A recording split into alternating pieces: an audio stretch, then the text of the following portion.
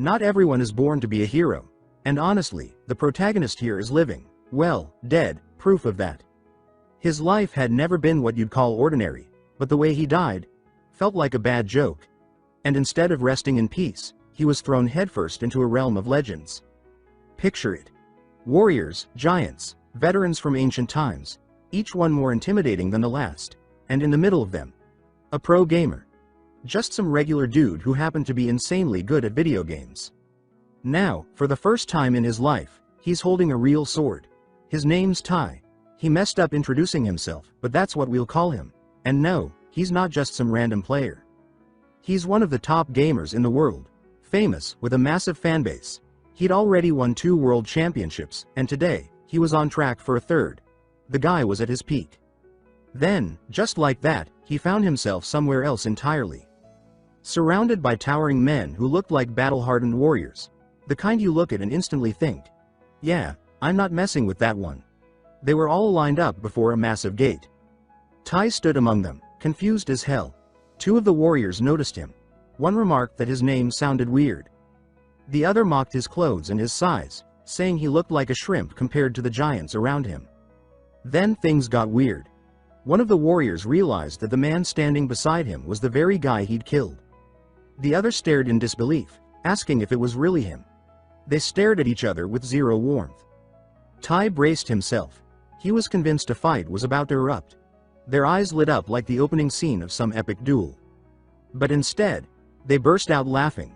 The warrior who'd been killed said he was only there because of his rival. The other replied that their fight had been insane. The bald one asked if that meant the guy had died right after. He explained that a kid with 5 braids had jumped him. The little brat stabbed him in the gut, screaming, "Dad, Dad." The man laughed and said the kid was going to be a strong warrior someday. The father responded, confidently, that he already was. All the while, Tai just stood there, stunned, completely lost in the chaos. That's when the story pulled back, rewinding to earlier. Tai had been in the middle of the tournament, just 1 match away from becoming a world champion for the 3rd time. Everything was going great, until he faceplanted into his keyboard. Now he wondered, did I die right there? Or is this just the weirdest dream ever? Suddenly, a girl pointed at him and said he was the champion who had won countless duels. The warriors around him turned and stared, staring at his size like, how could someone so scrawny be the king of duels? The curiosity was intense. A bunch of them already wanted to challenge him, just once. Tai, meanwhile, was completely out of his depth. He couldn't make sense of anything and blamed the girl for dragging him into this. He remembered the exact moment his face hit the keyboard. That bizarre, out-of-body feeling still lingered in his mind. There had been a strange light, and then, the girl appeared. She told him that those who die in glorious battles carry the soul of a true warrior. Still trying to wrap his head around it, Tai asked if that meant he was really dead. She only told him to follow her. He asked suspiciously if she was leading him to hell, but before he could pull back, she grabbed his hand. In a blink, they were flying through a tunnel of light, headed straight for Valhalla. Back to the present, Tai tried to process it all. Valhalla, he thought. That legendary place from Norse mythology where only the bravest warriors go. I only know that because of the games I used to play, he thought. In his mind, the girl had clearly made a mistake. She thought he was some grand warrior just because he was a gaming champion. The way she acted, so innocent and convinced, made that clear. Tai even tried to explain. He said she was mistaken, that he wasn't a warrior, just a professional gamer. But then she asked if by games he meant duels. He let out a sigh and told her to take him back, but before they could talk further, a deafening sound shook the place. A massive horn echoed, and the girl shouted. She said the enemy was here. Everyone needed to prepare for battle. The warrior's eyes lit up, ready for war. And Tai, pure panic. He was sure he'd officially lost his mind. The enemy arrived. Giant beasts, brutal and relentless. The warriors didn't hesitate. They charged in to meet the assault, clashing with the creatures in a wild, intense fight. Tai stood on the sidelines, shaking, clutching a sword he had no clue how to use.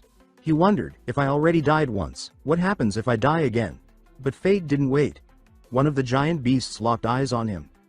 It attacked too fast. All Tai could do was freeze.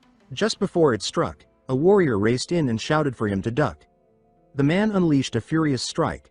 something called the deep rage technique, and took the beast down. Tai cowered, hands over his ears. The warrior turned to him and asked if he knew what a saga was. Tai, of course, had no idea. The man laughed and explained. He said that being in Valhalla meant Tai had done something extraordinary in life. That your accomplishments were the source of your strength here. The more legendary your feats, the stronger you became. Tai wasn't buying it. Feats? All I did was eat snacks and play games. Then, bam! A memory hit him like lightning. Karstead. The immortal warrior he played in his favorite game. A character with a ridiculous list of epic conquests. As Tai thought about Karstead, a strange light began to glow around him. Was that a system window? The warrior pointed and said Tai had his own saga. Tai looked forward and saw glowing letters in the air. He said he could see them, but couldn't read them clearly. It felt like the words were translating automatically. Still confused, he managed to read a few. Saga. The immortal warrior, power, 1%. Tai started walking, his mind spinning. That had to mean Karstead. His eyes lit up with ambition. If I can use his power, I'll be the strongest one here. Then the warrior called out, told him to look ahead. Tai followed his gaze and asked what was happening. That's when he saw it, a massive, terrifying creature, holding a hammer larger than he was. No time to think. The beast attacked. Tai tried to dodge, but tripped, dropped his sword, and tumbled. He scrambled up, saw the monster closing in, and thought, no way. Karstead's power can't be this weak. The beast reared back for another hit. Tai glanced at the letters again. There it was. That cursed 1%, written so small it might as well be fine print from an insurance policy. He shouted, why is this written so tiny? Is this a joke? Couldn't it be bigger? Before leaving, the warrior introduced himself. He said his name was Bjor, and told Tai to stay alive until they met again. And then, gone. Just like that, leaving Tai alone with the monster. Tai swallowed hard. The thing was enormous. He glanced sideways. His sword was on the ground. Fine. 1% is almost nothing, but it's better than 0, time to try. He dashed for the weapon, thinking about how Karstead could take down hundreds of enemies on his own. Even a sliver of that power would be enough to start a legend.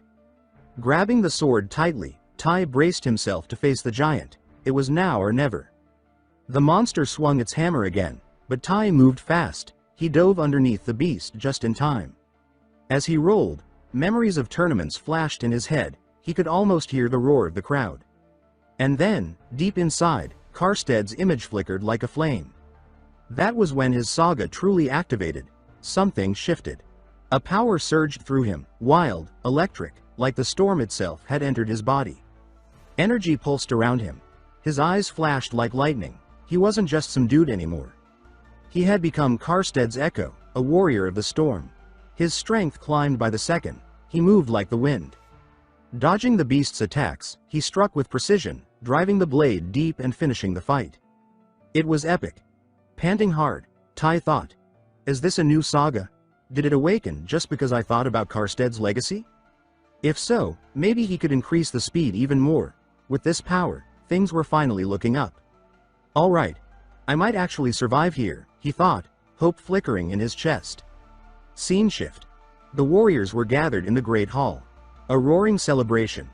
A feast in full swing. The two rivals from before sat side by side, laughing together. One said he survived the fight. The other grinned and called it just a warm-up. At another table, Tai sat staring at a chunk of meat like it had personally offended him. He sliced it slowly, chewed, and muttered to himself. Seriously? This is dinner? Just meat and booze? I'm gonna starve to death again at this rate. But fine, let's eat. Bjor sat across from him, laughing at Tai's awkward eating. He said that if Tai wanted better food, he'd have to rank up. Bjor explained this was the Hall of Rookie Warriors. Low rank, which meant basic food, no frills. Tai, still processing the madness of it all, turned to Bjor and asked why he was there. Was he also just another low-rank warrior? Bjor threw his head back and laughed loud. He said he wasn't there for that. Not even close. He was only there to keep an eye on Tai. Tai exhaled deeply and thanked him, genuinely. He said that if it weren't for Bjor, he wouldn't be standing there. That had meant a lot. Bjor gave him a half smile and shook his head. He told Tai to relax and just try not to die next time. But before he could finish, Tai blurted another question, still trying to make sense of everything. He asked what would happen if he did die here. Bjor laughed again, this time like it was the most ordinary question in the world. He explained that anyone who dies in this place goes straight to the Iron Warrior. He said that over there, there's no hunger, no pain, and you get to fight forever. He asked if that didn't sound wonderful. Tai froze for a moment. To him, it sounded like the opposite of wonderful. The Iron Warrior sounded more like an eternal steel coffin than any kind of reward. He swallowed hard and thought to himself, no way I'm dying here. Bjor, maybe sensing Tai's dread, switched topics. He told him that soon he'd be assigned to a unit. Tai asked what that meant.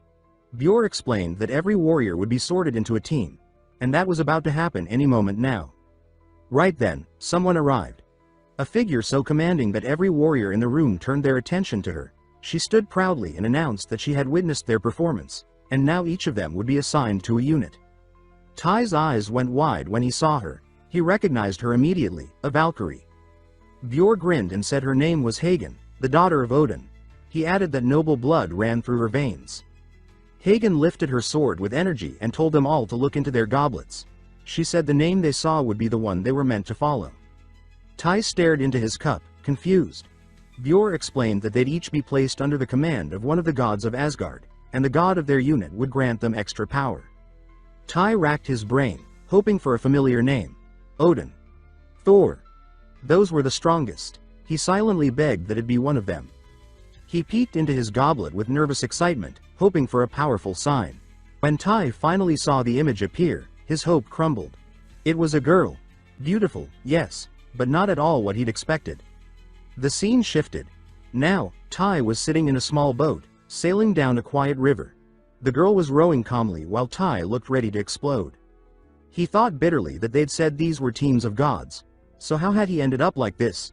What kind of awful luck was that? The girl noticed his sour face and asked, curiously, why he'd been acting strange since the start.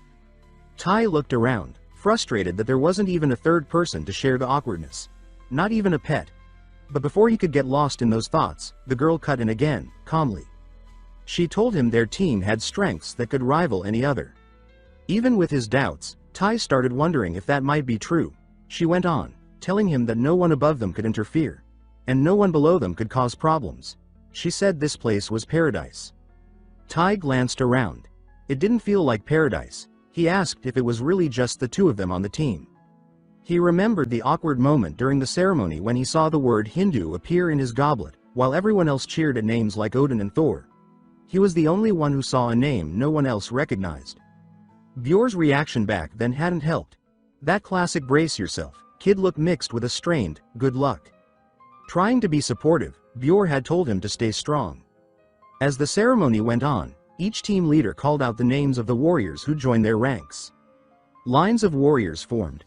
Tai stayed where he was, unsure who was supposed to lead the Hindu team. Then he saw her. In the distance, a red-haired girl sat slouched, looking like she hadn't slept in days. Her eyes were dull, her body language defeated. This was the leader of the Hindu team, and clearly, she hadn't recruited anyone. Not knowing what else to do, Tai approached her. When he said he was joining her team, she looked completely stunned. She said that he was the first rookie to show up in a very long time. Her eyes lit up like someone had handed her a winning lottery ticket. She added that they hadn't had anyone new, or young, in years. Tai felt a lump form in his throat. He held his breath. Way too close for comfort, he thought. She welcomed him warmly and introduced herself as Haida. Back in the present, still on the boat, Haida stared at Tai, clearly trying to figure out what was going through his head. Finally, Tai broke the silence. He asked what exactly they were fighting to protect, and why. Haida pulled out a map and said it was time to explain things properly. She pointed and said their current location was Asgard. Beyond that, past the lands ahead, was Muspelheim. She explained that Muspelheim was home to giants, dark gods, and demons. Tai pointed at a red spot on the map and asked what that place was. Haida followed his finger and said it was Aren, a land that had been completely destroyed. She continued, saying that their team was on the front lines because of this. They were up against an enemy that wanted to destroy the entire world. Tai looked at the map and thought hard. Something about it reminded him of a game. He asked if this whole thing was Ragnarok. Haida nodded and confirmed it. Yes, they were fighting against Ragnarok, a war that would decide the fate of the world. She said that while the fight was to protect the world, deep down, they were fighting mostly to survive. Tai found himself wondering, was there a way to move between worlds? Just a sliver of hope that maybe, just maybe, he could find a path back home. But before he could ask more, Haida announced they had arrived. Tai looked around. They were standing before a temple, clearly important. Haida said it was the temple of their goddess, and that now, as a warrior of hers, Tai should show his respect. They entered the temple, walking down a grand, echoing corridor. Tai's eyes scanned the immense structure, clearly impressed. He asked if he was going to meet the goddess in person. Haida laughed softly and said of course not. Meeting the goddess face to face? That was impossible. She told him he'd meet her, but only from afar. At the end of the hall stood a majestic statue of the goddess. On the ground, a circle engraved with the image of a tree caught his attention. Haida handed him a golden apple and told him to approach the altar and offer it. Tai took the apple, walked up to the tree symbol, and hesitated briefly. Then he tossed the apple forward. He had no clue what would happen, but the result was immediate. The circle and the tree lit up in a radiant glow. The light was so blinding Tai had to shield his eyes. Everything around him shifted. The statue came to life, revealing the Hindu goddess, divine embodiment of life. Her voice echoed through the temple as she greeted Tai as her new warrior. When he opened his eyes, the tree that had been carved into the ground was now real, golden, vibrant, alive. The goddess looked at him and beckoned him closer. Tai didn't hesitate. He knelt, showing his respect. The goddess smiled and said that just as water flows downward, the human body expresses its deepest reverence through a kneeling posture. Then she placed her hand on his head and said he would receive a blessing. A golden light poured from her hand, enveloping Tai completely. He felt an overwhelming energy fill his body. In that moment, he received the mark of the guardian of life and youth. A symbol that would shield him even from death itself. Tai realized his entire body was glowing. He felt strength blooming inside him. Suddenly, he exclaimed that all the chronic pain he'd carried from his days as a professional gamer, his back, hips, neck, digestion issues, they were all gone. It was as if he'd been reborn in a brand new body. The goddess smiled faintly and said she was eager to see the feats he would achieve. Then she vanished. Leaving Tai lying on the floor beneath the golden tree symbol, Haida appeared beside him, helping him up. She told him he'd been officially blessed by the goddess. She explained that Hindu was the goddess of immortality and youth. With her mark, Tai would be able to endure even the deadliest pain in battle. No matter how lethal. Tai, distracted, barely heard her. He simply sighed and said that Hindu, she was magnificent. Haida continued, explaining that now that he had received the blessing of life, there was no longer any real risk of dying. In fact, she said, the longer time passed, the stronger his blessings would become. She laughed and added that's why people called their team the zombie team. Tai raised an eyebrow and quickly asked, if he defeated all the enemies, would there be a way to return to his world? Just saying it aloud made him feel stronger, more determined. He thought maybe Haida would be impressed. After all, her face turned slightly red, or at least, that's what he thought he saw. On her end, Haida found the whole thing adorable. He really believed he could take down all the enemies, and go home. So naive. So hopeful. So cute, but still. She answered seriously. She said that if the war ended the way he was imagining, if they actually won, then maybe it would be possible. She raised her hand to help him up and added that it would all depend on him. That's when his imagination kicked into overdrive. Tai drifted into a fantasy. In it, he pictured himself married to Haida. They were living together in a peaceful home. After a long day, he would come back, and there she'd be, waiting for him in the kitchen. The moment he arrived, she would greet him with a warm smile, and they'd sit down to dinner. In his daydream, Haida smiled sweetly as she fed him with her own hands. Tai, the protagonist, felt an overwhelming joy, a kind of happiness he couldn't describe. But the fantasy fell apart instantly. The moment he bit into the food, he noticed it had the texture of a used boot sole. Snapping back to reality, he grimaced. Haida looked at him, concerned. She asked if he was okay and whether the meat was too tough. Before he could reply, she tried to reassure him. She explained that things would improve soon. that if they worked hard and climbed the ranks, everything would get better. They were in Tae's quarters at the time, and Haida appeared optimistic. She said that as they advanced, the privileges would grow too. Better food, better living conditions, and more. Tae drifted again into his dream world, picturing Haida encouraging him to be patient while holding their baby beside a calm river. Then, reality smacked him again. A system notification popped up, warning that his illusions had reached a critical level. Fine. The next day, Haida decided to go over everything again, just to make sure Tae was truly absorbing it. She explained that every time he defeated an enemy, he earned something called gunas. Tae's eyes lit up in understanding. He said that made sense. He had felt something shift inside him after defeating those beasts earlier. Haida confirmed that he probably already had a few gunas saved up, and told him he could spend them to unlock new skills and grow stronger. Tae, now more focused, studied a chart showing different ability categories he could level up: physical strength, mental strength, endurance, agility, and mana. He asked, curious, what exactly mental strength and mana were supposed to do. Haida explained it patiently. She said that mana enhanced magical offense and defense, while mental strength increased his focus and resistance to psychic attacks. Tae nodded, grasping the idea. He then asked if mana could also be used to empower his saga. Haida told him that sagas were special. Their strength didn't just grow through action, but also through belief, specifically, how many people knew the story and believed in it. She said that sometimes, sagas could grow so powerful, they bent reality itself. She added that lower-rank warriors typically had simple sagas, boosts to speed or strength, for example. Impressive, sure, but still far from legendary potential. Legendary sagas, she explained, were something else entirely. They could create weapons from nothing, shift the warrior's form, or even summon entire armies. Then she locked eyes with Tae and told him he needed to remember something. The power of his saga, and how far it could go, depended entirely on him. Tae grew quiet, deep in thought. He reflected on his own life, and the idea that his saga might carry real weight. That's when something clicked in his mind. He remembered the saga of the legendary brave knight, Kalstead, the hero from the game he used to play back in his world. Just then, a deep, resonant sound echoed across the air. It was the booming ring of a massive bell. Haida rose instantly, her face going serious. She said she already knew what it meant. It was a call to battle. Tae's eyes widened in alarm. He asked, his voice wavering, if it was really starting already. In that moment, a strange portal appeared before them, opening with an intense surge of power. Tae stared into the purple glow of the rift and realized, it was a gate. Haida, still calm but firm, told him to step through it. She said that on the other side, he'd find the assembly area, where all the warriors would gather before heading to the battlefield. The scene shifted. Tae now wore new armor, heavier, more durable, with a shield strapped to his back. Haida stood beside him, adjusting the last parts of his uniform. Tae's heart pounded. She was so close, he accidentally held his breath.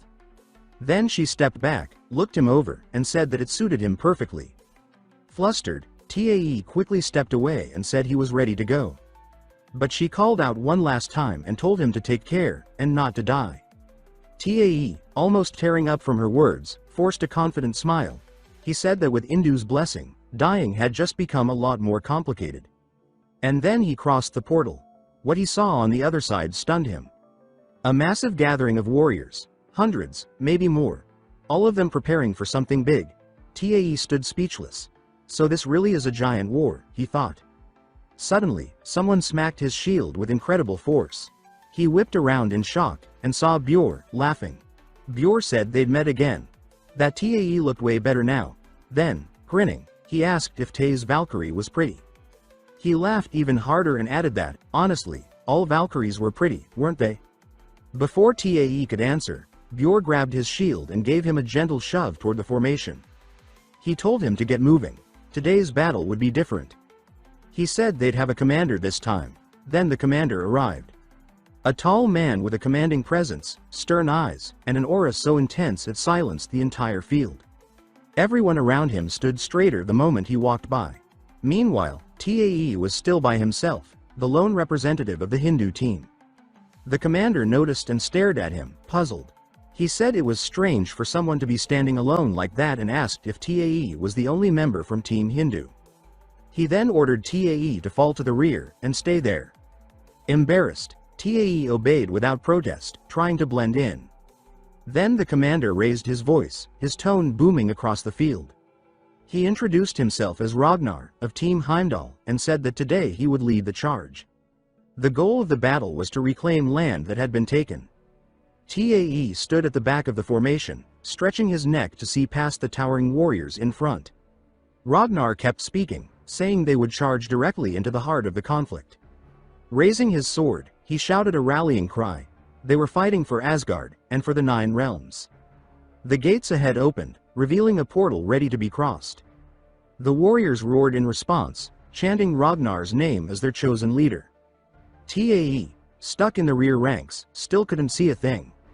Then the scene shifted to the battlefield. Snow-covered hills, jagged terrain, and bitter winds. The enemy soldiers already on the field had a strange, unnatural look to them.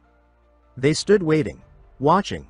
The moment they saw reinforcements approaching, they pushed forward, trying to gain the upper hand. But then, something happened that froze the entire battlefield. At the top of a snowy cliff, a monstrous figure appeared. It was White Fang, the enemy commander. He held a colossal hammer that pulsed with energy. His presence alone made time seem to stop. From his perch, he raised the hammer high. Every eye, friend and foe, turned to him, stunned by fear. And then, he jumped, an avalanche made of muscle and fury.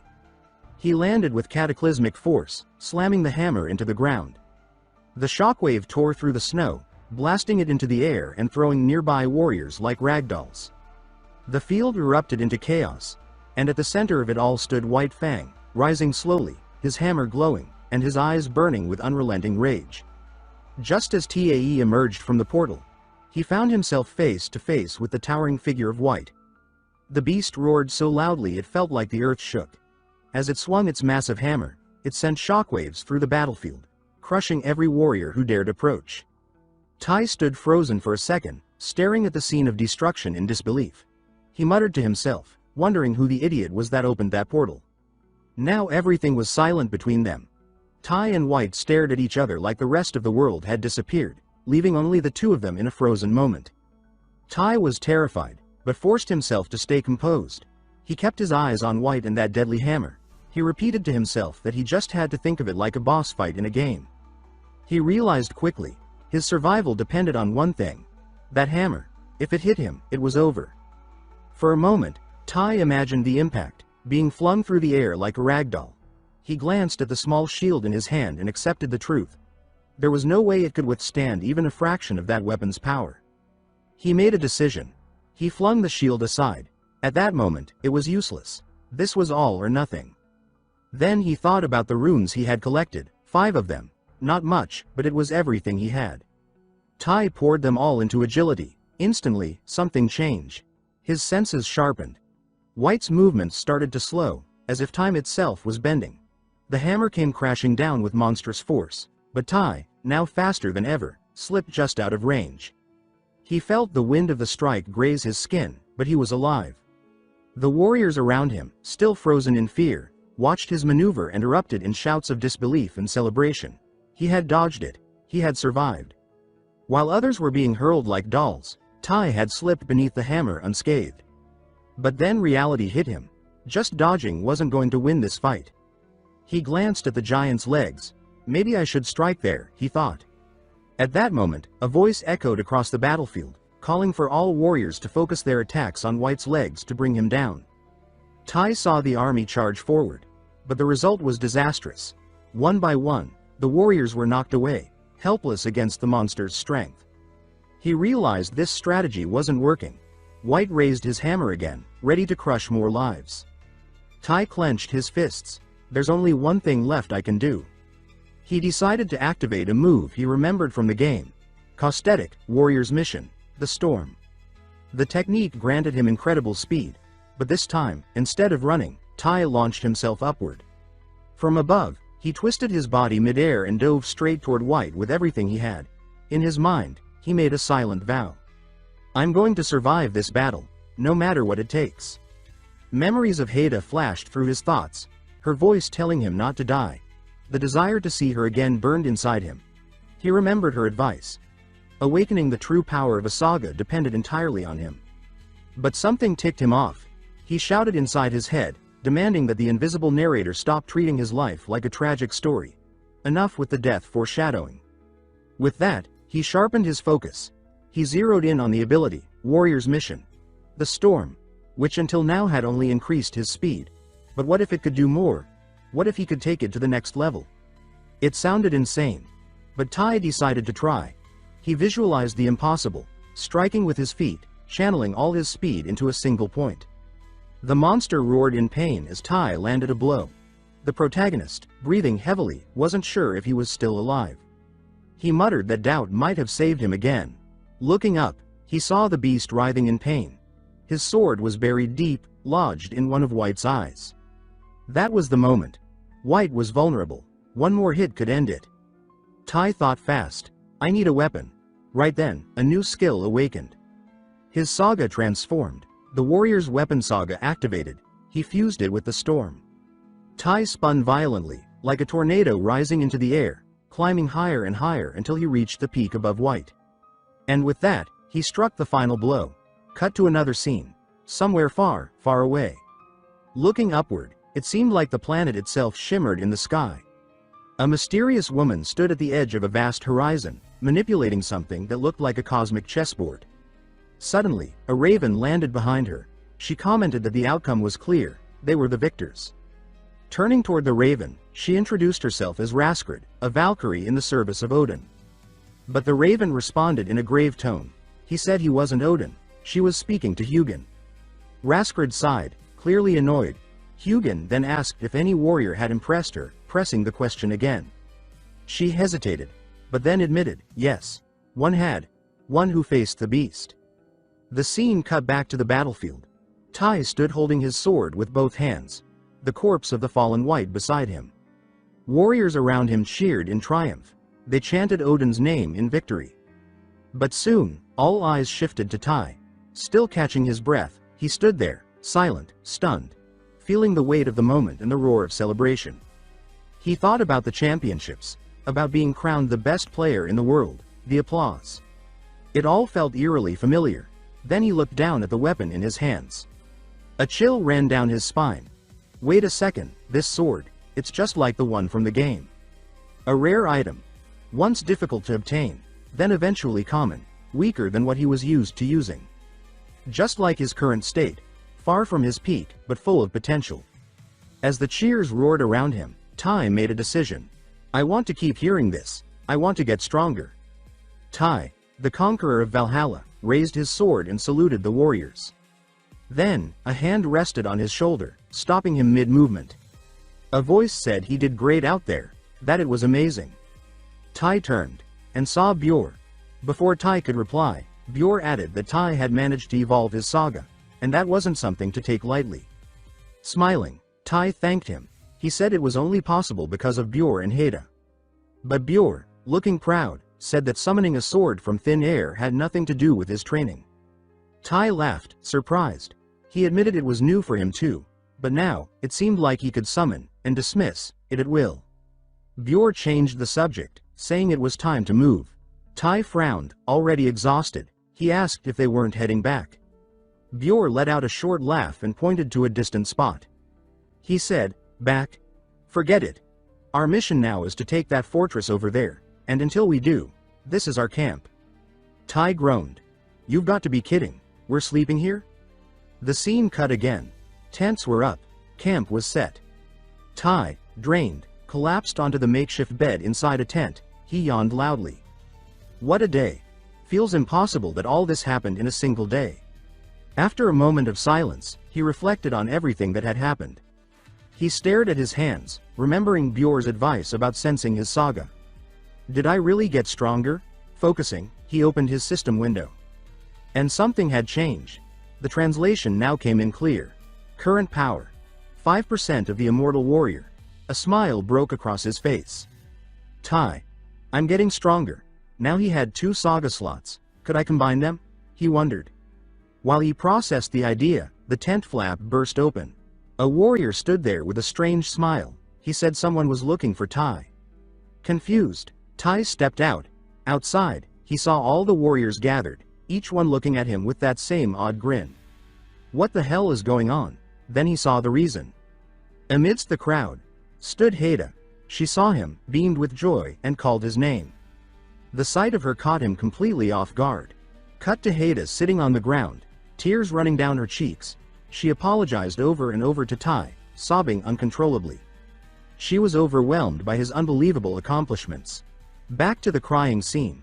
She said she had been arrogant, she never realized he was such a powerful hero. Tai tried to calm her down, but the tears kept coming. She begged for forgiveness, saying she never should have treated him that way, and yet, she had still called him a rookie.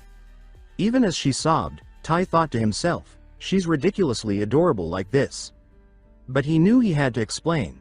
He told her, gently, that everything she saw had happened inside a game. Haida gasped loud enough for the whole camp to hear. She asked in disbelief, all of that was in a game? Tai, still awkward, confirmed it. He said yes, he did all those things, but in a virtual world. Not the real one. She paused, thinking. Then replied that she sort of understood. But she added, with a warm smile, that the important part was, he had done all that, and to her, that was still incredible. Tai looked at her, speechless. In his head, he started wondering, should esports count as real sports? His mind drifted. If they did, everyone would want to be a gamer. Maybe even dodge military service because of it. The world would be chaos. He laughed quietly to himself. Somehow, those thoughts made him feel better. But Haida snapped him back to reality. She said they needed to talk about sagas. She explained that usually, there's no fixed number of sagas one can use. But in his current state, without forging a new saga, he wouldn't be able to create another one for a while. She warned him to think carefully before doing anything impulsive. Tai looked at the options before him. For now, he could only equip one saga. So he began racking his brain. What's truly worth it? He reflected on what he already had. Falsted's power. The storm speed boost. The summonable warrior's sword. All useful. But what was missing? His first instinct was to pick something offensive. Then he shook his head. No, that's not what I need right now. And with that, he made his choice. He says he wants dragon eyes, something that would let him see everything. Suddenly, his eyes glow with an intense blue light, and he lets out a yell so loud that it startles Haida. She asks if he already made his choice. He confirms, yes, that's what he wants. The protagonist starts testing his new ability and notices that his vision has become extremely sharp. He says he can now see everything more clearly. He adds that the whole thing almost killed him. She, still confused, says it's better if he gets some rest, and prepares to leave. Before stepping out, she tells him how amazing she thinks he is, and that she's sure he's going to become incredibly powerful someday. Unexpectedly, she hugs him. She says that having someone like him in Team New is an incredible stroke of luck. Tai is so stunned by the hug it feels like the tent roof might blast off. After Haida leaves, some time passes. Someone appears at the entrance of the tent. He calls for Tai, who answers cautiously, wearing a helmet on his head. Tai asks what it is now. The visitor introduces himself as Rolfi, from Team U. Rolfi quickly notices Tai's odd behavior but ignores it. He explains that he's a warrior from Ceres unit, which has now been merged with Ragna's group. He says all warriors must gather at Ceres base, and he's come to escort Tai. Curious, Tai activates his dragon eyes to verify Rolfi's identity. He confirms the name, and also learns he's known as the Wolf Hunter. But once again, he sees more than he should. Embarrassed, he quickly looks away and deactivates the ability, thinking he needs to be more careful using it. Rolfi just stands there, confused by Tai's reaction. As they walk together toward the meeting point, Rolfi speaks with admiration. He says he envies Tai for being visited by a Valkyrie. He says if it had been him, he'd be bragging about it to everyone. Tai hears this and can't help but smile with satisfaction. He thinks that it really is like a celebrity came to visit him, personally. A huge perk of being in Team U. Tai asks Rolfi what the benefits of being in Team U are. Rolfi explains that they can choose between two skills: invisibility, target tracking. He continues, explaining that tracking allows one to locate any enemy, even with minimal traces. Invisibility, he adds, is excellent for ambushes and escapes. He goes quiet. To demonstrate, Rolfi vanishes right in front of Tai. He then reappears and reveals that his chosen skill was invisibility. Definitely invisibility. Tai watches, impressed, thinking how powerful the ability seems. Soon after, they arrive at a new camp. Rolfi leads Tai to Siri's unit leader and announces he's brought a new warrior. As soon as Tai sees who the leader is, he's shocked. To his surprise, the leader is a woman, something rare in Valhalla. Until now, the only women he had met were Valkyries. The leader stands up and introduces herself. She says she's heard about Tai, the one who defeated the giant now, also known as White. She adds that she's glad to meet him, but what really shakes Tai is the aura radiating from her. He senses it immediately. Her energy is terrifying, far stronger than any other warrior he's encountered. She informs Tai that the Supreme Commander is on their way and asks him to stay where he is. Tai obeys, curious, and activates his dragon eyes to get a better look. He sees her title, the Manhunter, and he quickly understands she's an incredibly powerful and strict figure. Time passes. A light appears in the sky, resembling a star drawing closer. The warriors start murmuring, assuming it's a Valkyrie. But to everyone's surprise, it's Raskred. Tai recognizes her immediately. Using his dragon eyes, he sees that she serves under Odin. As she lands, he focuses on the title glowing beside her name, the Ice Princess. He wonders if that name came from the other warriors.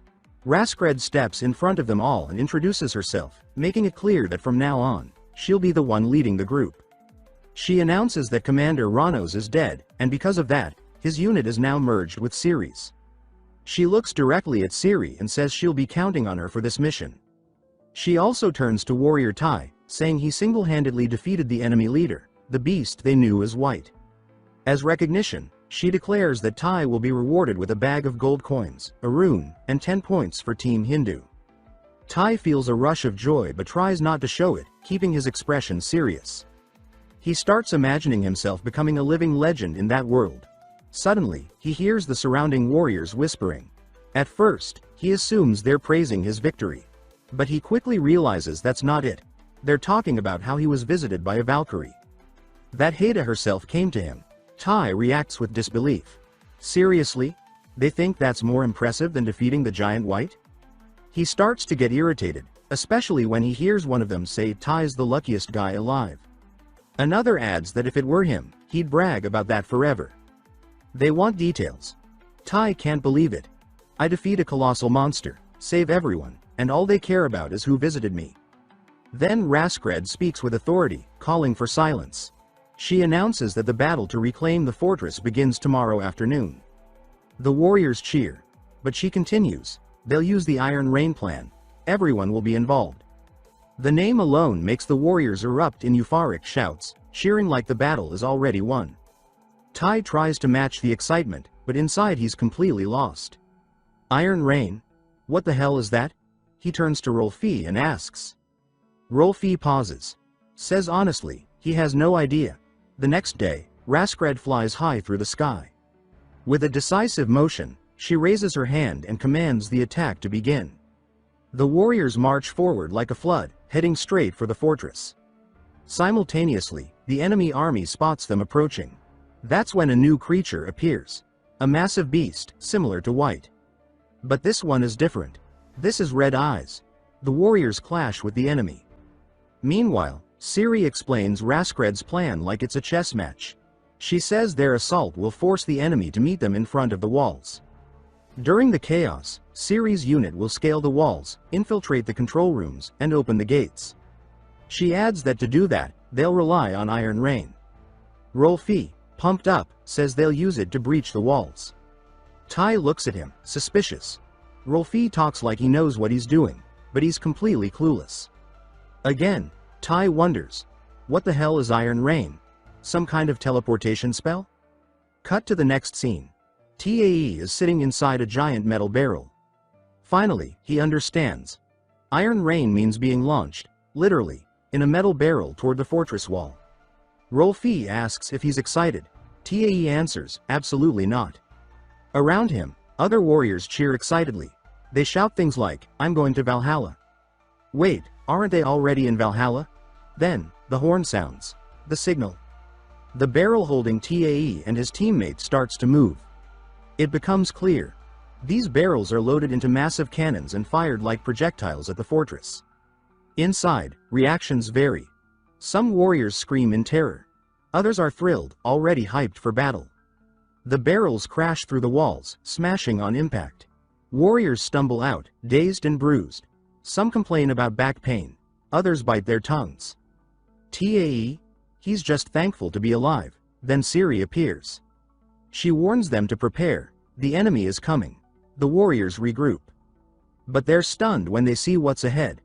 A monstrous creature with huge claws stands before them, surrounded by giant insects. The swarm moves as one, in a terrifying rhythm. Ciri, unfazed, explains. She says these insects move in groups of 5. Eliminate the leader, and the rest become disoriented. Someone nearby asks how to tell them apart. They all look the same. The protagonist thinks fast. They just need to focus. He activates his dragon eyes to spot the leader. With enhanced vision, he detects the boss. He points and informs Ciri. It's that one. He explains this is thanks to his saga ability, making it clear he can help. Ciri wastes no time. She attacks directly, aiming for the identified target. Tai understands the plan immediately. He starts calling out leaders by traits. The fast one, the handsome one, the famous one. The warriors follow his lead and strike accurately. With each leader defeated, the remaining insects begin to retreat. Then, a horn sounds again. The enemy signals a second wave. A huge troop charges toward them. Ciri turns to Rolfi and gives instructions. They'll split into 2 groups. She'll hold off the front with her team. Rolfi will take a team to the control rooms. Rolfi salutes and says he understands. Before leaving, Ciri says one more thing. She tells him to take Tae. She looks directly at him and says she's counting on him. The protagonist gets serious, ready for the mission. Rolfi's group quickly forms. Just 4 people. Before moving, Rolfi places a hand on Tae's shoulder and tells him to stay close. The reason becomes obvious. The other 3 warriors can turn invisible. Something Tae can't do, yet, so for now, he sticks tight to Rolfi. It's the only way not to be detected. They slip out of the battlefield and follow the path toward the control room. Rolf says he knows the map of the area and that there should be a hidden route nearby. He places a hand on a stone, and suddenly, a secret passage opens. He explains that it's a temporary shortcut to the control room. They enter the tunnel, shrouded in darkness. Rolf grabs a torch to light the way. As Tae walks, something grabs him. He gets tangled in massive spider webs and shouts, ripping the threads from his face, stunned at how this place is covered in them. Looking around, he realizes this corridor hasn't been used in a long time. The group presses forward, but Tae falls behind. Above them, clinging to the ceiling, a massive, grotesque spider watches silently. Rolf warns the group to tread carefully. Tae and the others heed his words. But then they hear it, the chilling, chittering approach of something huge. Tae glances up just in time to see the spider sink its fangs into one of the warriors, lifting him off the ground. He shouts a warning to Rolf and the others, who are still staring up in horror.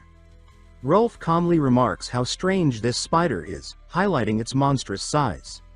They watch, frozen, as it devours their companion. Rolf, disturbingly unfazed, says the creature must have been starving to gulp someone down so fast. He adds there's no saving him now. Tae activates his dragon eyes. What he sees shakes him. There isn't just one spider. There are dozens, crawling in from every side. He quickly tells Rolf they're surrounded.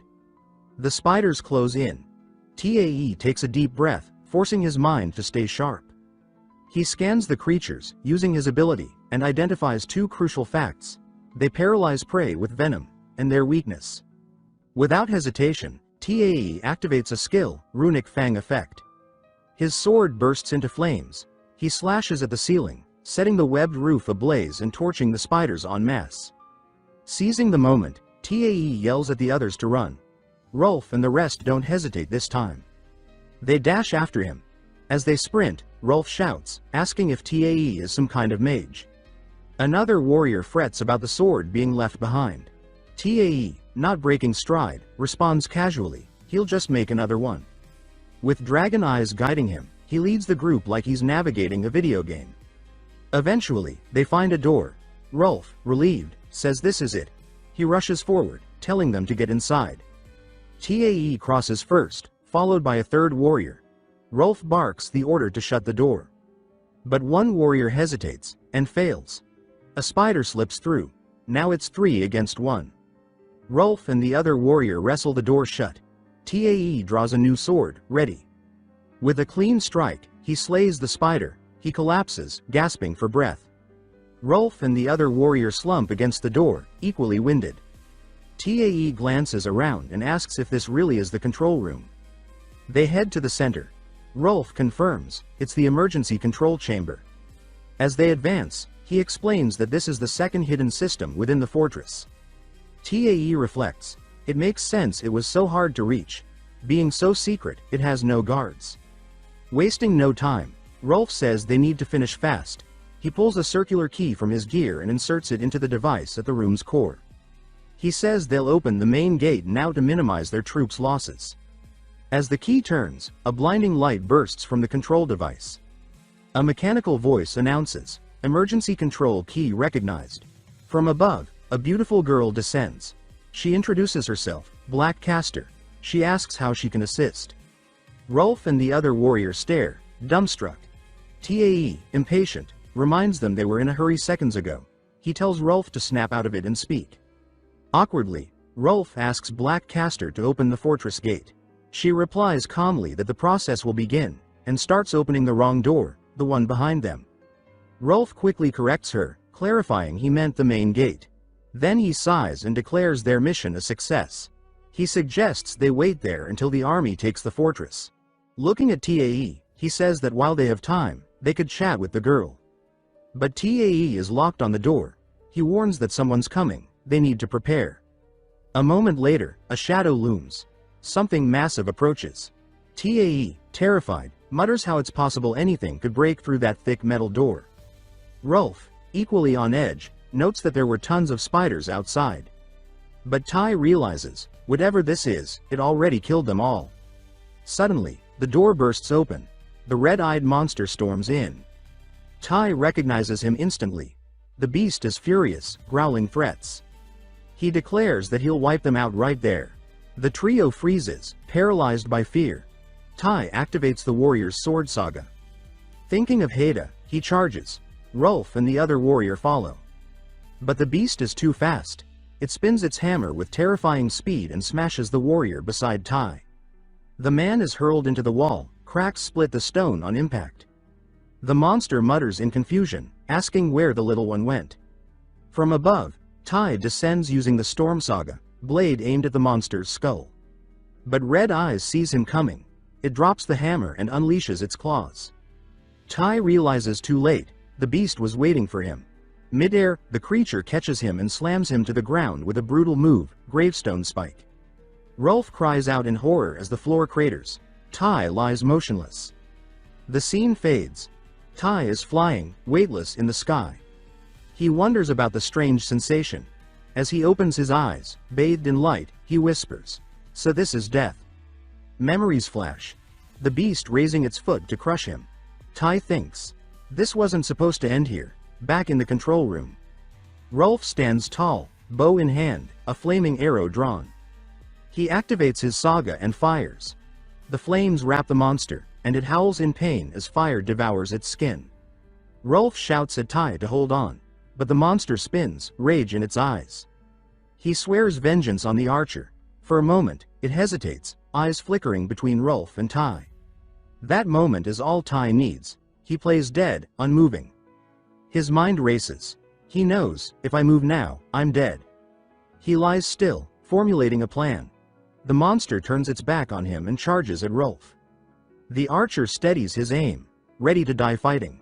Tai, still on the ground, feels fire pulsing through his body. Everything hurts.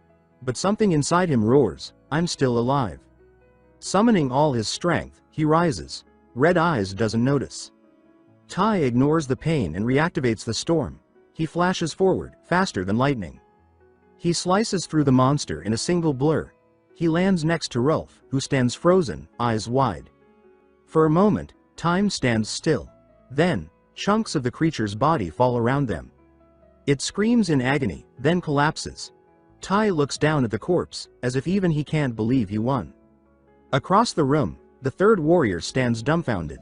Rolf turns to Tai and says they should finish this, for good. The beast lies writhing. Tai walks forward slowly. He breathes deeply and apologizes, says he has to do this. He activates the warrior's sword saga, ready to end it. But before he can strike, something erupts inside him. A surge of energy fills him. His hands glow. A new weapon forms, a massive metal hammer. The system notifies him. New saga unlocked, Skullcrusher.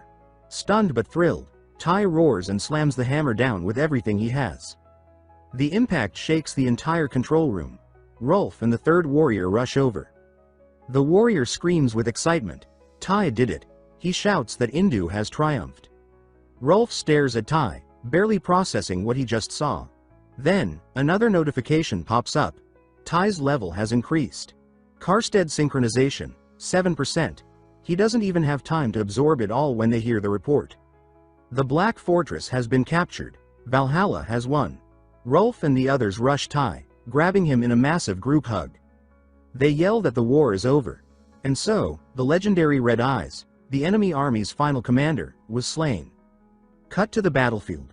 A warrior holds Red Eyes head high and proclaims victory in Thor's name. He declares that the enemy is vanquished. He introduces himself as Brak. And claims he was the one who defeated the beast.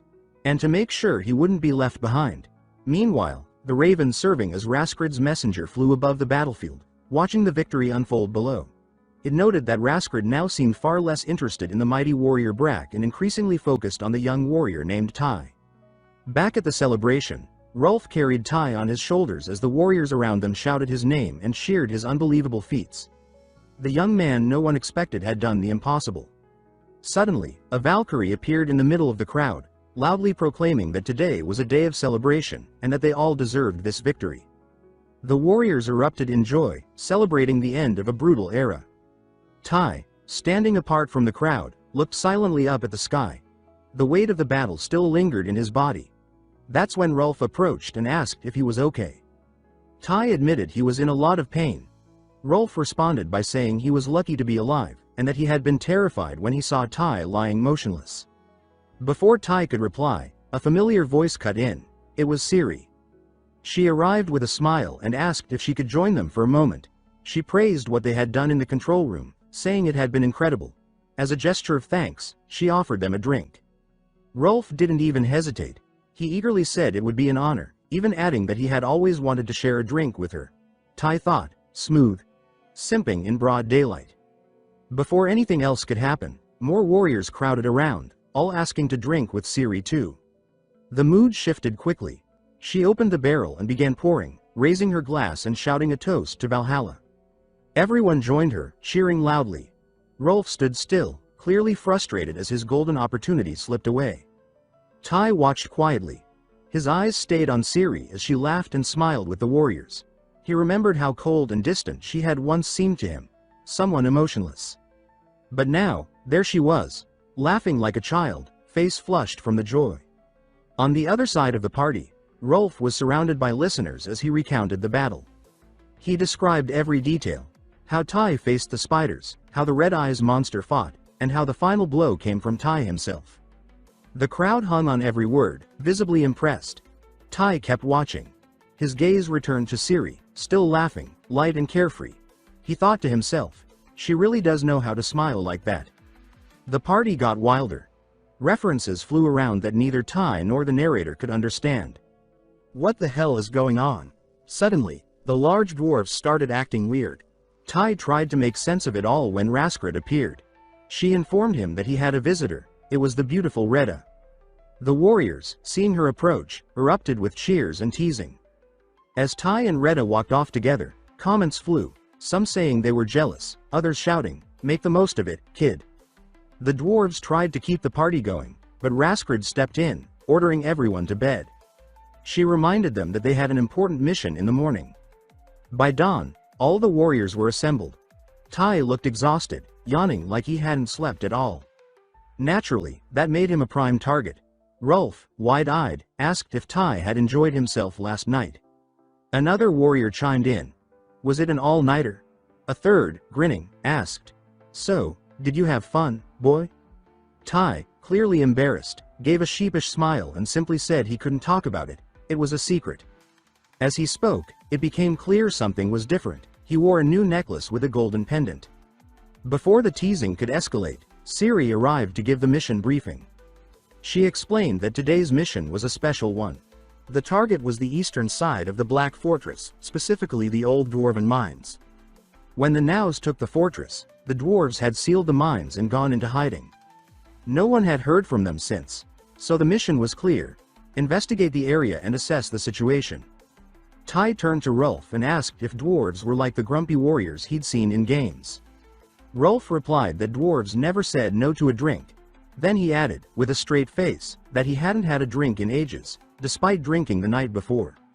He went on to say dwarves were so manly that even the women had beards. Tai thought to himself, thanks for that, not interested. Raskrid continued. Because of the great distance to the fortress, a special form of transport had been arranged, something called the Black Lightning. At the mention of it, everyone's expressions turned to dread. A flashback cut to the previous night in Tai's tent. Retta had called him for a private talk. She gave him a special necklace, known as the Apple of Gold pendant. It enhanced healing speed and granted him a fragment of a golden apple, which had incredible properties. It healed wounds, neutralized toxins, and even broke curses. In a soft gesture, she kissed his forehead and blessed him in the name of Hindu. Back in the present, Tai was buried in snow. In front of him loomed the mighty Black Fortress.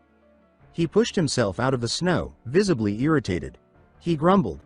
He already knew this trip wouldn't be normal, but being launched like a corpse in a coffin was too much. Looking around, he saw his teammates sprawled out in the snow, unmoving. Worried, he wondered if they were dead, but then, he remembered Rita's necklace. That must be why he was still standing. It had to be stronger than he thought. Moments later, the group reassembled at the fortress entrance. Inside, the place was dark and foreboding. Someone commented that dwarves must really hate sunlight. Captain Siri raised her voice with authority. She declared that they were warriors of Valhalla, sent by Valkyrie Raskrid. The air inside felt heavy, like it held centuries of silence and sorrow. Tai activated his dragon eyes to scan the area. He raised his head and warned that something was wrong. There were movements. Many figures above them. Siri reacted instantly. She ordered everyone to raise their shields. Just in time. A rain of arrows fell from above. The warriors shielded themselves as best they could. Then Tai looked closer, and was stunned. He said aloud that this couldn't be. They were dwarves, but they were undead. Zombies. The group froze. Rolf muttered, "Zombies? Why the hell are there zombies here?" The only explanation was that the dwarves hadn't survived. They had all somehow been turned. Rolf asked Tai if he was sure. Tai confirmed. With his saga active, he could see them clearly, even in the darkness. He described their odd names, like Ghost Dwarf of Cinema, Ghost Dwarf Rapper, and finally, Lord Vocal Ghost Dwarf. The group stared in disbelief, but there was no time to dwell. One of the zombie dwarves charged forward. Siri yelled for them to hold formation and not let any gaps form. Another voice shouted, "Captain, our shields are breaking. They won't hold much longer." Then, more zombie dwarves appeared on the higher levels, ready to strike again. Things looked grim, but then, something unexpected happened. A different dwarf emerged, alive, and holding something in his hands. He threw what looked like a homemade Molotov. It exploded, creating a wall of fire that blocked the zombies' sight and stopped the arrows. He shouted for them to follow him. Without thinking, the group obeyed, running behind him and slipping through a narrow shaft. Rolf got stuck but managed to wiggle through. Tai came last. When they finally caught their breath, they were stunned by what lay before them. An underground border, vast and eerie, stretched out ahead. Once settled, the dwarf began explaining. Everything they saw up there was the work of a vampire. The vampire had shown up at sunrise, and the rule was simple: if a vampire kills or bites you, you become a zombie. He described the creature. Enormous, with gray skin, bald head, and eyes black as night. He seemed more physically powerful than magically skilled. The group exchanged looks as the dwarf sighed. Siri asked if he was out for revenge. Because if that was the case, they should regroup first. The dwarf said no, it wasn't just revenge, it was something much bigger. Recently, in the mines, they discovered ulti. Everyone was stunned. Rolf asked what that was. The dwarf said it was called the Metal of the Gods, the strongest material in existence. It amplified rune powers and couldn't fall into enemy hands. One of the big dwarves said he already knew that, and that it really was a legendary metal. Rolf asked for an example. The dwarf replied, the Hammer of Thor, that was made with ulti. He pointed to the fortress and said that at the top sat the sacred anvil, where the vampire was most likely hiding. And luckily, it was nearly noon, the vampire's weakest hour. Tai thought, this information could change everything. Without wasting time, the group pushed into the fortress. They had barely stepped past the entrance when they were swarmed by a horde of zombies. Ciri was already at the front, commanding her warriors to raise their shields. The dwarves, skilled in manipulating wind, unleashed tornadoes that hurled the undead into the air. Meanwhile, the demolition expert dwarf used his cannon to blast open a path. Tai, Ciri, and Rolf advanced, focused on reaching the room where the sacred anvil was kept. As soon as they crossed through the main gate, an eerie silence took over the space. Something didn't feel right. Tai glanced around and commented that everything seemed far too easy. Then they saw it. Above the anvil, a shadowy figure watched them. The vampire was already there. Tai examined the creature and muttered that it was smaller than the now monsters. But before he could finish his thought, something horrifying happened. In a blink, the vampire shredded through two warriors who were readying their arrows. Blood sprayed across the stone floor, and Tai froze in terror. He tried to move, but the vampire appeared right beside him, speaking in a cruel voice. The creature demanded to know how they had entered, claiming the treasure as his. Tai attempted to move, but his body refused. The vampire laughed, raising his claws toward Tai, then redirected his threat to the rest of the group, warning them not to move or he'd start taking heads. Ciri noticed that Rolf and two others were unharmed. Rolf then said his bow had been destroyed and that it looked deliberate. The vampire continued staring at Tai, saying that warriors as strong as them shouldn't die. They would make perfect soldiers in his undead army. The tension peaked. But suddenly, an arrow sliced through the air and struck the vampire, forcing him to stagger back. It was Ciri, bow in hand, shouting for him to stay away. The vampire caught the arrow mid-air, smiling with disdain. Before he could retaliate, the dwarf fired his cannon, sending a wave of fire straight into the vampire's chest. The impact was powerful, but not enough to do real damage. With supernatural strength, the vampire pushed through the flames. Ciri commanded her warriors to form a wall of shields, but with a single blow, he scattered them like dolls. The dwarves launched more attacks, even combining into a triple whirlwind strike, but the vampire withstood them effortlessly. It was as if they were just tickling him. Behind the chaos, Tai spotted an opening above. A hatch that could let sunlight in. Wasting no time, he pulled a lever, and a shaft of noon sunlight poured into the chamber, striking the vampire directly. The creature screamed as his skin began to calcify. He dropped to his knees, writhing in pain, apparently defeated. Rolf, panting, asked Tai if he knew how to kill a vampire. Tai thought out loud. Maybe a stake through the heart, or perhaps cutting off the head. But before they could try either, a strange sound echoed through the chamber. The vampire began muttering a spell with a fading voice. In an instant, the sun vanished, replaced by the cold glow of moonlight. The group readied themselves to finish the job. Too late. The vampire's body disintegrated into a flurry of bats that swirled through the hall. The creatures fused together, forming a monstrous, colossal bat with vast wings and eyes filled with rage. The vampire's voice thundered, now darker and more powerful, promising them pain for their insolence. His mouth opened, releasing balls of acid. The green orbs hit the ground and melted whatever they touched. Tai shouted for the group to get to the corners, but one warrior stood there, frozen. Only bones were left. Ciri dodged and yelled for everyone to stay alert. The monster continued spitting acid, driving them to scatter. Tai, desperate for a solution, took a deep breath and activated his saga. He leapt straight at the beast, facing it head-on. The bat let out a grotesque laugh, questioning if Tai was stupid or just suicidal. It prepared another acid blast. But Tai, faster than before, dodged the attack and slashed at the creature. The hit landed, but his sword shattered against the creature's hardened skin. Speechless and vulnerable, Tai balanced precariously on the beast's back. The vampire was clearly irritated and told Tai to get off. Tai replied that he was too high up to jump. Then the creature offered to help him down, to restart the fight properly. And at that exact moment, something strange happened. A pulse of energy glowed and began to form before him. As if fate was stepping in. His companions paused, stunned. Rolf even asked what the hell that was. Tai, reading quickly, realized he was about to unlock a new saga. The vampire, now a giant bat, grew agitated and shouted at Tai to stop messing around and come down. Tai closed his eyes, focused, and activated his new power. It was called Dragon Commander. With it, he could tame and ride any creature, griffins, dragons, or bats. A gift from the bloodline of Chaos Fed. And now, this bat was under his command. The giant monster shrank into a harmless, adorable little bat. Everyone stood there in awe. Even Siri, the iron-faced captain, stared with a strange look, almost like she wanted to pet it. No one knew what to do. The team surrounded the little thing, marveling over it, until it started resisting. Suddenly, it morphed back into its monstrous form.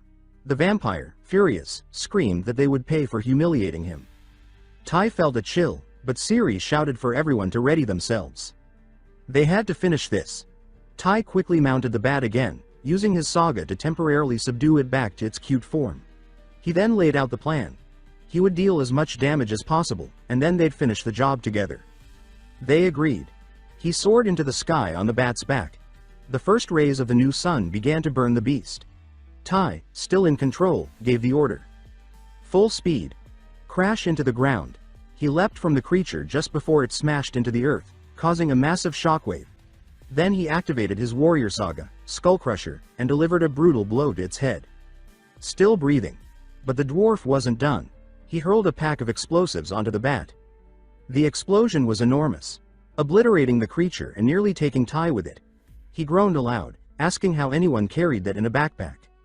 Rolf checked on the remains, confirming the beast was finally dead. When the dust cleared, they stood before the sacred anvil. Above it sat a chest.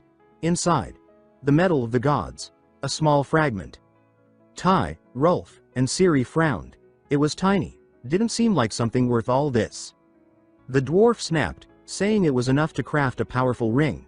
Then he said that such a metal was too valuable to leave unguarded, so he handed it to Siri, trusting Valhalla to protect it. Siri accepted with honor. But before they left, the dwarf insisted on another reward. "Let's eat and drink," he said. The others were already ready to celebrate, but Siri reminded them they had to return. The dwarf relented but said he couldn't let them leave empty-handed.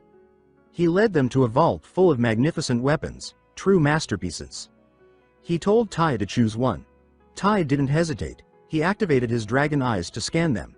Something caught his interest.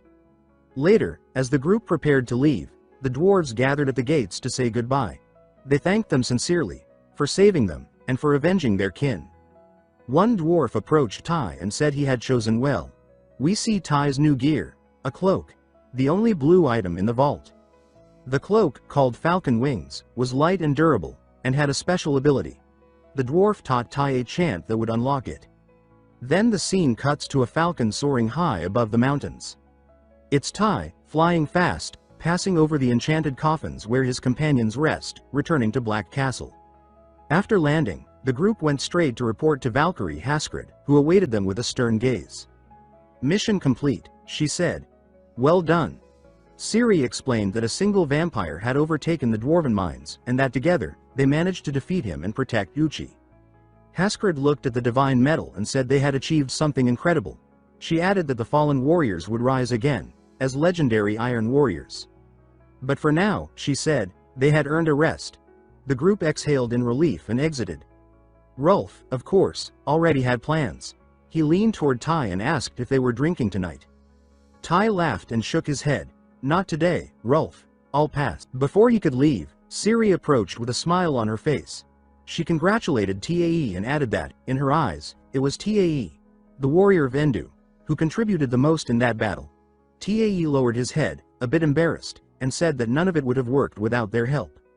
He explained that the vampire had been a true monster, literally, and even managed to block out the sun they'd only narrowly survived.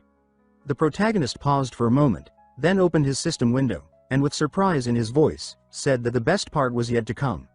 He had just unlocked a new saga, earned several runes, and increased his synchronization rate to 9%. He said he couldn't wait to see what would happen when it finally reached 10%. The scene shifted. Far from the celebrations, Valkyria Reagan was out patrolling the outskirts, as she usually did. But this time, she decided to venture a bit farther than normal. Everything appeared calm, until a strange sound echoed through the mountains. Curious and immediately on high alert, she followed the noise. When she discovered its source, her eyes widened in alarm. Wasting no time, she activated her saga, the Swanwing Mantle. She knew getting any closer would be a deadly mistake, so she turned around and flew back as fast as she could. When she returned, breathless and shaken, she headed straight to Raskrid. And as she shared what she had seen, Raskrid was left in shock. Without hesitation, she ordered an urgent request for reinforcements to be sent to Valhalla.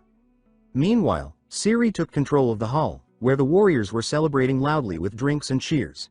She raised her voice, cutting through the laughter and clinking mugs. She shouted that the party was over. Everyone was to return to their quarters. She said she wanted them well rested and ready for what was coming. The warriors obeyed, grumbling under their breath. Meanwhile, Tae stayed behind in a distant corner, focused entirely on his training. He believed the cloak he had received had more potential than just travel or escape. He was determined to learn how to use it in combat. At sunrise, the next morning, the atmosphere in the castle shifted, tense, heavy. A new Valkyrie arrived. Ingrid, hailing from the powerful Nord region. With her came 500 low-ranked warriors. Adding them to the Black Castle's 2,000 defenders, the total force now numbered 2,500. But the enemy report was grim. Haskred said there were more than 6,000 beasts on the opposing side. Faced with such overwhelming odds, she declared that their only real option was to hold the fortress at all costs. Haydn agreed, saying that if things went badly, they would rely on defensive magic, a final line of resistance. Thus, the three Valkyries, Haskred, Ingrid, and Reagan, stood ready to protect Asgard and the Nine Realms. The troops lined the walls, hearts racing, awaiting the first strike. Silence gripped the field until the ground trembled beneath them. The enemy had arrived. Brack raised his voice, invoking Thor's name, and called everyone to prepare for battle.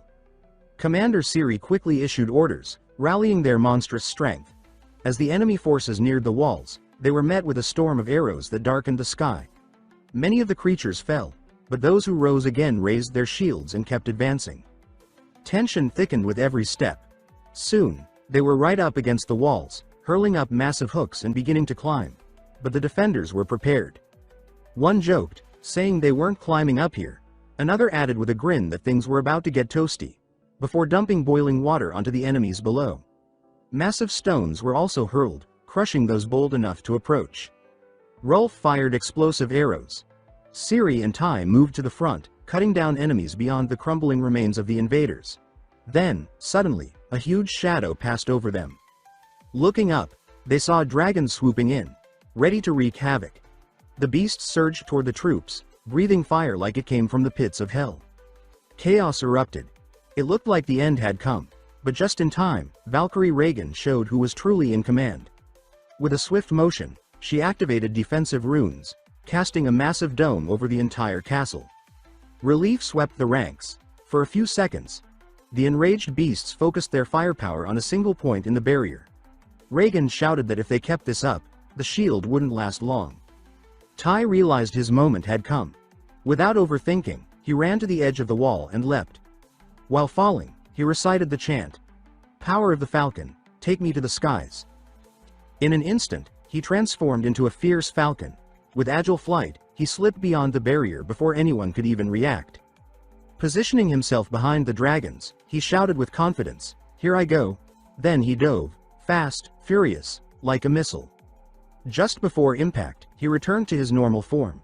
Without hesitation, he kicked a beast riding atop one of the dragons and took its place. The training from the night before had paid off. This dragon was his now. He activated his saga, Dragon Commander. With skill and focus, he tamed the creature. Then he triggered his warrior saga, summoning a weapon, not a sword, but a bamboo spear. It wasn't what he expected, but he was used to his abilities, giving him exactly what he needed. Without missing a beat, Tai launched his attack, using his dragon's fire to strike down the others. Quickly, he eliminated two more.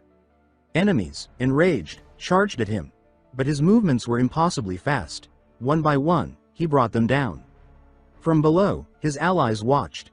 Their cheers echoed off the castle walls, celebrating Ty's solo stand against a legion of dragons.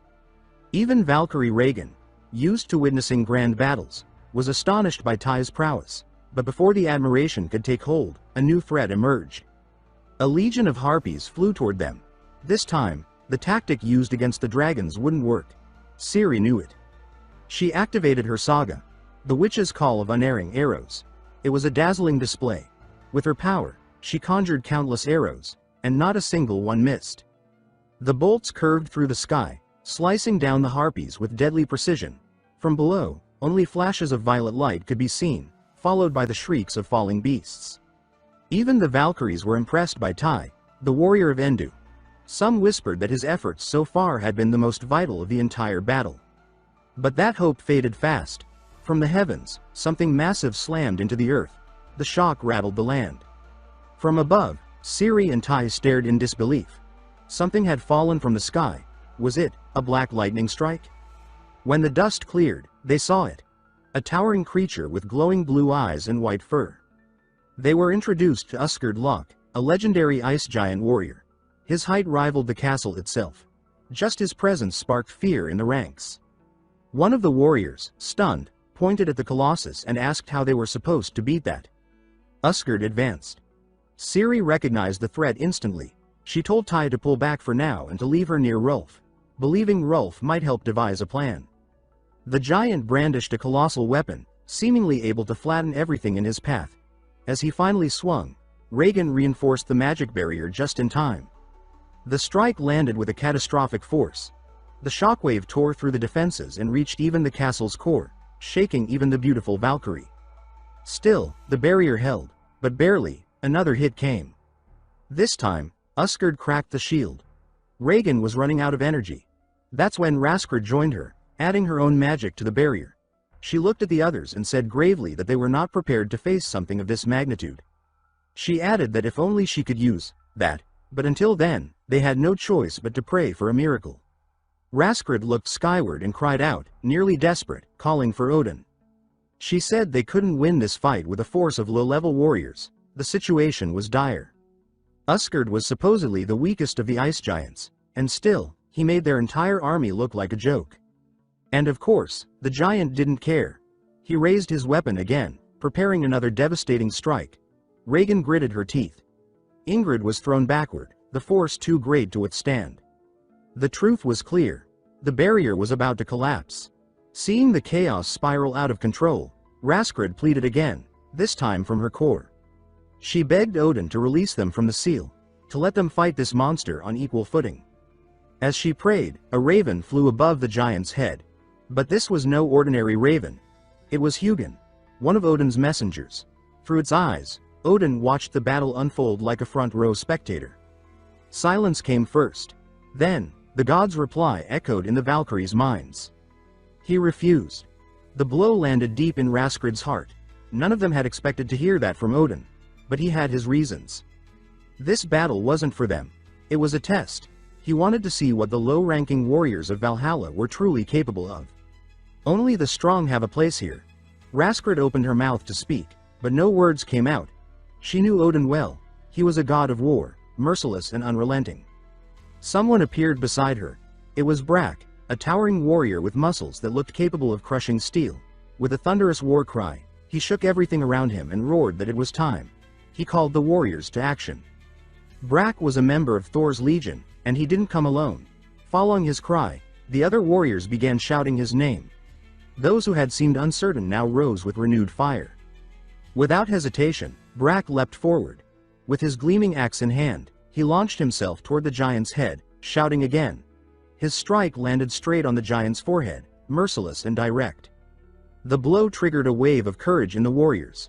They charged, screaming the names of their gods. Brack's attack, while visually striking, barely made a dent. Just a small cut. It looked insignificant, but in truth, it was far from that. The giant's skin was so dense that only a warrior of the highest level could pierce it. Enraged, the giant swung his massive arms and hurled Brack like a mosquito. Meanwhile, Ty landed on the wall where Ciri had asked him to drop her off, right next to Rolf. As soon as he touched down, Ciri turned to him and told him they would create an opening. She asked him to take to the skies again and wait for the right moment. Tai looked confused but turned his gaze to the giant. He noticed the cut on the creature's forehead. It was small, but it showed the monster was angry. Understanding what Ciri meant, he took a deep breath and prepared to take off again. While Tai took position above, searching for a way to surprise the monster, Ciri explained the plan to Rolf.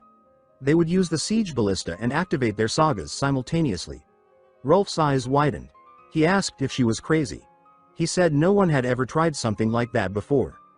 Ciri admitted it was risky, but said it could work. Tai stayed high above, watching carefully. But before he could act, the giant's eyes locked onto him.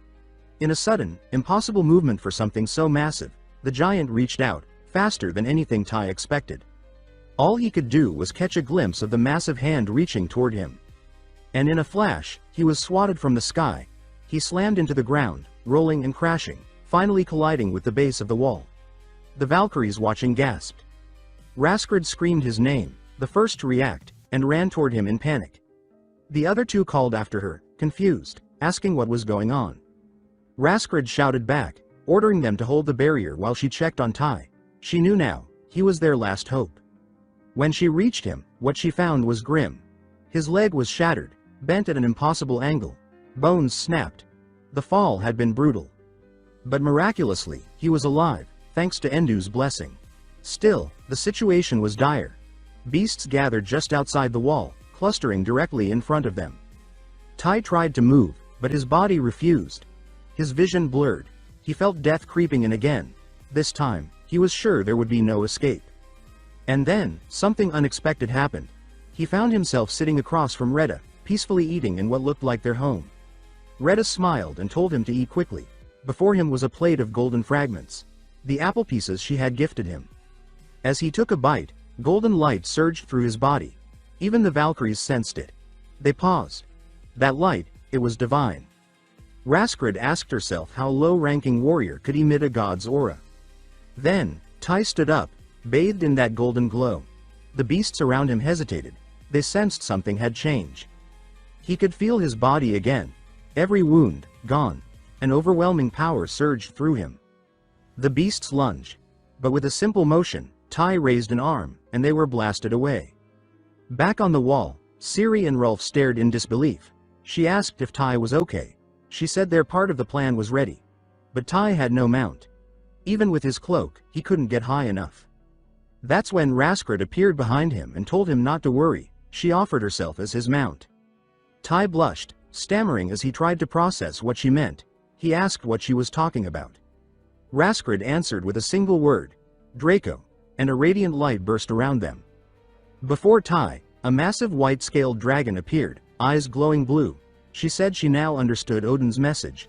She told Tai that he was stronger than she ever imagined, and that this battle was his to win. She told him to climb. This was his moment. The other warriors were buying time. Now was theirs. Amid the battle, something extraordinary unfolded. Despite the towering giant before them, the warriors felt no fear. They attacked with everything they had. Blades, axes, claws. Every strike like a mosquito bite on the creature's hardened skin. But they kept him busy. They forced him to focus on these insignificant insects. Meanwhile, Tai stood on Raskrid's neck, now in dragon form. He apologized for what was coming. She simply said, "Hold on." Without warning, she took off, her wings slicing through the air with unmatched speed. They rose far above the battlefield. From below, Ciri watched and yelled to Rolf that the time had come. She adjusted the siege ballista. Rolf stood behind it, pulling back its massive frame. The weapon glowed with the power of both their sagas. Together, they activated them. Down below, Brack, though bleeding and battered, refused to fall. With a thunderous cry, he invoked his saga, Son of God. Power exploded around him, tenfold strength. His aura surged, crackling with raw energy. At that moment, Ciri and Rolf's sagas merged. They named their attack, the Huntress Witch's Arrow that never misses. Tai and Raskrid watched from above. Brack struck first, leaping up and slamming his axe into the giant's Achilles tendon. The impact tore a monstrous scream from the beast, echoing across the field. Then, as the giant opened his mouth to roar, Rolf and Ciri fired. The colossal arrow flew, almost alive, and dove into the giant's open jaws. It detonated. A thunderous boom followed. The giant staggered, howling, and then began to fall. Raskrid saw the opening and dove. She called to Tai to get ready. This was their chance. And Tai, burning with purpose, knew exactly what had to be done. He activated both of his sagas at once, naming it the Saga of the Warrior's Storm Charge. As Raskrid dove through the air at incredible speed, a tornado formed around them, intensifying the velocity and weight of their descent. Their target was clear: the open wound on the giant's forehead. The impact was devastating. The earth shook beneath them. As tradition demanded after such a brutal victory, a grand banquet was held to honor the warriors' efforts. Laughter and spirited conversation filled the air. On the central stage, the Valkyries appeared, shedding their armor in favor of flowing white dresses that emphasized their divine elegance. Regan, one of the Valkyries, lifted a massive horn filled with mead and called for attention. She raised her voice and invited the warriors to lift their cups. She said it was a time to toast and celebrate. The crowd erupted in a roar, raising their horns in reply. Regan continued, expressing that it was an honor to stand among them tonight, celebrating such a monumental victory. The applause and cheers echoed through the hall. Then she raised her hand, asking for silence. She apologized, saying that unfortunately, she couldn't personally serve every warrior. After all, there were only 3 of them, and far too many soldiers. Her lighthearted remark earned a laugh from the crowd, but her tone quickly shifted. She announced that her sister, the Ice Princess Haskrid, would honor 2 warriors personally, those who had distinguished themselves most in the battle. The mention of Haskrid's name sent another wave of cheers through the room. Warriors chanted her title, Ice Princess, which made her visibly uncomfortable, but before the crowd could get carried away, she raised her hand, calling for silence. It wasn't the title that bothered her, it was the weight of the moment. With graceful poise, she called forth the first warrior to be honored. It was Brak, of Thor's Legion. Thunderous applause filled the hall as his name echoed. He was quickly dubbed Son of God, and One-Man Army, for his unmatched courage and strength on the battlefield. Haskrid quietly poured mead into his horn, her face calm and unreadable as she looked out over the crowd. Then she named the second warrior to be honored, from the Legion of Endu, Tai Li Ho. This time, the cheers were even louder, but there was a different kind of energy in the air. The crowd wasn't just applauding his bravery. They were shouting things that made Tai visibly uneasy. They joked that he'd been visited by a Valkyrie and even rode one into battle.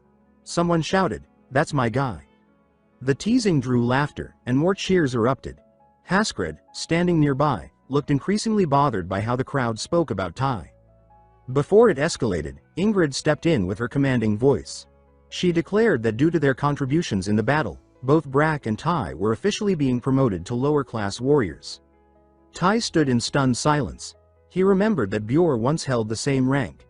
Being a lower-class warrior, it felt like the start of something greater. The hall was flooded with applause as the celebration swelled. Regan lifted her horn once more and shouted that now it was time to drink and revel in the day's victory. Brak and Tai, standing side by side, raised their horns in a toast. It was their first real encounter. As Tai looked around at the roaring warriors chanting his name, he thought, "This feels right." For the first time, he genuinely felt the recognition he'd earned through sweat and battle. So he finished his drink in one go. Unfortunately for him, he didn't handle alcohol well. He was drunk almost immediately, but he didn't care. He was savoring the moment. But while the voices and laughter echoed through the hall, 2 shadowed figures watched from afar. One, hooded, turned to the figure hidden behind a column and asked if this was the famed Tai, the low-class warrior who had awakened a divine aura. He admitted it was impressive, but added that even his own children could do that. The figure behind the column remained silent, offering no response. The hooded one sighed, saying that since it had been requested, he would help, but only this once. Then he stepped away from the Great Hall. The scene cut to 1 week later. The warriors who survived the brutal battle finally had time to rest. As part of his promotion, Tai now had his own small cabin. He was sleeping peacefully when a tremor shook the ground around him. Startled, Tai burst outside to see what was happening. Right in front of his door stood a cloaked figure, surrounded by arcs of lightning that danced around him. The stranger stood completely still, staring directly at Tai. Tai tensed, staring back in silence. He asked who the man was and what he was doing there. The hooded man didn't answer right away. Instead, he asked a question of his own, confirming if Tai was the low-class warrior who had defeated two now commanders and was the key figure in bringing down a giant. He said he'd heard that Tai was now being hailed as a hero among the low-class ranks, but added, condescendingly, that even his children could outdo all of that. Then, the stranger slowly pulled back his hood and drew a sword. Tai didn't hesitate. He activated his Dragon Eyes Saga. What he saw left him stunned. The energy radiating from this man was crushing, perhaps even greater than that of the Valkyries. And then, with his Saga's true sight, Tai saw something else. The man's identity. Tai whispered, barely believing it. Ragnar Lothbrok. The legendary warrior stood before him. Ragnar declared boldly that he had come to fight. He wanted to see what Tai was really capable of. Tai hesitated. He knew the name, but not the man. What shocked him most was that someone so powerful would seek him out for battle. Trying to stay calm, he asked, did this guy really just show up at his doorstep to demand a fight, without offering any reason? Ragnar paused for a moment, then answered. Why would he need to give a reason to someone about to die? The killer intent in his words froze Tai. Fear gripped him. The next scene took them to a makeshift battlefield. Tai summoned his sword. Ragnar stood calmly, as if this were a game. But Tai was focused, questioning if he'd even survive this. He activated his Saga, Warrior of the Storm, boosting his speed and attack power. He launched a fierce blow at Ragnar. It looked strong. But Ragnar blocked it with one hand. The other didn't even twitch. His smirk grew. Irritated, Tai attacked again, faster this time. If power wasn't enough, maybe speed was. But to Ragnar, it was all the same. He dodged or blocked every strike with ridiculous ease. Tai began to suspect. Could this guy predict his attacks? What kind of cheat was this? Deciding to change tactics, he zipped behind Ragnar, hoping to catch him off guard. But before he could strike, a searing pain exploded in his gut. Ragnar had waited for the perfect moment, and landed a brutal hit. Followed by a slap so powerful that Tai never saw it coming. The blow sent him flying through trees, slamming him into a massive trunk. He lay there, gasping for air. Ragnar stood calmly, still smiling. He looked like he was just warming up. As Tai coughed and tried to recover, he thought, this man is terrifying. He knew there was a gap between them, but not this wide. Without Endu's blessing, he'd already be dead. Ragnar slowly approached, his aura crushing. With a predatory gaze, he said that all fallen warriors here became warriors of steel. If they died as warriors of steel, they'd find eternal rest. So Tai, he said, had nothing to fear. Before Tai could react, Ragnar raised his sword and unleashed a brutal strike. He split the massive trunk behind Tai in half, but for the first time, Ragnar was surprised. Tai had used his cloak, transforming into a falcon at the last second. He soared upward, narrowly escaping. Ragnar watched him fly higher and higher, quickly realizing, Tai wasn't fleeing, he was preparing something. Ragnar smiled and shouted up to him, if you're going to strike, give it everything, I won't even move. Tai didn't hesitate. He activated his Saga again, Storm Warrior. His speed surged as he dove like a missile. Just before hitting the ground, he shifted to his next Saga, Skullcrusher Warrior. Behind him, a colossal warhammer materialized, glowing with explosive energy. The combination of his terminal velocity and the hammer's crushing mass would create devastating force. Tai aimed for a direct hit. Even as the hammer closed in, Ragnar didn't budge. When the impact hit, the explosion shook the earth. Shockwaves rippled for miles. The hammer collided with the ground, unleashing a massive crater. Yet Tai hadn't hit his target. In the blink of an eye, Ragnar moved. He dodged the strike effortlessly, and caught Tai by the head. Calmly, he told him that although his skills were impressive, they were still far from enough. If he wanted to stay alive, he'd have to do better. Without mercy, he slammed Tai into the ground. The impact was brutal. Tai remained conscious, but paralyzed. He was wide open. Ragnar stared him down, asking coldly if he could still go on. Without waiting, his arm lit up with murderous energy, and he struck Tai across the face. The blow shattered everything in the vicinity. Ragnar stood over him, watching the motionless body with a flat expression, as if measuring the results. Satisfied, he turned to leave. Murmuring to himself, he said he had expected more. Maybe whoever praised Tie's potential was wrong, but then, something caught his attention. A golden light began to rise behind him. Ragnar stopped and turned, his expression now serious. To his shock, Tie was standing once again. Bathed in divine light, his aura blazed with overwhelming power. Ragnar narrowed his eyes. He knew that energy. With a thin smile, he admitted that the rumors were true. Tie could wield the aura of the gods. He said now he understood why Tie's goddess believed in him so deeply. But he warned, using divine power carelessly came with a price. In that moment, the light began consuming Tie, and he collapsed. Ragnar stood over him silently, watching. Later, when Tie opened his eyes, everything was blurry. But the first thing he saw was familiar. Retta was kneeling at his side, her face full of relief. She asked if he was okay, leaning in so close it startled him upright. Still groggy, he mumbled, asking what had happened. She told him she'd been worried. He had been unconscious for hours. Regaining his senses, Tie sighed and began recounting the fight. He said a madman had appeared at his door, dangerous, radiating killing intent, and challenged him. He explained that he tried to refuse, but was threatened with death.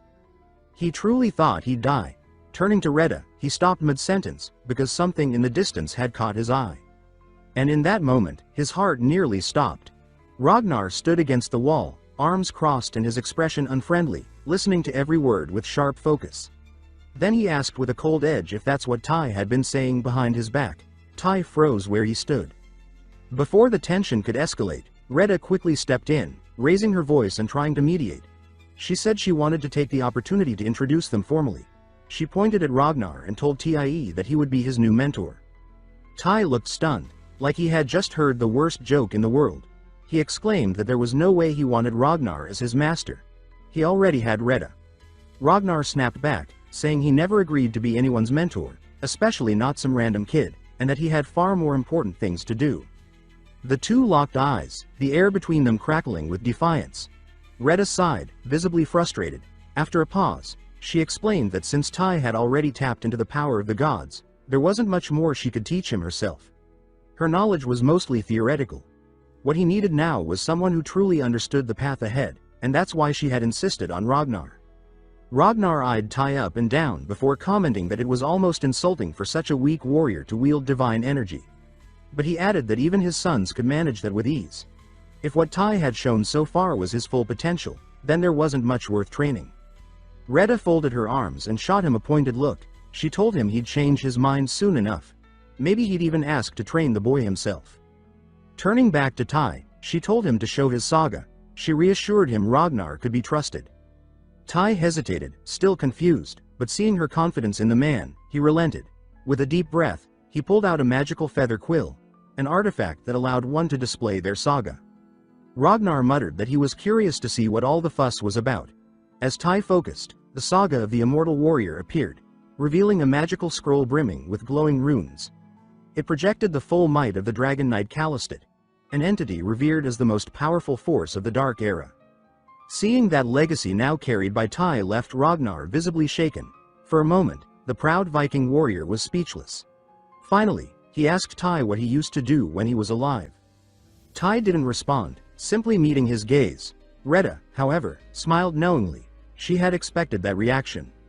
Ragnar, dragon slayer and bearer of a legendary Viking saga, found himself humbled. Tie had far exceeded anything he anticipated.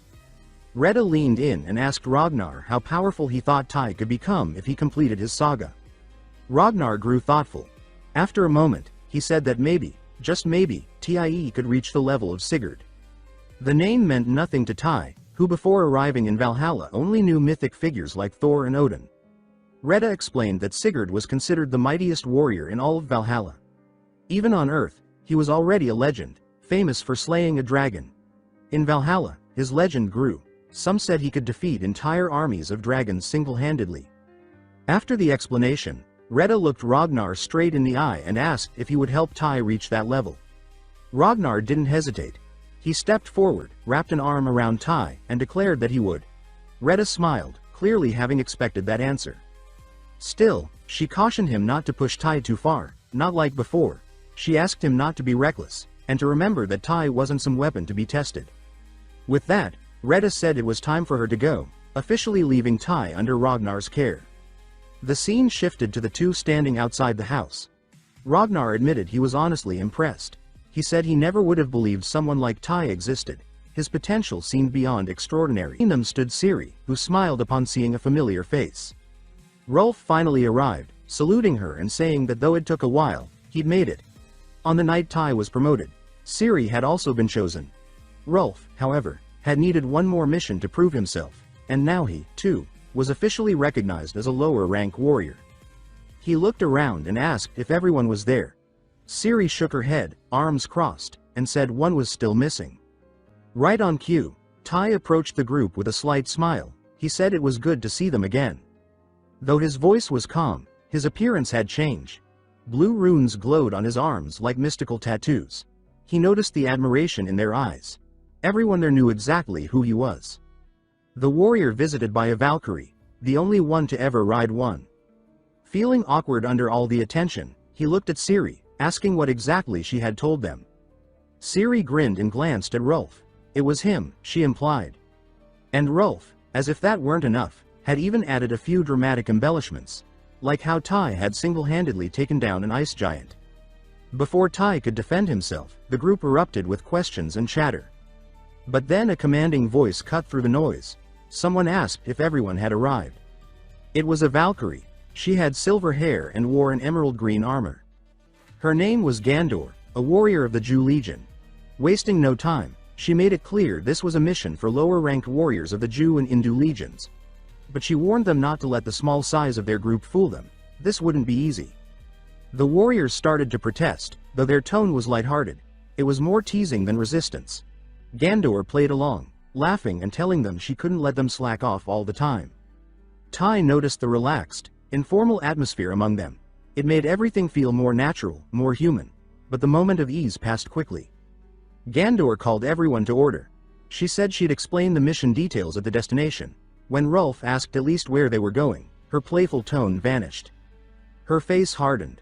They were headed to the land of the Dark Elves, Svaltenfinrai. Also known as the Land of Eternal Night. Silence fell over the group as they stepped through the portal. As soon as Tai crossed over, he felt the air change. It was dense, damp, and heavy with shadow. Massive trees towered above, their branches tangled to form a canopy that blocked out all sunlight. The forest floor was littered with rotting leaves and twisted roots. Every breath Tai took was laced with the chill of ancient dampness. Behind him, the others marveled at the eerie beauty of it all. Gandor came to a halt and finally explained the mission. The Dark Elves in this forest were key suppliers of medicinal herbs to Valhalla, but one of them had accidentally awakened a basilisk from hibernation. Everyone fell silent. They all knew how dangerous those monsters were. Basilisks were called the kings of serpents for a reason. And now, the elves had asked for help to slay it. That's why they were here. Gandor explained that the Jew Legion was known for beast hunting, and for this mission, she had something special planned, Silent White. She smiled, and the group buzzed with excitement. Tai looked around, unsure what the excitement was about. He had a feeling this would be just as wild as the time he was stuffed in a giant barrel. Curious, he asked Ciri if she knew what it was. She only told him to wait and see. Then, a pack of white wolves emerged. But these weren't ordinary wolves. They were massive and emanated both menace and majesty. Without delay, Gandor explained that these were the beasts of the Wu Legion. Everyone mounted up. As they began to run, Tai was amazed. They were incredibly fast, yet silent as ghosts. That's when he understood the name, Silent Whites. Vandora turned to him and remarked that he was a good rider. He blushed slightly and thanked her, thinking his Dragon Commander saga probably had something to do with it. Maybe it wasn't limited to flying beasts after all. Then something unexpected happened. The Valkyrie studied him with interest. She said he had serious talent. Tai didn't know what to say. Vandora told Ciri she had business with the Dark Elf Council, and would leave the mission in her hands. But she reassured her. There was no need to worry. The wolves already knew the way.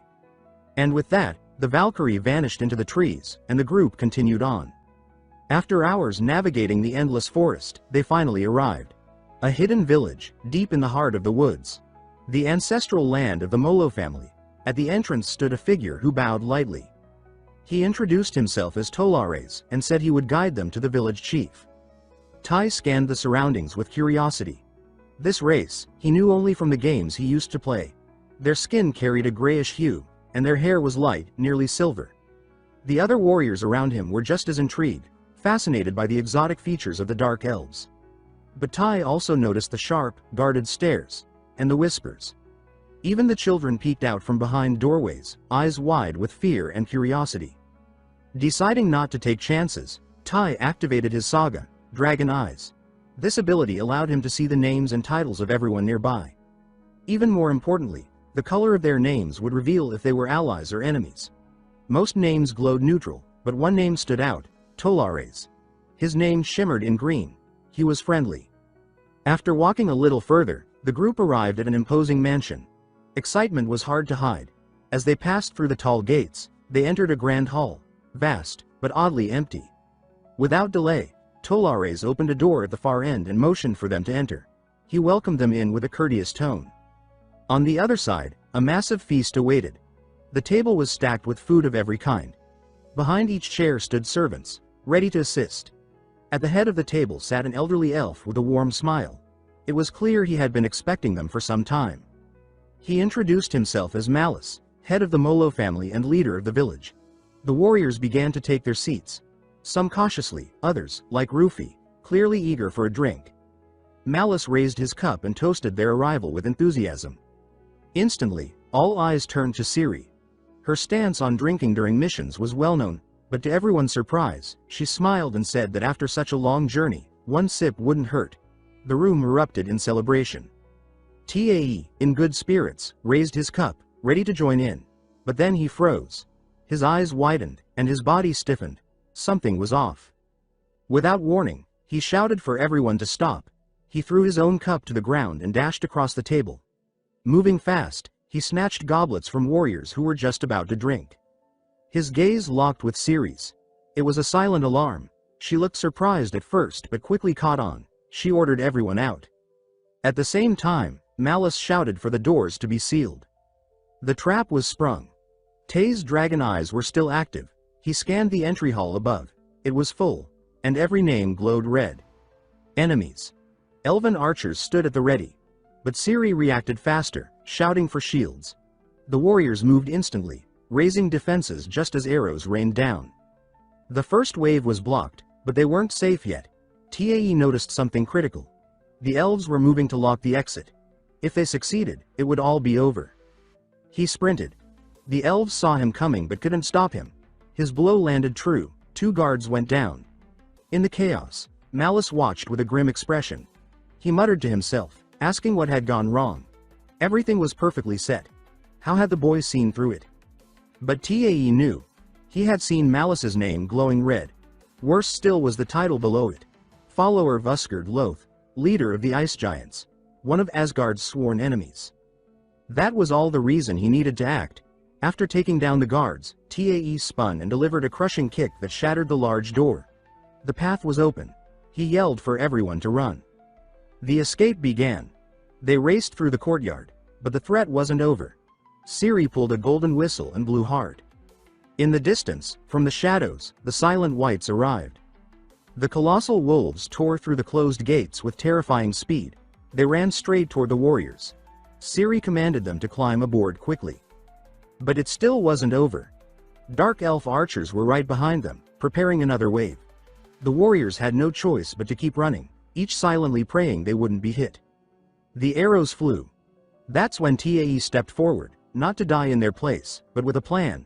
He rolled up his sleeves, revealing golden runes glowing on his forearms. During his training with Valkyrie Reda, she had drawn those runes onto his skin, and while he'd admittedly enjoyed the process, they weren't for decoration. Reda had taught him this technique, rune engraving, a method for channeling magic. The power depended on the size and design of the runes. Permanent tattoos were too risky. There was limited space on the body. Reda had given him temporary ones, perfect for training. But even temporary, they packed a punch. Now, with his skin glowing bright, Tae shouted a single word, Dante. A golden aura erupted around him. Arrows aimed at him were shattered midair. The dark elves froze. Their faces showed nothing but shock. But the moment was broken by hurried footsteps echoing through the hall. Malice was charging in, face twisted in frustration. He shouted, demanding to know why his men weren't pursuing the fugitives, but it was too late. Tay's counterattack had bought enough time for the warriors to mount the wolves. They were already gone. The elves tried to give chase, but catching a silent white at full sprint, impossible. Malice collapsed to his knees. His body trembled. Clutching his head in despair, he cried out, asking how it all fell apart. Everything had been perfect, so how could it fail? Meanwhile, the group had put enough distance between themselves and the village. They finally stopped to regroup. Some questioned if it was safe to rest there, but they had no choice. Even the wolves were panting, worn out from the sprint. Then came the grim discovery. Despite deflecting most of the arrows, some had found their mark. The injuries weren't fatal, but they could be a serious problem if another fight broke out. They began pulling arrows from their bodies. But when someone noticed the dark liquid mixed with the blood and dared to taste it, the truth was clear. The arrows were poisoned, and not just with any toxin. This was deadly stuff. One warrior turned to Ciri, asking if they could rest a while to treat the wounds. But Ciri, stroking her wolf calmly, said they would treat wounds on the move. Stopping now wasn't an option. They needed to press on. They had to find Valkyrie Gandor. Back in the grand mansion of House Molo, the old elf was still on his knees, trembling. Then, a figure appeared before him, surrounded by purple flames. A voice echoed through the chamber, "You failed." The old elf bowed low, voice trembling, begging for mercy. He knew his life was hanging by a thread. Desperation rising, he shouted for power. He asked to be given the power of the basilisk, swearing that with it, no one would be able to stop them. The entity only laughed, and then, he responded coldly, "No." The rejection was merciless. But the voice continued, saying there was no need to fear. It explained that the failure had already been foreseen, and for that reason, a backup plan had been prepared. The scene shifted to the group of warriors. They continued moving further away from the danger, or so they believed. That's when Rufio looked over to Tae and asked if he had realized those elves were enemies because of his saga. Tae, surprised, nodded and admitted it. He also thanked Ciri for trusting him, saying that if he had tried to explain earlier, it might have been too late. Ciri replied with a soft smile, saying it was only natural to trust a companion, especially someone who had already faced life or death battles by their side. But suddenly, Ciri's face changed completely. Her eyes widened.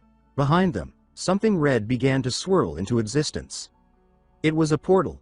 She shouted for everyone to prepare, but before anyone could even react, the warrior standing at the rear was impaled by a massive blade. His body was lifted into the air. Blood spilled. The others could only watch. Helpless. And worst of all, the one who wielded that blade hadn't even fully stepped through the portal yet. One thing was certain. That thing wasn't human. Its skin was an ashen green, almost lifeless. Tae, with his dragon eyes still active, saw something terrifying. This being was a monster. Its name? Regenerator Marcos. He was the next boss. That meant extreme danger. Two warriors, burning with rage, charged at him to avenge their fallen comrade. And they succeeded, at first. Their blades cut deep into the creature's chest. But that was exactly what he wanted. With a single movement, both warriors were slain. 3 down in under 10 seconds. As if they were nothing. The group was seized by fear, but what made them truly tremble was when the wounds began to close. The creature's skin regenerated completely. Not even a scar remained. Ciri shouted the name, the regenerator, and everyone understood instantly. This was an enemy they couldn't beat. She ordered them to mount the wolves. They had to run. Fast. But Marcos reacted even faster. Before they could escape, he charged. From his arms, monstrous serpents erupted. In seconds, they coiled around the wolves. The beasts panicked. All the warriors were thrown off. Ciri leapt backward, narrowly avoiding a venomous bite. But in that moment, Marcos locked onto her. He advanced. Fast. Relentless. And just before striking, Ciri activated her saga. But something was different this time. Her arrows glowed with a crimson hue. More arrows manifested around her, floating mid-air. She loosed them. They all fired at once. All hit their mark. They tore through Marcos's body, an attack that would have been fatal to anyone else. But he didn't even flinch. He jumped, and mid-air, prepared to strike. Ciri was dazed. But she moved fast. She drew 2 daggers and managed to block just in time, but her focus was too locked on his swords. She didn't see the next attack. A brutal claw smashed into her face. The impact sent her flying, and she blacked out. Rolf saw it all, and before Marcos could finish her off, he activated his saga. He drew an arrow and fired at point-blank range. The field erupted in an explosion. Without pause, Rolf grabbed Ciri in his arms and ran, faster than he ever had. But he felt Marcos's presence. It was like death breathing down his neck. Then, Marcos stopped. His eyes shifted. Something behind had caught his attention. The Proto was already mid-strike. The creature turned to block, and that gave Rolf the time he needed. He escaped. As he ran, he heard Ty's voice declare that from this point on, he would be Marcos's opponent. The creature blocked the attack with a confident grin, making it clear he had already anticipated this. Suddenly, he raised his hand. More serpents burst out, twisting rapidly toward Ty. But Ty countered. With precise, multi-directional cuts, he shredded every snake. Using the space he'd opened, he surged forward with a follow-up. But he noticed something important. The creature wasn't even trying to defend. It simply ignored the blows, relying entirely on its regeneration. Ty decided to flip the script. His golden aura ignited around him as he pressed in. Without hesitation, he landed a slash, passing straight through Marcos's body. The radiant light lit up the scene. From afar, Rolf watched alongside a recovering Ciri. He warned Ty to be careful. Even fatal strikes wouldn't stop this monster for long. They locked eyes. The creature turned. There it was, a deep gash in its lower abdomen. But instead of pain or worry, his expression twisted into a smug smile. To him, no attack would be enough, but Ty stood firm. His golden aura still blazing, and more than that, his eyes held no fear, no doubt. That made the Regenerator hesitate.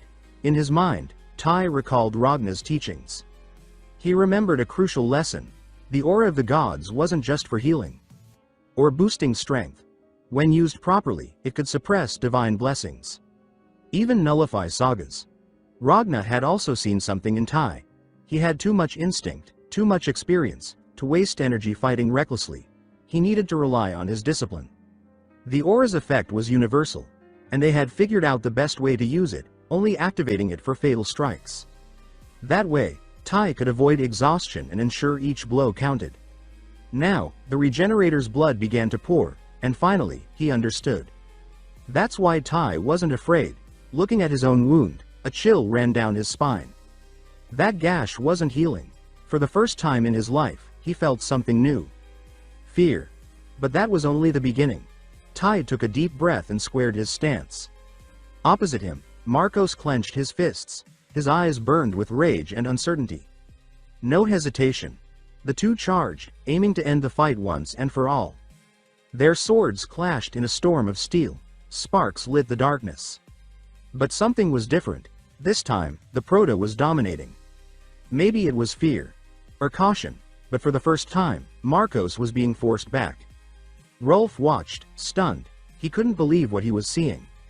Ty was cornering an enemy that had seemed unstoppable. Even Ciri was impressed, but also concerned. No matter how well Ty was doing, he was alone. And fighting alone meant burning out faster. Sooner or later, his energy would fade. And when it did, he'd be wide open. Ciri ran toward him, determined to help however she could. And her instinct was right. Marcos spotted an opening, and in a burst of rage, roared before swinging with full force. A lethal strike. Ty saw it coming, and instinctively, threw himself backward. By a hair's breadth. If he had hesitated for even a second, his head would have rolled.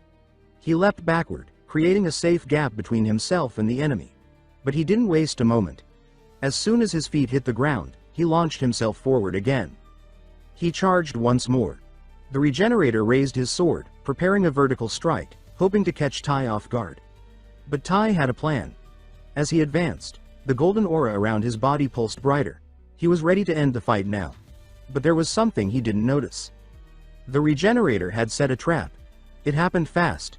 The creature's tail shot out in an instant, fast as lightning, and pierced Ty's stomach. He didn't even have time to react. If not for Endu's blessing, he might have died right then. The regenerator didn't hesitate. Sprinting at Tai, he lifted his blade, bringing it down hard, ready to finish it. But then came the impact, a powerful hit that knocked him aside. Siri, ignoring the danger, had thrown herself at the monster, deflecting the strike at the last second. The blade grazed Tai's side, barely missing a fatal blow. Her move caught the creature off guard.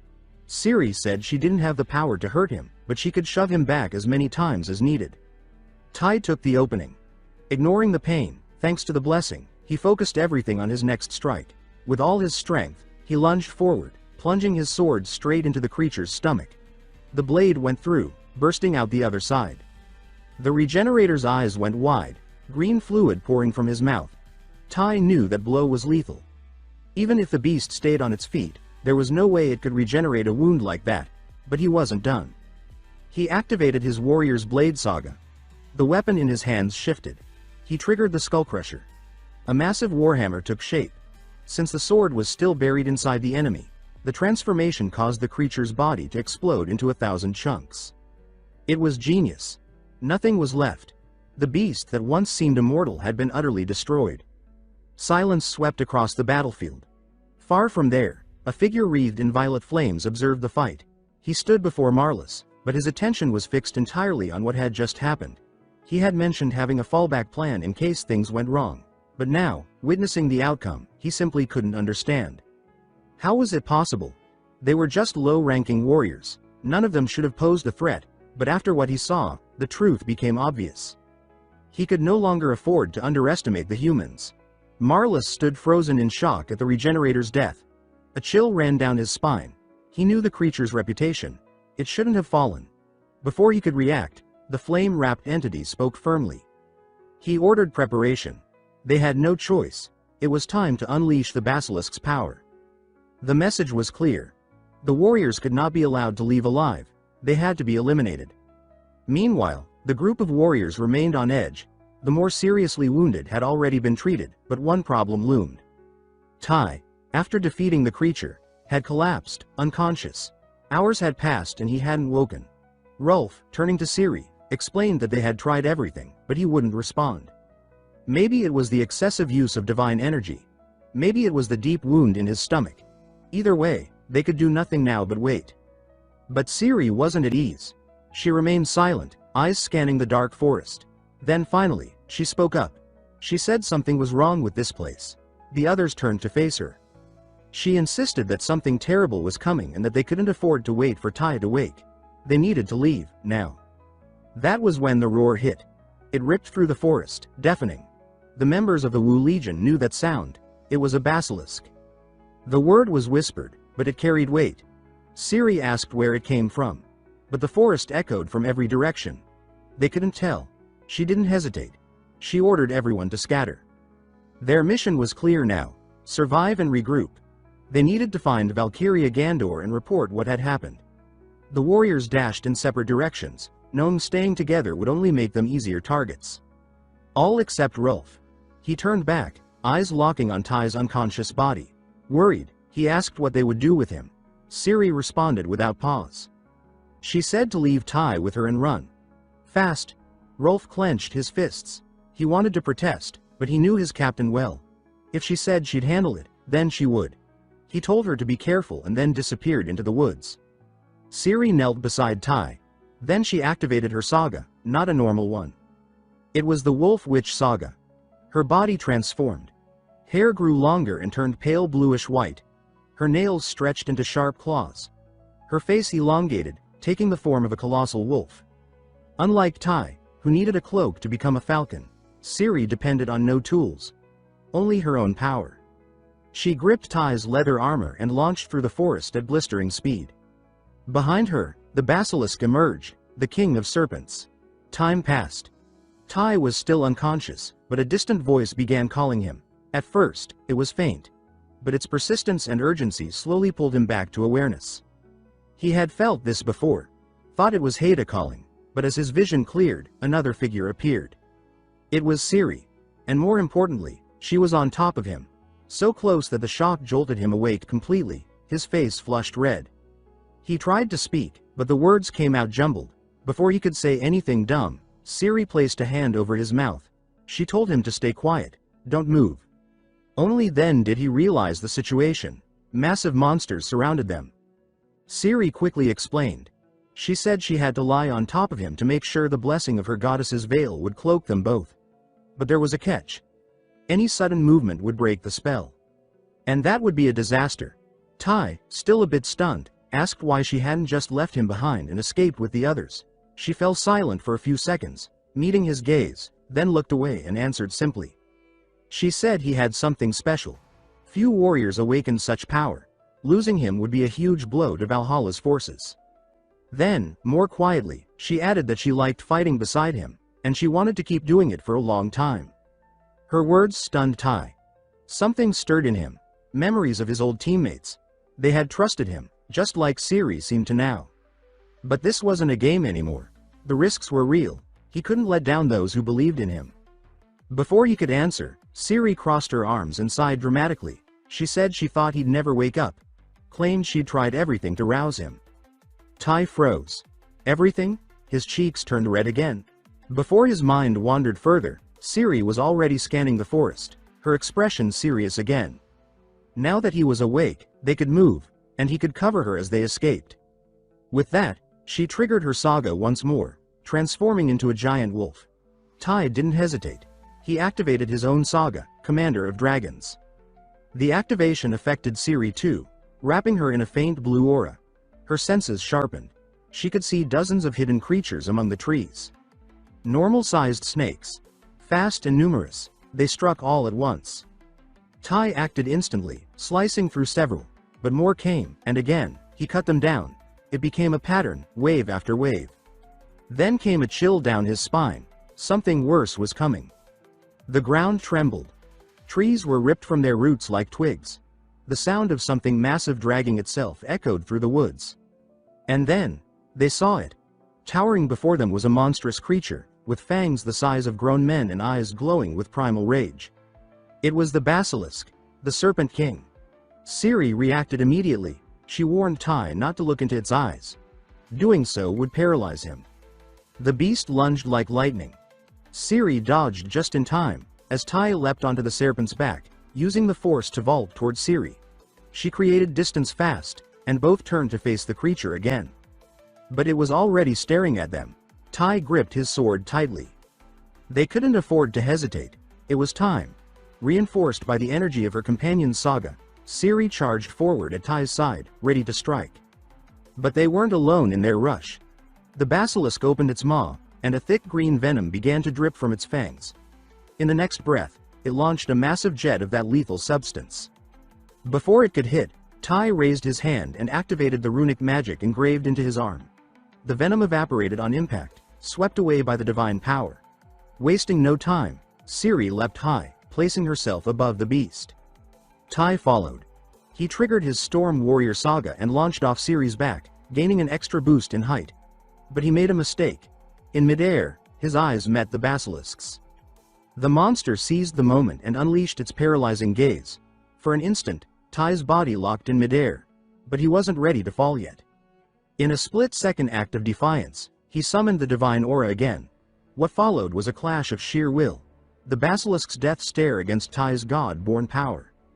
And the outcome came quickly. The creature lost. Its body began to collapse. Tai seized the opening. He activated the warrior's blade saga. But this time, no sword appeared. No hammer either. What took form was a spear. And with one powerful thrust, he wiped the creature's head clean off. The fight was won, but not without cost. Siri reverted to her human form and collapsed to her knees, completely drained. The entire time, the Sigil saga had been active, and Tai's Commander of Dragons saga had drained her further. As for Tai, he was far from all right. His body had yet to fully recover. Calling on divine power again had taken its toll. But then, something caught his attention. A faint glow came from the basilisk's corpse. Curious, Tai approached, and found it. A sword. Or rather, something like it. When he reached out and pulled, he realized it was only the hilt. The blade was broken, yet it pulsed with a strange, ancient energy. Before he could understand it, Siri shouted a warning. They were surrounded. Both of them sensed it. Multiple presences closing in from every direction. Tai could barely stand. He was completely out of energy. Ciri saw it too. And without hesitation, she told him to go. She would hold them off as long as she could. But her body was already shaking just from gripping her weapon. She was running on fumes. Tai couldn't leave her behind. He summoned a new blade in his hand. He looked into her eyes and told her they'd find a way to survive together. Ciri held his gaze for a moment. Then she smiled, tired but fierce. She told him they'd meet again in Valhalla. It was the warrior's promise, one made when death seemed certain. Then, the serpents attacked. From every side they came. Even weakened, the two fought. The monsters were no match one-on-one, but the sheer number was draining what little energy they had left. And then, they felt it. A different presence. Something massive was watching from the shadows. With a crash, a second basilisk emerged from the gloom. Tai cursed. This was bad. But Ciri added something worse. This wasn't the only one. That's when they saw it. All around, more monsters began to rise. Giant serpents, emerging from the dark, one after the other. This time, there was no escape. They were completely surrounded. The situation was desperate. Ciri scanned the battlefield, eyes flicking rapidly, trying to find a gap, an opening, anything. But there was none. Tai kept his eyes on the beasts. The tension in his gaze said it all. Ciri asked if he could still fight. Tai didn't answer. He tried to call upon the gods again, to awaken the aura. Nothing happened. His body refused to move. He knew the truth. He could only summon his sagas twice more, and realistically, that wouldn't be enough. There was only one conclusion. They were doomed. And yet, Tai gripped his sword tighter, raising it, and stepped into a battle stance. If I die here, he thought, then I'll die fighting. Ciri gave a small grin. Now you're talking like a real warrior worthy of this realm, she told him. Those words lit a fire in her chest. If they were going to fall, then let it be side by side, without fear. Without hesitation, both shouted the names of their gods and prepared to meet the charge. The monsters roared and lunged, but in the chaos, something moved. From behind the creatures, the white silencers approached, silent as ghosts. No one heard them arrive. Then, a voice rang out, clear and powerful. They were here to get them. It was Rolf, and he wasn't alone. From above, someone dove down with a yell and, with a single, clean strike, cut one of the monsters in half. Landing with force, they saw who it was, Valkyria Gandor, exuding pure battle presence. But before celebration could begin, she shouted a warning. Watch out! Tai barely had time to react. A basilisk surged at him, absurdly fast. He was too tired to lift his sword. All he could do was watch. But then, a sharp sound split the air. The beast dropped, cleaved clean in two. Behind it stood someone new, spinning a blade and smiling confidently. It was Ragna. He declared they were safe now. He and the others were here to help. Tai shouted Ragna's name, grinning wide with relief. He wasn't the only one. Ciri's eyes widened. Almost in disbelief, she whispered Ragna's name. Her face flushed. For a second, the fierce warrior known as the Manhunter vanished, and the girl who once loved a legend stood in her place. But the battle wasn't over yet. Rolf activated his saga, unleashing an energy blast that struck one of the obelisks dead on. The explosion opened a path. The rest of the group charged in, taking the opening to finish off the remaining beasts. Gandor and Ragna didn't hold back. They cut through everything in their way. The battle was fierce, but short-lived. The final basilisk fell. And silence blanketed the forest. No one moved, waiting to see if something else would crawl from the shadows. Then, Ragna spoke. The fight was over. He congratulated everyone. And just like children running to a hero, they swarmed him. Awe and admiration in their eyes. Some said it was an honor. Others couldn't believe they stood before the real Ragna. Further back, Ciri stood frozen, red-faced, staring at him. Tai saw it now. Ragna wasn't just a warrior, he was a living legend. Then Gandor stepped forward and declared the mission complete. The rest would be handled by Valkyria Haskred, along with the Dark Elf Council, who would investigate the Mullen family. Because Marcos the Regenerator's presence could only mean one thing. The giants had returned. And if there was one traitor, how many more were hiding? Gandor turned to Tai. With a sharp gaze, she said taking down the Regenerator was no small feat.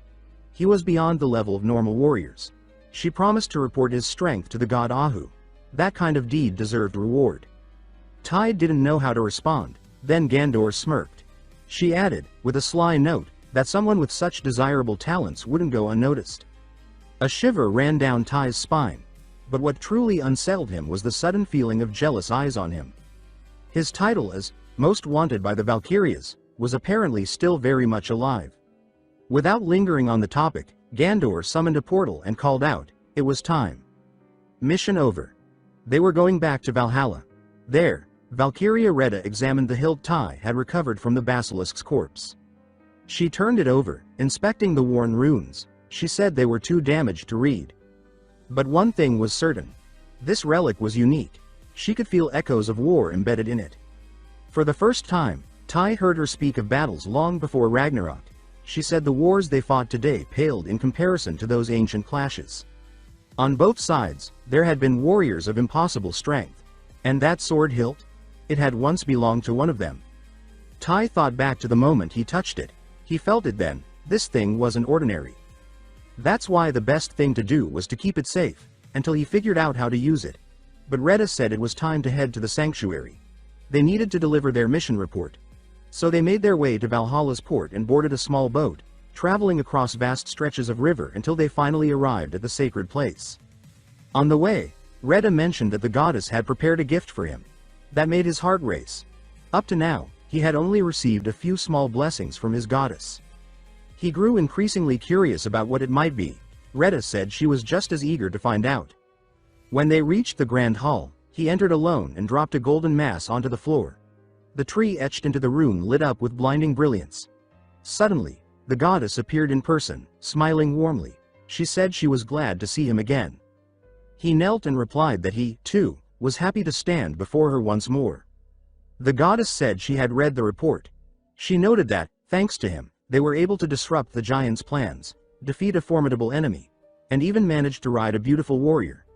That last comment made Tae turn crimson, while the goddess let out a soft, amused laugh.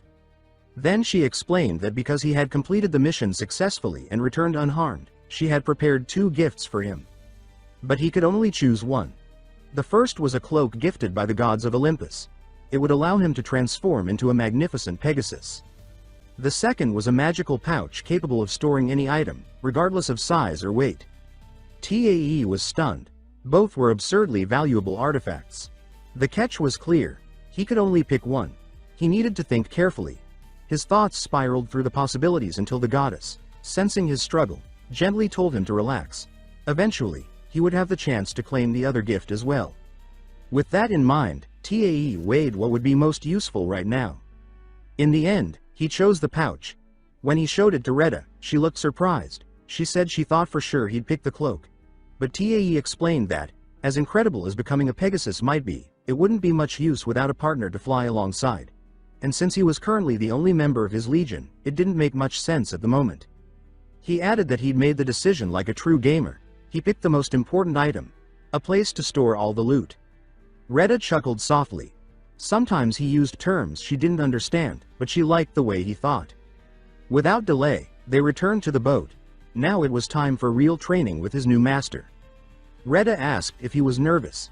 Tae answered that ever since learning he'd be training with a legendary warrior, he had been more than just impressed. He could barely wait to get started. It was finally time for real lessons with Ragna Lothbrok. Training began, but the atmosphere quickly shifted. Ragna said bluntly that Tae needed to get the impure thoughts out of his head. Tae wasn't totally convinced. Ragna wore a grin that said he knew exactly what he was implying, throwing out questions laced with innuendo. As he stood, Ragna stated that none of that mattered now. Retta had asked him to teach Tae everything about divine power, and they would start from the very basics. How to increase strength and duration. But Ragna warned, it wouldn't be easy. He was going to teach everything, his way. Meaning, Tae would learn the hard way. The moment Tae managed to stand, Ragna shouted for him to prepare. Without giving a second to breathe, Ragna charged. Tae barely managed to defend against the sudden strike.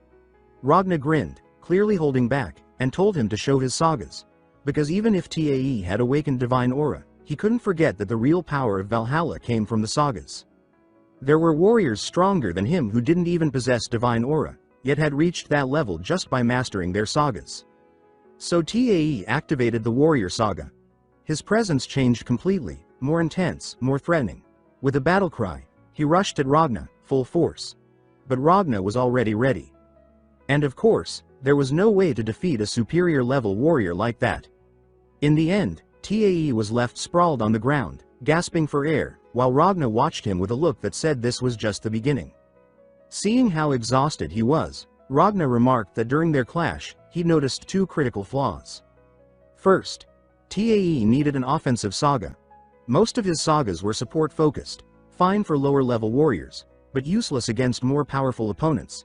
He must have realized that during his fight with the Regenerator, right?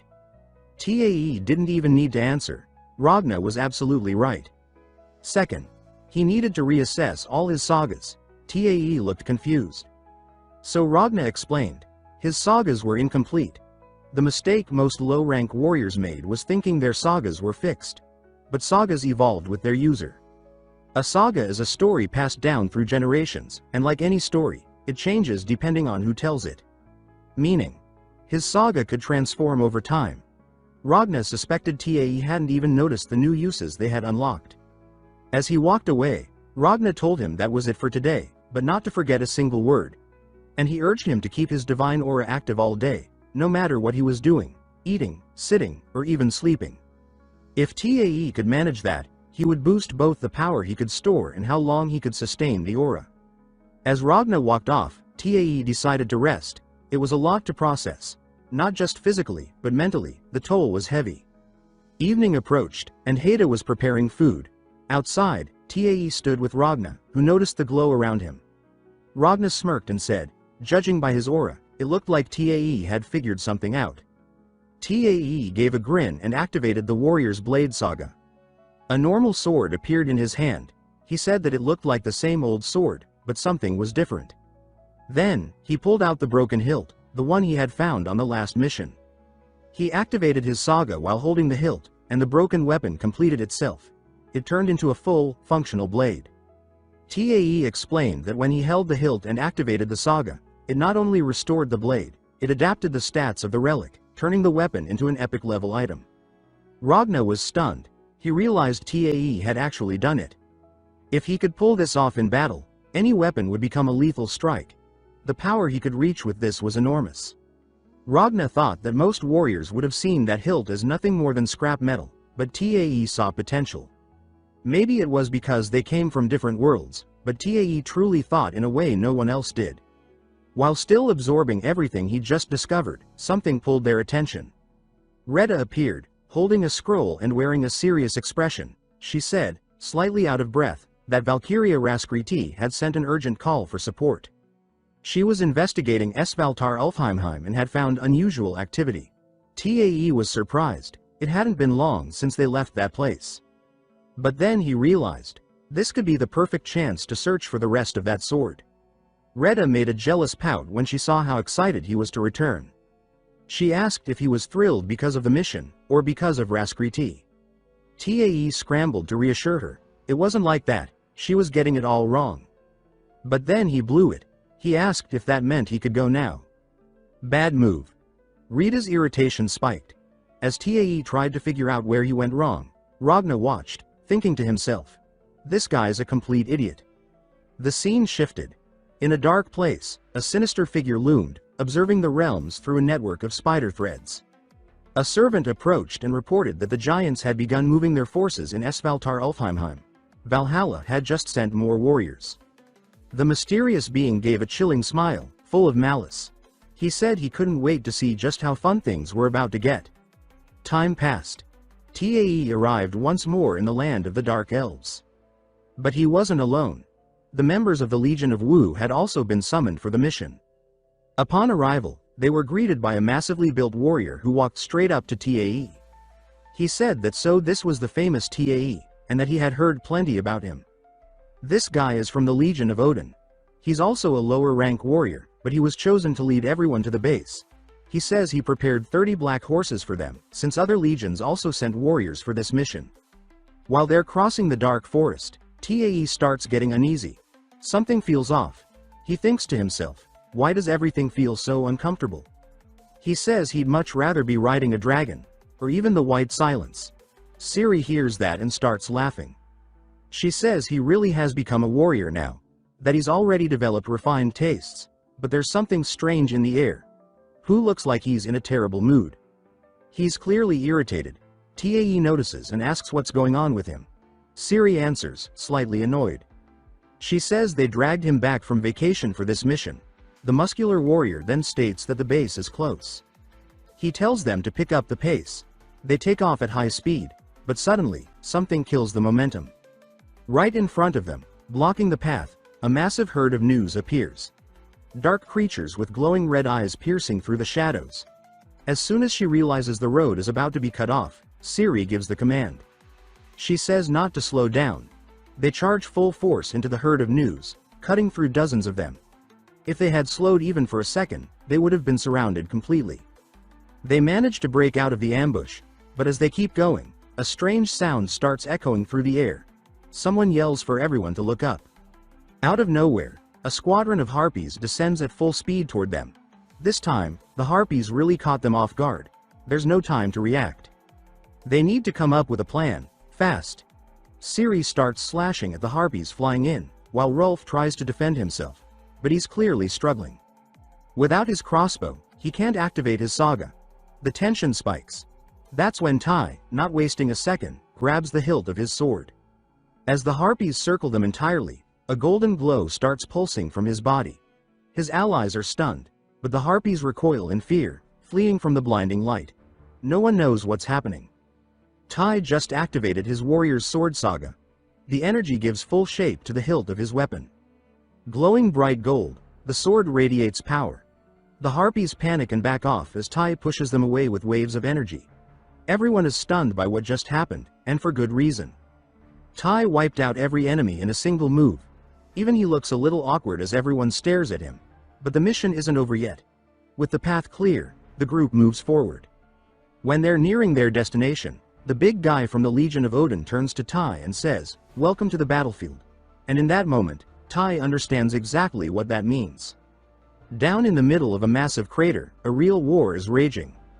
Total chaos. The sound of metal clashing fills the air. The group begins their descent. Siri doesn't hesitate. She activates her saga. Her arrows start flying in every direction, and the insane part is, no matter where she fires, she never misses. One target drops after another, until she gives the order. Advance. That's when the group charges forward, trampling any beasts in their way. Nothing manages to resist. It's like an avalanche ripping through. Meanwhile, the Prota grips the hilt of his broken sword, and activates his saga. The warrior's saga. But instead of summoning a sword, what forms is a crossbow. And not just any crossbow. A legendary one. The moment he pulls the trigger, it fires 3 arrows. Everything in their path is vaporized. Once again, everyone's stunned by what he just pulled off. Even Tai, feeling confident, thinks to himself that with this they'll reach the center in no time. And that's exactly what happens. Wherever he passes, destruction follows. The noobs can't even react. They're completely overwhelmed. After several minutes pushing forward, the group finally reaches the center of the battlefield. There stands Valkyra Haskred, leading troops in the thick of combat. But unlike the first time Tai saw her, now she's fighting too. Side by side with the soldiers. As she spots Tai approaching, she smiles. She says it's good to have him here on the battlefield, warrior of Hindu. He dismounts and goes straight to the point. He asks her what the situation is. She answers quickly. She says it's almost under control. But there's a problem. She explains that the enemy has something similar to their steel rain. And they've been attacking with it for a while now.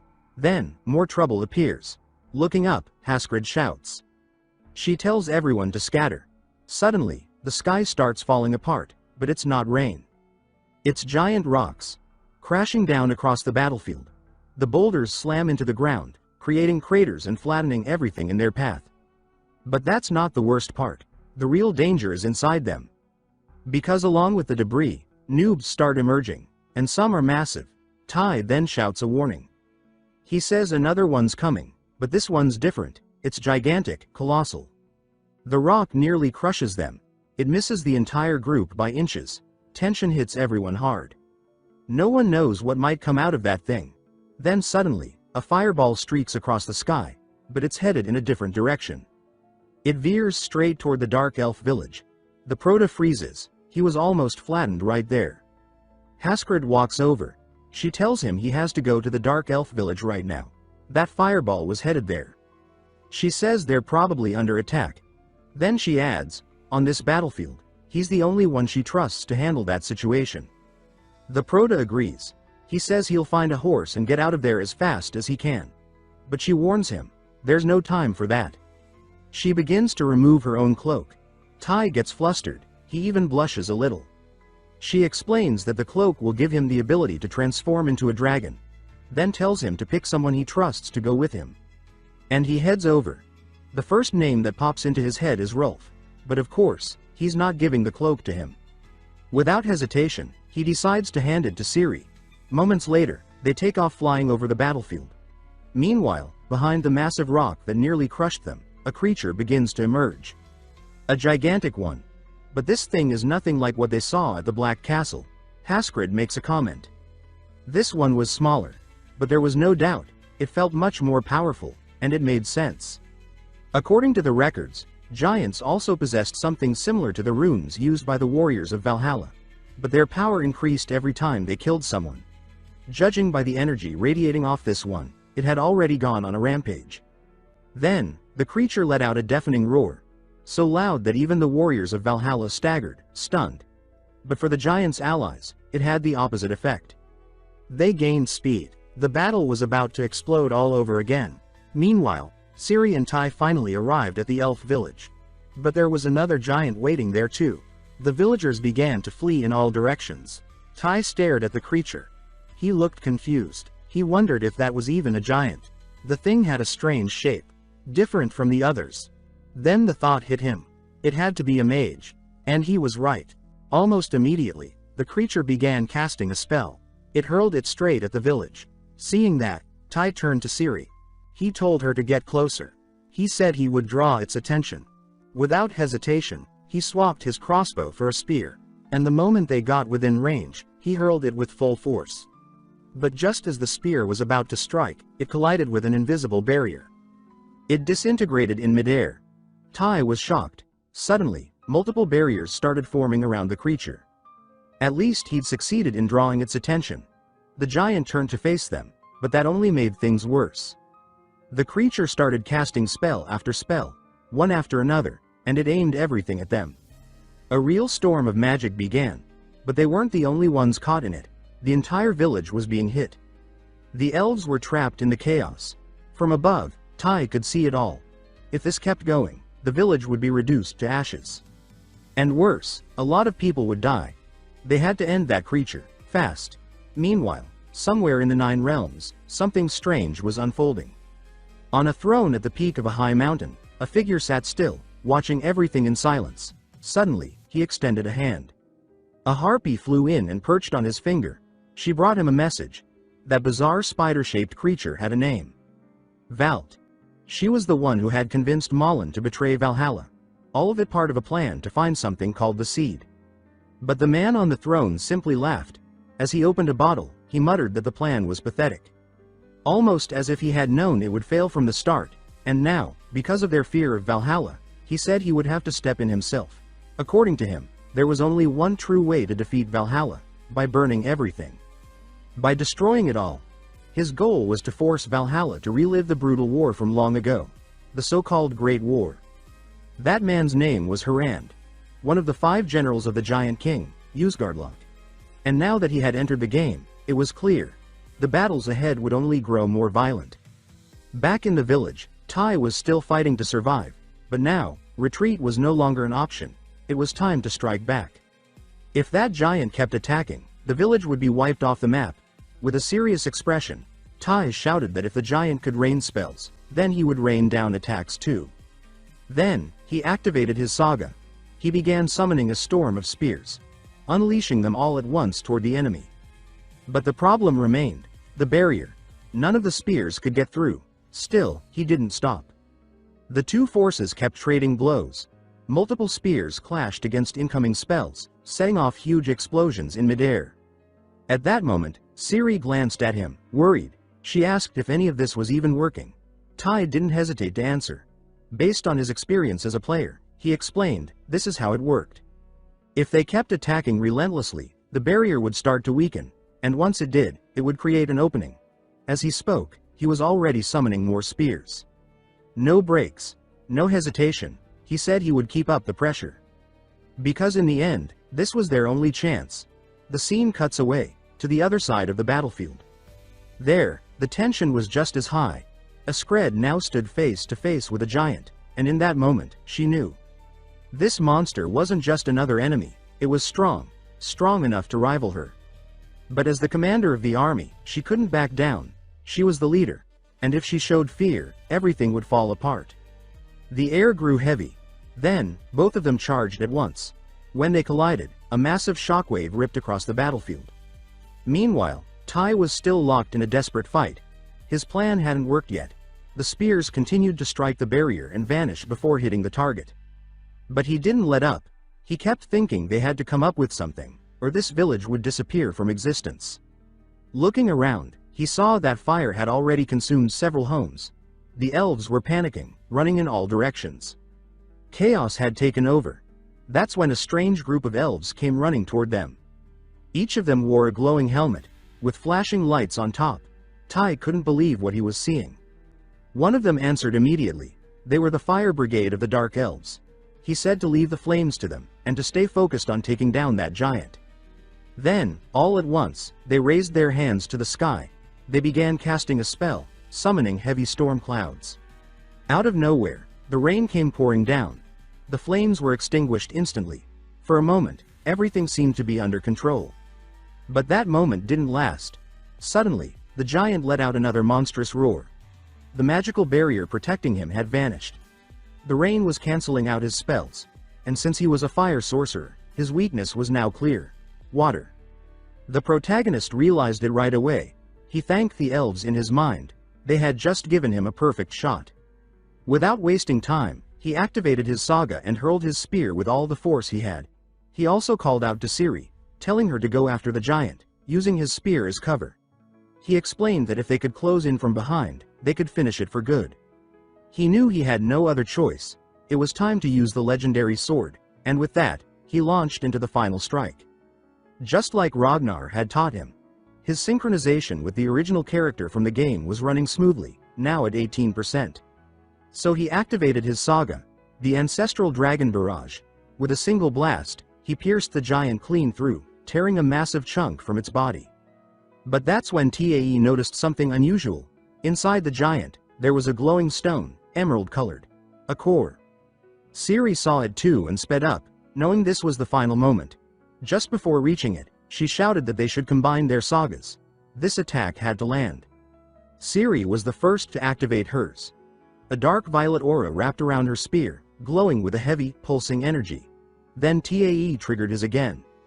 And with their combined powers, they charged. The explosion was devastating. The impact blasted straight through the giant's body, completely obliterating it. But before they could breathe a sigh of relief, something bizarre happened.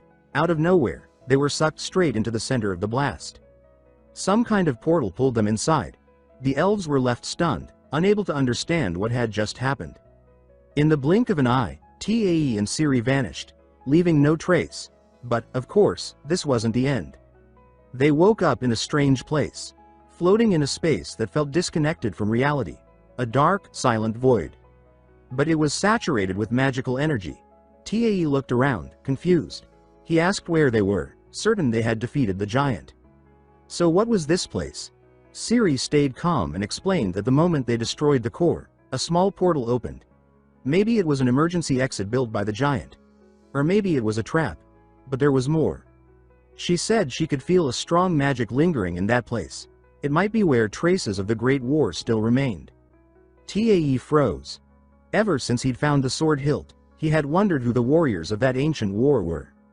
Now, he stood in the very battlefield where it had happened. No enemies. No clue how to leave. Ciri was stunned by what she saw next. She asked how he managed to carry all that stuff. Tai laughed and explained casually.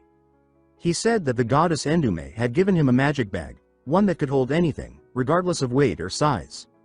Ciri sighed. tired already. She muttered that this was going to be harder than she'd thought. Harder? Tae asked what she meant. She explained that after the chaos with the Regenerator and the Basilisk, Valkyra Gandor had issued an order. They had to convince Tae to join her legion. She was convinced he was a one-of-a-kind warrior.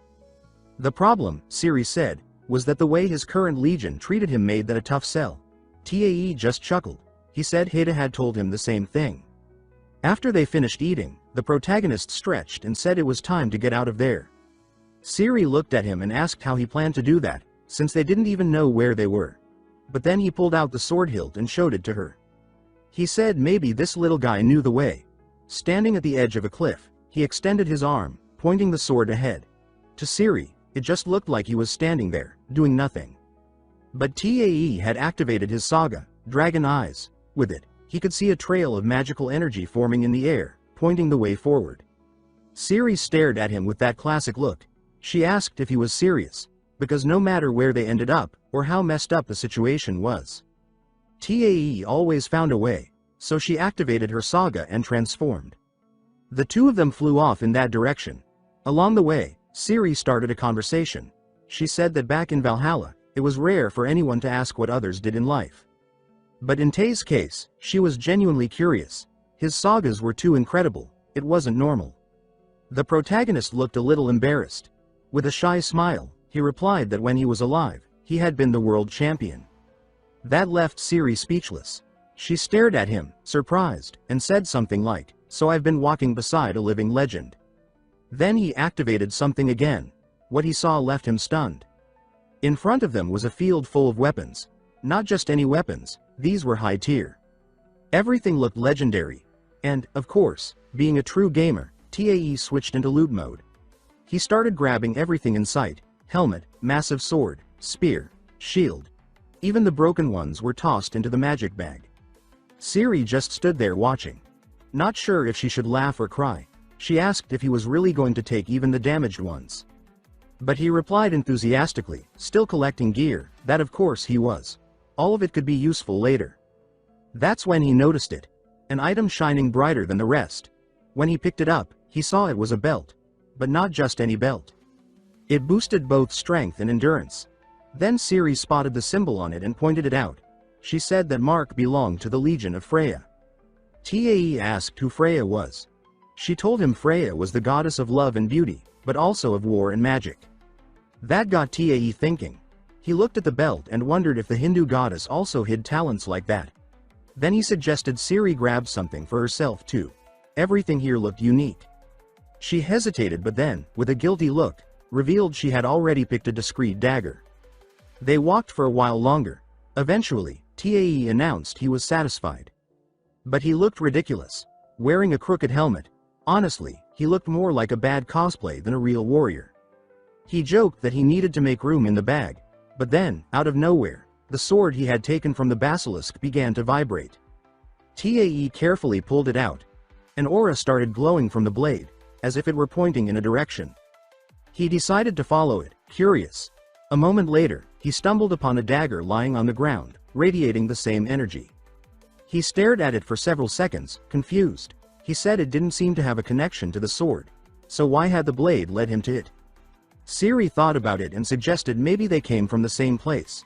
She said maybe the people of this world had fought alongside the warriors of Valhalla. Maybe the weapons were forged by the same hands. The protagonist agreed. That made sense. Maybe that's why he had never been able to trace the sword's origin before, so he decided he'd take the dagger too. After all, the sword had already proven to be incredibly useful. With everything sorted, they gathered their gear and moved on. After walking for a bit more, the two reached the edge of a massive crater. And then he spoke. Siri added that bones were being covered by flesh, right before their eyes. The creatures were coming back to life. And if that wasn't bad enough, more corpses started rising from the ground beside the beast. The Nulls. Dozens of them, and it wasn't just bones anymore. Just like the beast, they were regenerating. Tai and Siri exchanged a tense look. The scene was grim. Enemies on all sides, and escape wasn't an option. They had no choice. They took a deep breath, adjusted their weapons, and braced for battle. Because that was it, everything or nothing. Suddenly, they felt an energy surge forming behind them. When they turned, they froze in shock. An entire army of warriors was charging forward. Their war cries shook the ground as they surged into the horde of enemies. The clash exploded into full-scale battle. Tai and Siri were stunned by the strength and courage of the fighters. Siri was ready to leap into the fray, but Tai grabbed her cloak and pulled her back. He told her that their target was further ahead, that they needed to go straight for the boss. He said it with complete confidence. Without wasting another second, the two launched into the air again. From above, they could see the full chaos unraveling across the battlefield. So many clashing at once, it looked like an ocean of blades and armor colliding. Meanwhile, the massive monster watched everything from a distance, but not for long. When it spotted them flying overhead, it unleashed a roar so powerful the sky itself seemed to ripple. But the worst came right after. A bolt of lightning struck down from above, an attack specifically designed to cancel their sagas. Siri instantly lost her balance, disoriented. Both of them began plummeting. Tai clutched his head as everything spun. In a panic, he shouted out to her, asking if she was all right. When he finally opened his eyes, he realized he had landed right on top of her. He immediately turned bright red, completely embarrassed, stammering out apologies and saying it wasn't intentional. Siri, still slightly dazed, said she was fine. That the creature's ability had left her dizzy, but she was recovering. But before she could even get up, gnolls swarmed toward them. No time to breathe. One fight after another. The two began to defend themselves, but they were clearly outnumbered. So instead of wasting energy in a head-on clash, they decided to dodge and sprint toward their objective. Up ahead, the great beast was already waiting for them. As they neared, it started charging an attack. When it fired, the blast was so intense it tore the air itself, but they managed to dodge at the very last second. The blow flew past and obliterated the gnolls chasing them from behind. Seeing that, the protagonist made a quick remark, at least that was one less problem. Taking advantage of the distraction, Siri dove fast and positioned herself right beneath the creature. She activated her saga, the witch's call of the unerring arrows. Dozens of arrows burst out from every direction. None of them did any real damage, but it got the monster's attention. The beast turned its massive head and opened its mouth, but just before it could strike, Siri activated her saga again. She transformed into a wolf and zipped away in a blur. She shouted to Tai that normal attacks wouldn't work on it. He would have to go all in, with his special ability. Without hesitating, Tai activated his saga, the Storm Warrior. He launched toward the creature like a missile. Drawing his legendary Tyr sword, he invoked the power of the gods. Golden energy surged across the blade. He struck the creature with a direct hit. When he looked back, expecting to see massive damage, he froze. All he saw was a tiny cut, barely a scratch. He stood paralyzed for a second. That had been his strongest attack, and it had barely nicked the monster. Siri saw it and shouted for him to jump on her back again. She wanted to repeat the combo attack they had used against the previous giant. But this time, the creature moved faster. Before Tai could climb aboard, the beast unleashed a devastating breath attack, barely missing them both. That's when Tai realized, not even their strongest combined attack would be enough. So he asked Siri to hold the creature off for as long as she could. He said he needed time to figure something out. He activated his Dragon Eyes saga and began scanning everything carefully, even in the middle of chaos. While Siri dodged relentlessly, Tai noticed a new detail. Right below the monster's name, a description appeared. Absolute defense. That caught his attention. The creature hadn't used any moves so far that explained such extreme defense. And it hadn't moved at all yet. Siri kept dodging but was wearing out fast. Normal attacks were useless. She decided to gamble. She activated her saga once more, but this time, she focused the power in her fangs. Then, without hesitation, she launched herself straight at the beast's head. She sank her teeth in hard. And this time, it worked. The monster howled in pain, loud enough to make the earth tremble. Realizing it was effective, she didn't let go. She bit down harder, blocking out everything around her. The creature flailed wildly, thrashing and trying to shake her off. But Siri held on. Time, however, was catching up with her. Her strength was draining fast. Gasping, she looked around for Tai, and saw him on the far side of the field, running at full speed. Suddenly, more gnolls appeared in his path, but with a single god-powered attack, he wiped them out in one move. While fighting, he finally understood what needed to be done to defeat the creature. The answer had been there all along. That sword-shaped stone they had seen when they arrived. Without delay, he sprinted toward it. He activated his saga and summoned the power of the gods. He tried to pull the stone from the ground, but even with all his strength, it wouldn't budge, not even an inch. The beast noticed what he was doing. It stopped worrying about Ciri and charged straight toward him. Just before it reached him, he did it. The stone came loose. Instantly, the creature's body began to unravel, as if its very existence had been sealed in that stone. And right where the stone had been embedded, a portal began to form. Ciri saw everything and understood immediately, that was the exit. She screamed for Tai to climb onto her back. Without hesitation, he jumped. Together, they flew through the portal. Behind them, the ghostly warriors were still locked in battle. Soon, they defeated the last of the gnolls.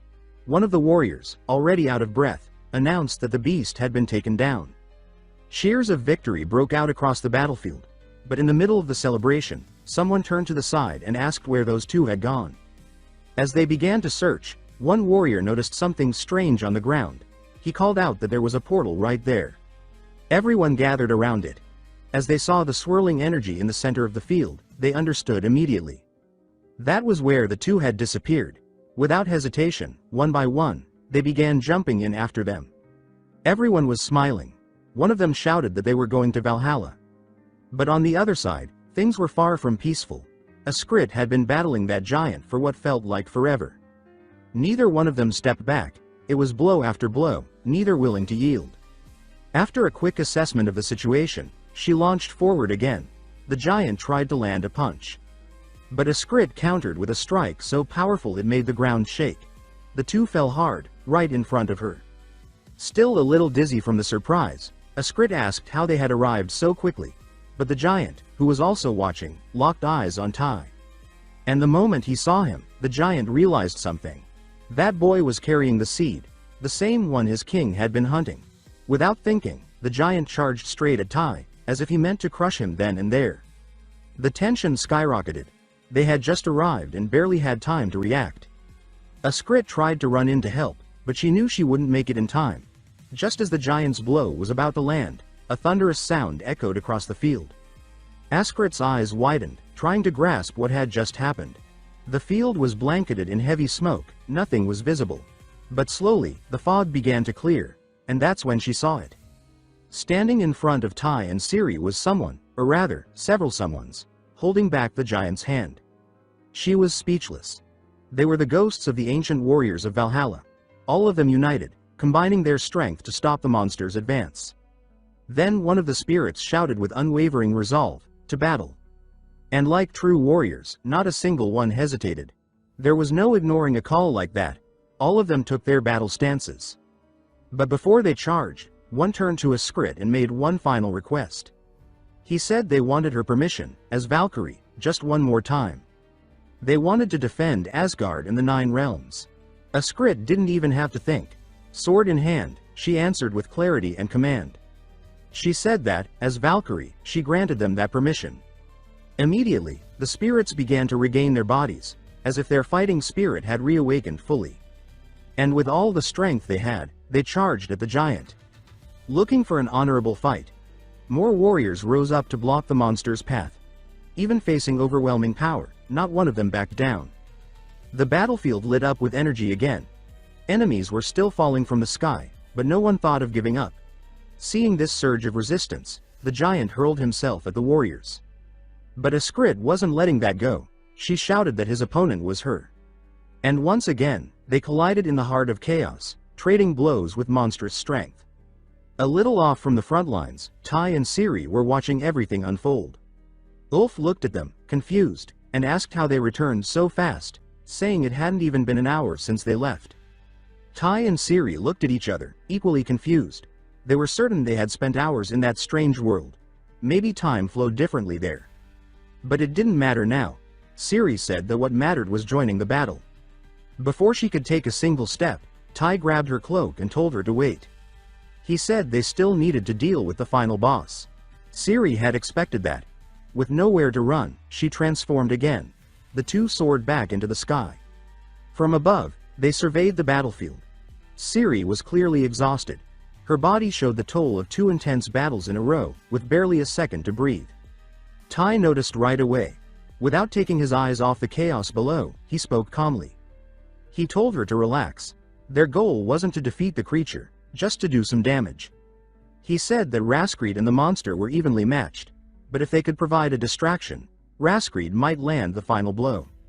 Meanwhile, in the center of the arena, Raskreed advanced once more against the giant. Suddenly, a spear flew toward the monster, then another, and another. A rapid sequence of attacks started irritating the beast. The giant was growing agitated. Furious, he shouted that once he was done with the Valkyrie, the next to die would be them. Tai kept launching spears, one after the other, but Ciri, watching, said with frustration that it didn't look like he was paying attention. But then, Raskreed launched another charge. Now, the giant's focus was entirely on her, ignoring everything else. This was the moment Tai had been waiting for. He channeled the divine power into his spear, with one precise movement. He hurled it. The spear struck the giant's hand directly, interrupting the massive blow he had been preparing. Raskreed didn't waste the opportunity. She activated the power of the gods. And with a single, clean strike, she decapitated the colossal giant. The monster's body collapsed in the middle of the battlefield, crushing everything in its path. The shock was immediate. The noobs felt it hard. Their general had fallen, and with him, so did their morale. Meanwhile, the warriors of Valhalla felt their blood ignite. Courage spread like wildfire. Their cries echoed across the field, and they surged forward with everything they had. From the sky, perched at the edge of the crater, Tai and Ciri watched it all unfold. With the battle finally turning in their favor, Tai dropped to the ground and let himself rest. It was obvious he'd earned it. Ciri stood by, watching him silently. She thought to herself how incredible it was, what he could do. And deep down, all she wanted was to keep fighting by his side for as long as possible. Night fell. And with it, the end of the war. The last enemies dropped. The spirits who had fought so bravely began to return to their ethereal forms. One of them approached Raskreed and, with sincere respect, thanked her. He said they were grateful for the chance to fight once more. Now they would return to Valhalla. Raskreed stepped forward, her tone firm. She told them that Valhalla would always welcome them back with open arms. She raised her sword high, and her armor shifted, taking on a ceremonial form. Perfect for giving those warriors a proper farewell. Then, the Bifrost descended from the sky, lighting everything with that unmistakable rainbow glow. Before leaving, one of the spirits turned to Tae and shouted from the distance. He called him a brave warrior of Endu. He said their path ended there, but they would go to Odin and tell him everything Tae had done. And who knows, maybe they'd meet again one day. Moments later, the spirits crossed the Bifrost, heading home. And that's where it ends. Now go smash that like button, hit subscribe, and drop a comment if want part 2. As the souls of the fallen warriors began their solemn ascent, a Skred turned to those who remained on the blood-soaked field. Her gaze was steady, her voice unwavering as she declared that she would now guide the souls personally to Odin. She promised them all that when they reunited in the Great Hall, no deed would go unrecognized. Everyone would receive the reward they deserved, especially Tae and Ciri, whose courage had turned the tide of battle. Tae, standing among the survivors, stepped forward. With quiet reverence, he returned an item to a Skred and thanked her for everything. His voice was steady, but there was weight behind it, a gratitude that words alone couldn't carry. A Skred grew still, thoughtful. Then she turned to Ciri and asked what it had been like to carry Tae during the chaos of war. Without hesitation, Ciri responded seriously, explaining that she was merely fulfilling her duty. Her tone left no room for ego, only purpose. A Skred nodded and said that more Valkyries would soon arrive to depart with her, but before she left, she broke formality. She approached Tae, placed a gentle kiss on his forehead, and left her blessing. Tae froze. His heart thudded with nervous excitement, but just as quickly, a hollow note struck inside him. He realized that this kiss, like the one Heda had once given him, was nothing more than a Valkyrie ritual. A sacred gesture, yes, but not the intimacy he had longed for. It wasn't personal, it was tradition.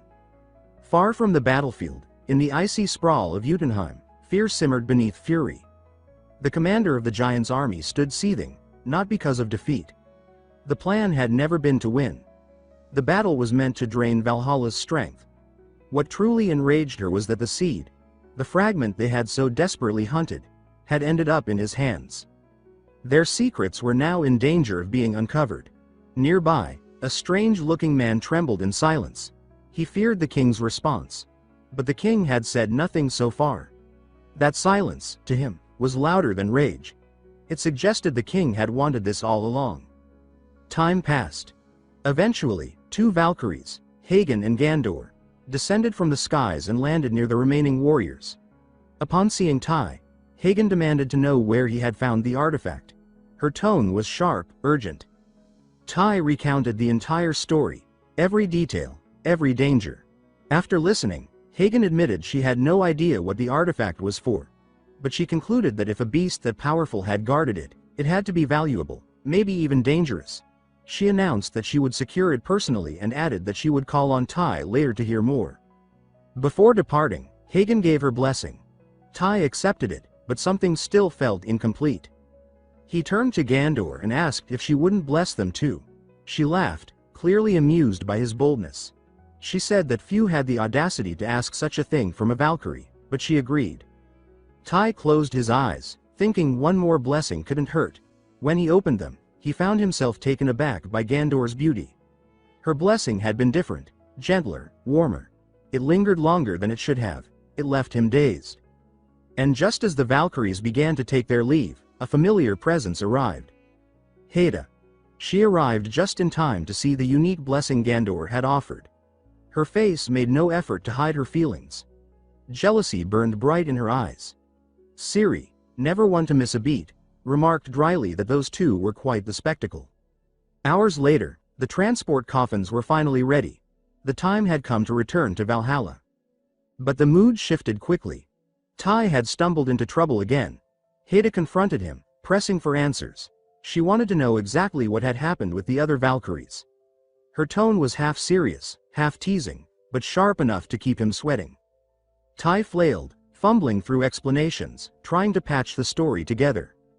Then Heda smiled. She admitted she was just messing with him. Relief hit him like a wave. Later, as Tai drifted off to sleep, Heda approached silently. In a whisper, she spoke a quiet blessing. May the blessing of Idun be with you.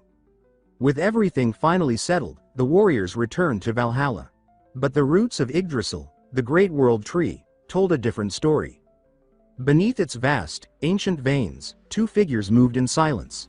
One was Odin, the All-Father, king of the gods. The other, Thor, god of thunder. Odin pulled the seed from his cloak and asked what it truly was. Mimir, the ancient and all-knowing, answered. He said it was a fragment of Gar's soul. And if the remaining fragments were gathered, Gar could be resurrected. Odin narrowed his eyes. Gar had been powerful, yes, but not a true threat to the gods. Thor then asked if Gar had any link to Fenrir. Mimir confirmed it. He revealed that Gar's howl would awaken Fenrir. And when that happened, the great wolf would break free. And its claws would find Odin. Meanwhile, in the frigid expanse of Jotunheim, a dangerous alliance was forming. The king of the giants approached Loki with grim satisfaction. He said that the 5 generals were already in motion. Loki laughed. He declared that the great battles were only just beginning. Back beneath Yggdrasil, Mimir spoke again. He warned that the giants didn't need Gar fully revived. A single howl from a single fragment would be enough to trigger Ragnarok. Odin added that someone among them possessed the special saga, an ability that could accelerate the chaos. At that, Thor clenched his fists. He already knew who they meant. Loki. Without hesitation, Odin handed the seed fragment to Thor and ordered him to destroy it. Despite knowing its power, Odin had made his choice. Eliminating the risk was the only way to delay the storm. The gods could no longer afford to sit idly by. The age of indirect wars was over. From now on, the gods would intervene directly.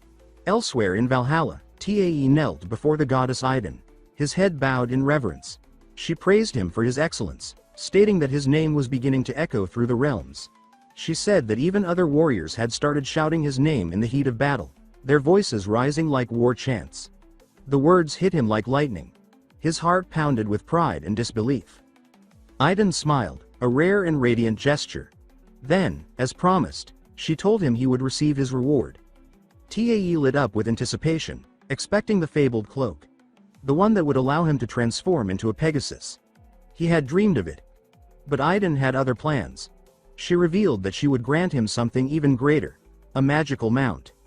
She explained that this mount would allow him to ride any creature, regardless of its size, species, or strength.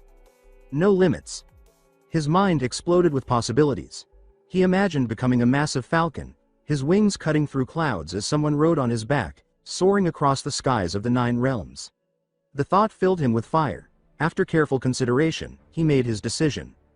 As soon as he exited the temple, he ran into Haida and Ragna. They had been waiting for him just outside. One glance at his expression and they could tell. He had chosen something exceptional. Ragna noted that Tae looked different, stronger. He said that the battle had changed him and suggested they intensify their training. But Haida cut in. She reminded them that they had barely returned from the front lines. She said that rest was the smarter choice, not punishment. That's when Tae remembered something important. Since there wouldn't be any training, he asked them for their help with something else. The 3 made their way to his cabin, where Tae began pulling out a strange collection of items. He had gathered them in the shattered world, salvaged from the ruins of chaos. Ragna looked on, confused, then laughed. He asked if Tae had become a scavenger. Many of the weapons were broken, corroded, almost useless at first glance. But then Haida stepped forward. As her fingers brushed over one of the battered weapons, something sparked inside her. She said she felt something strange, residual power, raw and ancient. Even in ruin, the weapons still pulsed with magic. Ragna approached and agreed. He proposed that they try to return the weapons to their original legions. Judging by the energy within them, these weren't ordinary relics. They had likely belonged to legendary warriors, long gone but not forgotten. Tae was struck by the idea and agreed immediately. They set to work, poring over each piece. They examined runes, magical signatures, and forged marks. Each legion in Valhalla left its own fingerprint on its weapons. Hours passed as they tried to match blade to history. Then Haida froze in front of a dagger. She stared at it, silent, focused. Several minutes ticked by. Ragna guessed aloud that perhaps it didn't belong to any standard unit. He said it might be like Tae's own sword, an outlier. That gave Tae an idea. He decided to use his saga. Maybe it could reveal something no book or record could. He gripped the dagger and focused, channeling his power. The room darkened. A blue flash erupted and filled the cabin like a flood of lightning. At first, nothing appeared. Then, Tae's eyes began to glow. Images burst forth, projected against the wall like moving light. The others stood still, captivated. The vision showed a warrior none of them recognized, sailing across a violent sea toward a dark island that clawed at the horizon. Her voice echoed with determination. She believed she had finally found the place, the one hidden in myths and whispers. When she reached the shore, she wandered through tangled paths and lifeless fields. Hours passed before she found it, a fortress, ancient and silent. Corpses of countless creatures lay scattered. The air felt cursed. She recalled a rumor, a story of the Maiden of Shadows, a being who bathed in the blood of her victims. Perhaps that was why none who came before had ever returned. But still, the warrior pressed forward. She said she needed to see it for herself, and eventually, she did. The Maiden of Shadows appeared before her. But instead of attacking, the maiden welcomed her. She took her in, trained her. Years passed. The warrior endured relentless trials, sharpened her skills, and pushed beyond her limits. When the time came for her to leave the island, the maiden presented her with a final gift. A spear crafted from the bones of an ancient sea monster. It shimmered with violent beauty. The warrior left, reborn. Victory followed her. No enemy could stand in her way. Her name became a force. Her legend began to grow. Then came the catastrophe. Her world was obliterated. Crushed beneath the will of a god, Loki, the traitor of Valhalla. He defeated her without hesitation. He told her that her family, her friends, everything she had fought for, had been wiped from existence. She had nothing left. He turned and walked away without a second glance. But the warrior, screaming in pain and rage, launched herself at him one final time. That sealed her fate. She fell before the god, her world lost forever. The vision flickered, then froze. Heda and Ragna stood stunned. The air was thick with the weight of what they had just seen. This wasn't just a memory. It was a fragment of life itself, alive in front of them. Ragna finally broke the silence. He said that these were pieces from Shu's life. Then he smirked, slapping Tae on the back, joking that the image kept looping. Confused, Tae asked who the warrior from the vision had been. Ragna explained that the figure was known as Errol, the strongest warrior of the now destroyed world glimpsed in the vision. He stated that if he had to draw a comparison, Errol stood on the same level as Valhalla's own legendary Siegfried. That revelation left Tae stunned. A warrior from another world, standing shoulder to shoulder with one of Valhalla's finest? It made him reconsider the magnitude of the weapon they had uncovered. But there was more. Tae noticed something strange. Now, etched faintly along the dagger's surface, he could read the name. Fragments of Gai Bolg. Ragna recognized the name immediately. He said it made perfect sense that the saga hadn't worked before. The weapon had been sealed. Then, with a more serious tone, Ragna warned Tae not to activate his saga on the dagger again. He explained that they didn't know how the JYNs would react. Tae, puzzled, asked what exactly that meant. Ragna explained that JYNs were a unique type of oath, spiritual bindings of immense power, tied to specific conditions or emotional anchors. He said that because Shu, the weapon's former wielder, had possessed a will that was practically indomitable, her weapon's JYNs might be highly volatile. He cautioned that it could be too dangerous for Tae to handle in his current state. The weapon might not accept him as its new master. In fact, it could even turn against him. But Tae had felt something different. During the projection, he had sensed not hostility, but communication. It had been like the spirit of the weapon was reaching out, trying to show him something. Not to threaten him, but to remind him. It was as if the weapon wanted to say, "This is the level you must reach." That's when Tae understood the truth. It wasn't enough to possess Gai Bolg. To earn it, to unlock its true potential, he had to become worthy of it. A weapon forged in legend wouldn't bend to anything less.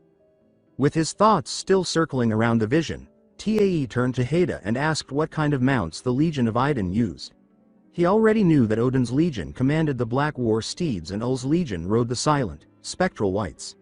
He wanted to know what Idun's soldiers rode, because now, with his new magical saddle, he could bond with anything.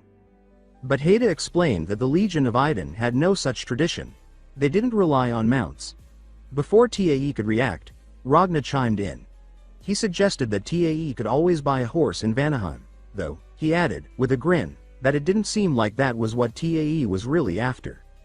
Instead, Ragna proposed something better, a challenge. He described a place near the border between Valhalla and Olympus. A rugged wildland, teeming with griffins. There, Tae could capture his own mount, something worthy of a magical saddle. They turned to Heda for approval.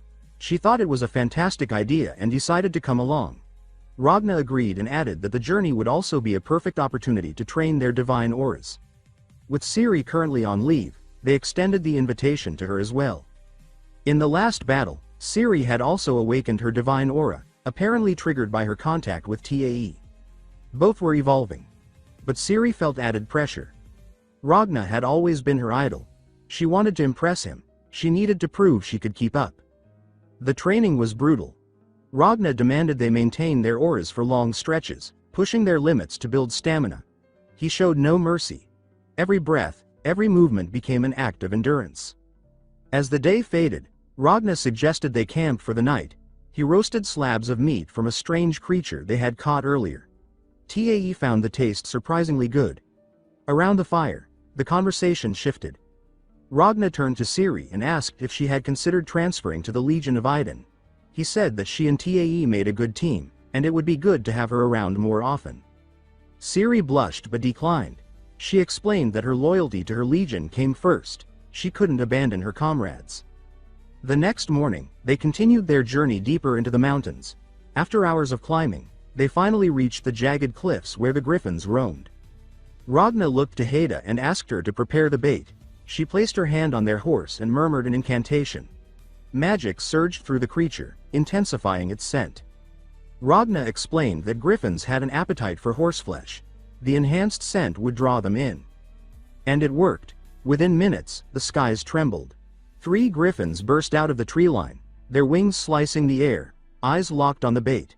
Their screeches split the silence. Ragna stood tall and declared that the hunt had begun. Tae stepped forward, pulled a cloak from his backpack, and flung it around his shoulders. In a fluid motion, he leapt into the air and transformed, mid-flight, into a massive falcon. Wings spread wide, he soared upward. One of the griffins locked onto him and charged. Tae didn't attack. He swerved, dodging with precision and climbing higher. The griffin followed, aggressive and unaware it had taken the bait. Below, Siri took her chance. She drew 3 arrows, each tipped with a paralyzing agent, and let them fly. All 3 hit. The griffin crashed to the ground. 1 down, 2 remained. Using similar tactics, flight, bait, coordination, they managed to bring down the remaining 2. It wasn't easy, but they worked like a single force. Still, these weren't the true objective. These were scouts, lesser beasts. The real target came next. A deep roar echoed through the valley. The Alpha arrived. It was enormous. Twice the size of the others. Its feathers glistened like steel. Its eyes radiated fury. This was the one Tae wanted. He steadied himself. Ragna handed him a magical rope, infused with enchantments to suppress the power and resistance of anything it ensnared. It would only work once, and only if used perfectly. The Alpha made its move. In the blink of an eye, it lunged with terrifying speed, faster than any creature they had faced. Confident it had its prey, it struck. But just as the Alpha Griffin lunged, certain it had caught its prey, Tae's body blurred midair, his form dissolving and reforming into a colossal falcon. With flawless precision, he veered away, his wings slicing the air like blades. The griffin faltered mid-flight, caught off guard by the sudden transformation. It had never witnessed a human shift like that. The creature hesitated, confused, but only for a moment. Then it made a decision. Meat was meat, and if the bird flew, it would fall. It dove again. Tae waited for the last possible second, then twisted midair, reverting into human form with a snap of energy. His divine aura ignited around him in a blinding surge. Golden arcs crackled along his limbs. With no time to lose, he landed on the griffin's back and, in a fluid motion, lashed the magical rope around its neck. The beast erupted in fury. It thrashed, wings slicing at the wind, talons tearing up earth and air alike. This was no ordinary beast. It fought like a creature carved from war itself. But the rope had been forged for this. Bit by bit, the enchantments took hold. The magic crept into the griffin's muscles, dulled its rage, pulled at the storm in its heart. Its resistance began to falter. Tae knew this was the moment. He drew his legendary sword. The edge gleamed with celestial energy. He remarked that since the last battle, his synchronization with his character had reached 20%, a breakthrough, and with it came a new saga. He activated the blacksmith's saga. His sword shifted, reshaped itself into a massive hammer, dense, ancient, and humming with divine craftsmanship. He raised it high and struck the rope.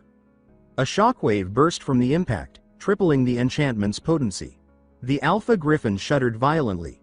Then, silence. Its wings folded in. Its limbs stopped resisting, and at last, it bowed its head.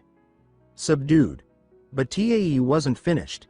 He channeled again and called upon the Dragon Commander Saga. A wave of commanding energy pulsed through him, wrapping around the beast like a crown of authority. The Griffin accepted him, not just as a rider, but as a master. Below, the others exploded in cheers and awe. The maneuver had been bold, flawless, and utterly majestic. Tae descended with the subdued Alpha beneath him. As he touched down, he smiled and remarked that all he needed now was a decent saddle and a proper set of armor for his new companion. But the celebration was cut short. A deafening boom cracked across the sky, shaking the air like thunder from the gods. 2 brilliant flares burst in the clouds above, warning lights, battle signals. Ragna's expression changed immediately. He said this was bad, very bad. The double burst meant 2 groups were under attack, simultaneously. That was no coincidence. That was a coordinated strike. Haida didn't hesitate. She shifted into her swan form, a massive, luminous creature of white feathers and divine presence. She announced that she would take Siri to one location. Tae and Ragna would handle the other. With no time to waste, Tae mounted his new griffin.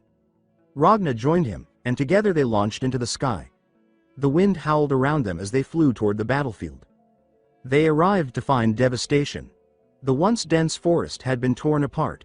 Trees lay shattered, earth scorched. Smoke curled up in the aftermath of chaos.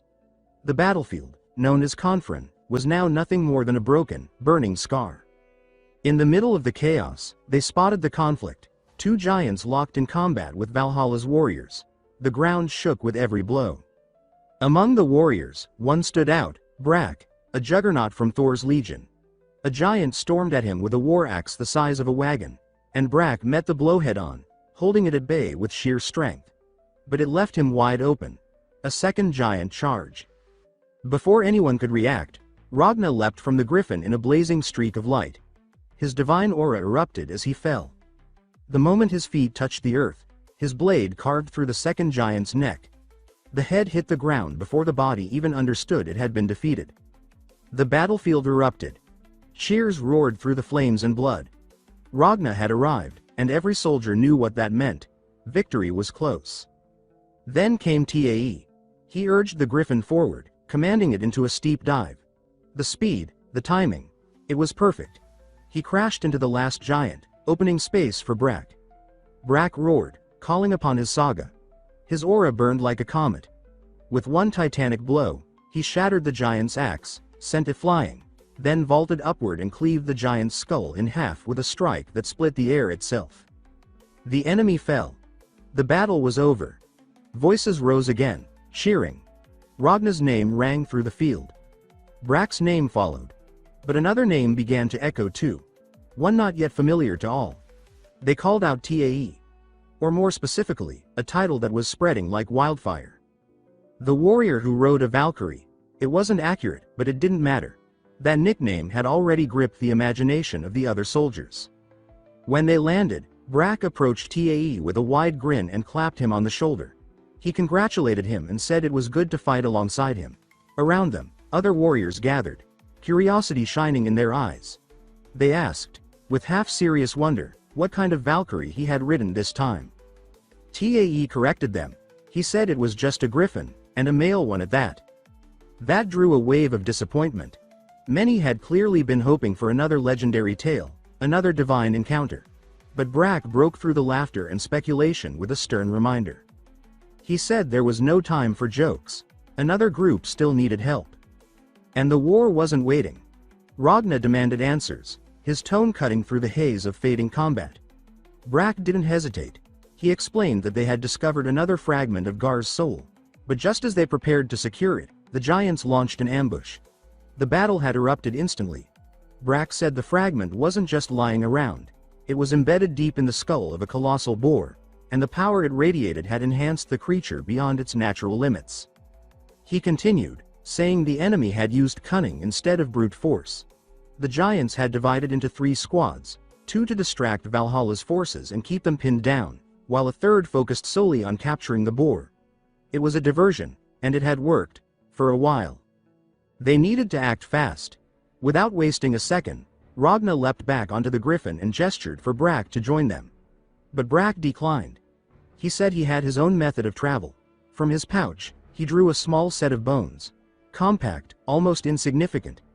As he spoke the creature's name, the bones clattered to the ground and began to reassemble. Before their eyes, the skeletal remains formed into a small ram. Ragna immediately recognized it. He said the name aloud with respect. Tangyoster, a high-tier mount of divine classification. Brak smiled and asked the creature for aid. In an instant, what had looked like a harmless goat began to transform. Its eyes lit with divine fire, its muscles bulged, its horns twisted with ancient power, and its presence became overwhelming. Brak explained that the beast was a treasure of Thor's legion, a sacred mount passed down for ages, forged for power and speed in the storms of war. Without delay, Ragna barked an order to a unit nearby. He told them to remain behind and mop up the remnants of the battle. The rest would press forward. The trail of the giants was fresh, heavy footsteps, broken earth, scattered trees. They followed it, Tangyoster keeping pace with the griffin effortlessly. Ragna couldn't help but comment on the mount's unbelievable speed. Despite its size, it moved like thunder incarnate. Minutes later, they spotted the enemy. The giants had succeeded. The boar, massive and twitching with raw, corrupted energy, had been brought to its knees.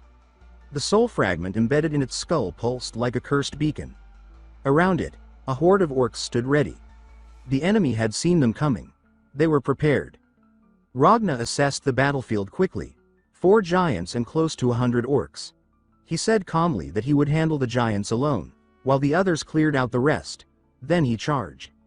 Meanwhile, on the other side of the realm, Haida and Ciri had finished their own clash. They'd eliminated 2 lower-tier giants with coordinated strikes. Haida commented that they'd been lucky, that these were weak ones. But then, the sky cracked. A bolt of light tore through the clouds like a divine spear, and with it came something massive. At first glance, it seemed like a meteor, trailing fire and thunder. But as it descended, Haida realized it wasn't a weapon, it was a vessel. A transport. Haida's expression changed. Her instincts screamed. She could feel an overwhelming presence inside the descending object. Something far beyond her or Ciri's level. She didn't stop to analyze it. She shifted into her majestic swan form and urgently told Ciri that they had to move, fast, and rejoin Tae. Back on the battlefield, the enemy's confidence began to crack. The sight of Tangyuster storming into their ranks was enough to unsettle even the fiercest orcs.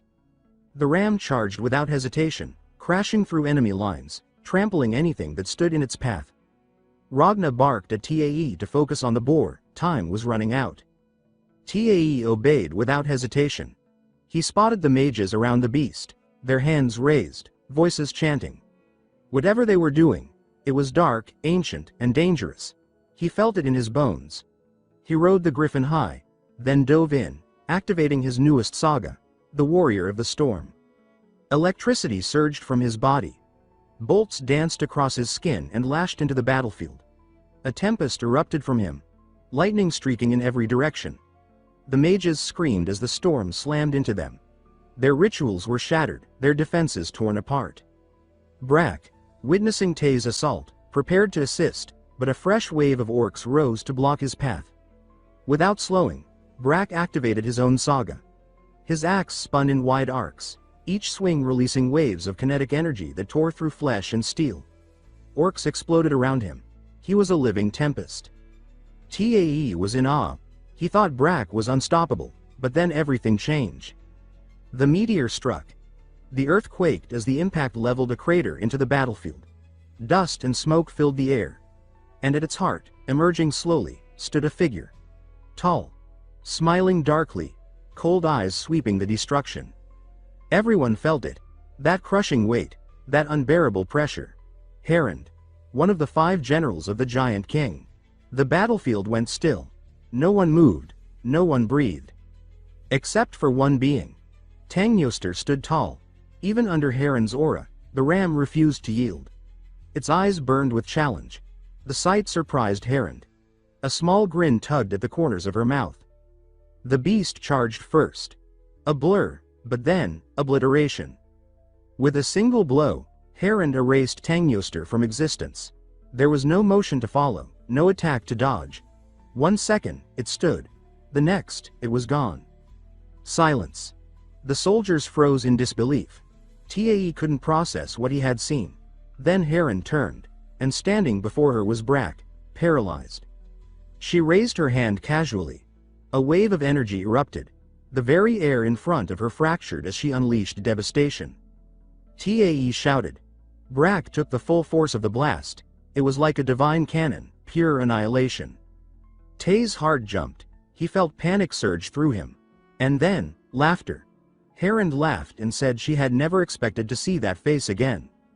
From the smoke stepped Ragna, aura burning bright. He had blocked the attack. They knew each other. Ragna, calm and firm, said it had been a long time since he'd seen her leave her fortress. Herond mocked him, her voice heavy with contempt. She said it barely looked like he'd managed to hold the attack, and sneered that perhaps the great warrior had grown soft. She added, with mock sorrow, that it almost made her want to cry. Ragna didn't deny it. He said nothing of his exhaustion, nothing of the years without true combat. But his mind worked fast. He needed Tae and Brack out of there. They were too valuable. Then, as if fate answered him, the boar, still carrying the fragment, surged to life once more. A blast of energy exploded from its body, momentarily drawing Heron's gaze. Ragnar didn't hesitate. He shouted for Brack to move, but Brack was still stunned. Tae appeared beside him, extending a hand. Ragnar saw it. Tae's fear was still there, but it no longer controlled him. He had chosen to stand. Ragnar smiled. He threw Brack toward Tae and ordered them to escape. Tae, confused, asked what Ragnar planned to do. Ragnar's aura blazed. He said simply, "Watch." Because Tae was about to see what it meant to be ranked among the legends. He was about to witness the level of battle that defined the realm he would now enter. He was a king like no other. A fearless navigator who dared to sail across seas no one had ever seen before. And the fiercest warrior, undefeated in battle. His name lived on, whispered through generations. The beginning of the Vikings, and the king who ruled them all. Myth Saga. King of Vikings, Ragnar Lodbrok. The boar gasps in terror, sweat streaking down his face. Harad charges, her fist clenched and crackling with raw energy, and drives it straight into the boar's skull. She follows immediately with another devastating strike, smashing through with brutal force. A colossal burst of energy erupts from the impact, shards of power slicing the air. The boar is obliterated, its body hurled into jagged rocks, dislodging a massive fragment of blue crystal. Harad kneels, reaching toward the crystal, her golden eyes gleaming with wild hunger. Just before she touches it, her eyes narrow, danger. She hurls herself to the side. Turning back, she sees Ragnar, radiating a storm of energy. With a savage grin, she raises her fist and charges at him. She exclaims that this is the moment she had been waiting for. Ragnar's true form, the power that ignites her blood. Ragnar surges forward, strength exploding from his frame. A distance away, Tai, perched atop a winged beast, recoils from the blast of power. He gasps and calls it an earth-shaking clash. He murmurs Ragnar's name, worry etched into every syllable. Harad thinks to herself that even weakened, Ragnar remains the king of Vikings. She believes that his head would be the greatest tribute she could ever offer. She vanishes forward, her speed blinding, her fists cutting the wind like lightning. Ragnar meets her, his aura blazing like fire. He grits his teeth and tells himself that with his body like this, he won't last, there's no time. Their impact shakes the battlefield, a shockwave slamming into the ground. It lasts only 10 seconds. But in that brief clash, the force of their attacks could have annihilated thousands, maybe tens of thousands. Below, warriors fight to stay standing against the energy. One shouts that the battlefield is too dangerous. Another screams that they need to retreat further. Ragnar, locked in the fray, tells himself he's nearly at his limit. He knows this needs to end with a single blow. He tightens his grip and prepares. He slips past her strike and, with a roar, brings his sword around in a tremendous arc, a wave of energy cleaving through the field. Harad's eyes narrow, glowing bright as she locks onto him. Her aura flares violently as she launches herself forward with a cry of fury. Ragnar braces. But midair, she twists sharply. He exclaims in shock that she dodged his attack. His slash carves straight through the mountain behind her. She lands smoothly in front of him, laughing with exhilaration. She says that it was close, too close, and tells him she had a strike of her own ready. An instant later, she lunges again, her fist blazing with infernal power. Ragnar reacts, eyes wide as he turns, sword drawn. Then realization crashes over him. He shouts that she wasn't aiming at him, but at the Vikings behind him. In the distance, a group of warriors cry out. One yells for everyone to look over. Another screams at them to move now. Harad grins with menace and asks what Ragnar will do. She mocks him, calling him the king of the Vikings. The explosion of dark power roars toward the soldiers. A storm of shockwaves rips through the ranks. Warriors scream in terror as chaos erupts. When the dust clears, what they see is Ragnar, in the heart of the blast. His body tensed, fury carved into his face. He had taken the blow. Red energy crackles around him as he lets out a thunderous roar. His sword crashes into the earth through fire and ruin. One warrior calls out Ragnar's name in despair. Harad stands unfazed, flames wrapping around her form. She says that if he had ignored them, he could have landed a fatal strike. Then she sneers and says that he's not that kind of man, is he? Ragnar, bloodied and gasping, grits his teeth and mutters through them, "Damn it." She watches without emotion. Her voice is flat and ruthless. She asks if this is it for Ragnar. Then she says she's sorry, but now he has to die. Ragnar stumbles forward, his body trembling, his breaths shallow. He whispers that he told him to run. Harad frowns, confused. She snarls and asks what he's mumbling about. She growls, demanding to know if he's gone mad. Above, the sky shifts. A figure descends on vast wings. The griffin barrels toward her, its wings tearing through the air. Tai rides behind its neck, clinging tightly, his gaze locked onto the enemy with unwavering focus. Braki grits his teeth, rage swelling in his chest. He thinks to himself that he is the son of a god, and he declares that such disgrace will only stain him once. The griffin beneath Tai surges forward with electrifying force, wings laced with divine lightning. Thunder crackles across the heavens. As the gap between them closes, Braki activates his saga. He roars the name of his technique. Saga. Thunderstorm, and energy coils around his axe, radiating a storm of raw power. He lifts his weapon and shouts the invocation of a second saga. Saga. Lightning resides in that hammer. Sparks of divine lightning spiral violently from the weapon as he prepares to strike. With a burst of fury, the hammer unleashes a massive arc of lightning, carving across the battlefield like a divine guillotine. It slashes toward Harad at breakneck speed. But Harad meets the divine force with a single, thunderous punch. She smashes the axe into pieces, scattering shards of divine metal. In that instant, Braki yells with urgency. He thinks the opening is wide enough, and he screams at Tai to move. Tai seizes the moment, launching forward atop the shockwave created by Ragnar's broken hammer. From above, he channels every ounce of power and roars the words of his saga. Saga, Dragon's ancient canon. Golden energy condenses around his form, trembling with compressed force. The beam explodes from him like a divine roar, flooding the field with radiant light. Harad charges forward, her features twisted by hatred. The blast slams into her, engulfing everything in a blinding surge of golden fire. The earth shakes beneath the explosion, shockwaves radiating in all directions. A colossal blast consumes the battlefield. Ragnar and the others shout in horror. One of them calls out Tai Ho's name as a cloud of dust and debris rises high. Moments pass before Tai Ho pushes himself out of the rubble, his body broken and breath shallow. He gasps for air and says that he poured everything into that strike. His blue eyes scan the smoke, thinking that he hopes it rattled her. But then Harad steps forward, untouched. Her silhouette looms through the smoke, still and godlike. She laughs and says that he managed to surprise her. She tells him it wasn't bad, for a kid.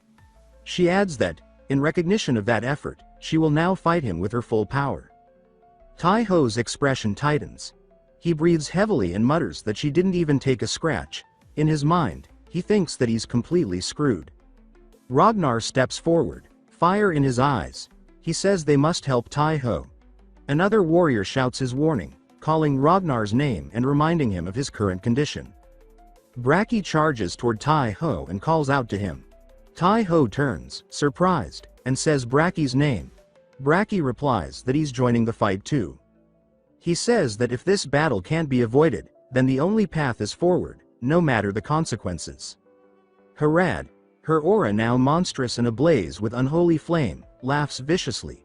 She snarls that they can come at her with everything, it makes no difference. And so they charge. Tai Ho surges forward, shouting his saga, thunderstorm. Braki follows with a bellow, swinging his hammer and yelling his saga. Lightning resides in that hammer. Ragnar enters the fight, his body cloaked in golden lightning. Above them, Heda approaches. She calls out to Tai Ho. In the aftermath, Tai Ho is caught in Harad's grasp. She says that this is the end for him. She asks aloud if buying time was his only plan. Her eyes scan the battlefield. She says that none of them seem to have the strength left to make that plan work. Ragnar lies unconscious and blood-soaked on the ground. Braki is in the same state. Tai-Ho grunts in agony as he struggles in her grip. Harad stares him down and says one word, farewell. Hellfire erupts around her as she prepares to end it. Her fist explodes forward, aimed straight at Tai-Ho midair.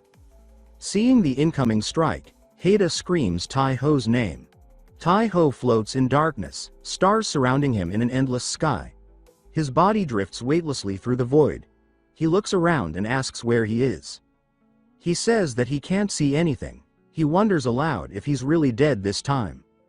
A voice answers him, not yet. The voice explains that if he were truly dead, he wouldn't be capable of thinking like this. Tai-Ho turns and sees a familiar figure in the starlit dark. The scene shifts back to the battlefield. Haida is still calling his name, desperation in her voice. She cries out, begging him not to die. Back in the void of stars, Tai-Ho recognizes the figure. He asks, "See you, Chalain?" The figure confirms it. He says that's right, or more accurately, what remains of him within Gai Bold. He explains that Tai-Ho can consider him a fragment of his soul. He adds that from now on, he will be Tai-Ho's mentor. The blue-haired warrior standing before Tai-Ho proclaims that since Gai Bold has chosen to acknowledge him, he too must do the same. He states that he will now entrust all the secrets of Eriu to Tai-Ho. He commands him to seek out the remaining fragments of the Boig. He declares that the fragments themselves will guide him. He instructs Tai-Ho to complete the Boig and to search for his teacher, Lady Scathach. He promises that he will lend his strength to aid him. Haida, tears welling in her eyes, bites into an apple of life given by the goddess Idun. Then, trembling, she passes it to Tai-Ho, mouth to mouth. His fingers twitch. Her voice breaks as she cries his name, Tai-Ho. She sees his bloodied form lying still, his chest rising with weak gasps. With barely a whisper, he utters her name in return. At that moment, Harad approaches in her demonic red form. Avalt speaks firmly, instructing her that too much time has been wasted. He urges her to collect the fragment and leave at once. Harad responds with irritation, saying that he is as nagging as ever. Avalt repeats that they must move quickly before reinforcements arrive. Harad, annoyed, says that she understands and that she will retrieve the fragment now. But as she turns, her eyes land on Ragnar. Bloodied and staggering, he tries to rise. Harad scoffs, saying that Ragnar is nothing if not persistent. She remarks that even when he can barely stand, he still insists on moving. Behind them, Haida cries out Tai-Ho's name again in desperation. She warns him not to move yet. Tai-Ho slowly pushes himself up, his bruised face set in determination. Hild screams his name again, this time begging him not to die. Within himself, Tai-Ho admits he doesn't want to lose someone important to him. He reflects deeply. He knows he cannot allow Ragnar to die, but more than anything, he confesses to himself that he does not want to die. With clear resolve, he vows that he will return. Haida watches, tears streaming down her cheeks, shaken by his strength. Blue energy begins swirling around Tai-Ho as he rises fully and extends his hand forward. Lightning explodes around him as he launches toward Hegel. Hild gasps and screams his name in alarm. Harad, caught off guard, reacts with surprise. She turns with a twisted grin and hurls a devastating punch, her fist wreathed in red flame. The energies collide, his ice-blue power spiraling around her burning force. Harad exclaims with certainty that no matter how many times they try, it will never change. She shouts that this time, she will reduce Tai-Ho to ashes. The red form of Hegel dives like a blazing comet, fists ignited. Tai-Ho rises with a flash of icy energy, a burst of glacial blue trailing behind him. The two meet in midair, their collision violent and explosive. Sparks fly, energy shards erupt. Yet Tai-Ho is sent flying back from the clash. Harad grins, satisfied. But then she notices something. Her fist, the one that struck him, begins to crack. Her arm begins glowing blue, the energy spreading fast.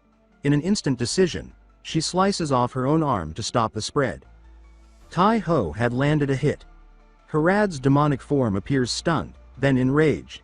She snarls the word, "You," in disbelief.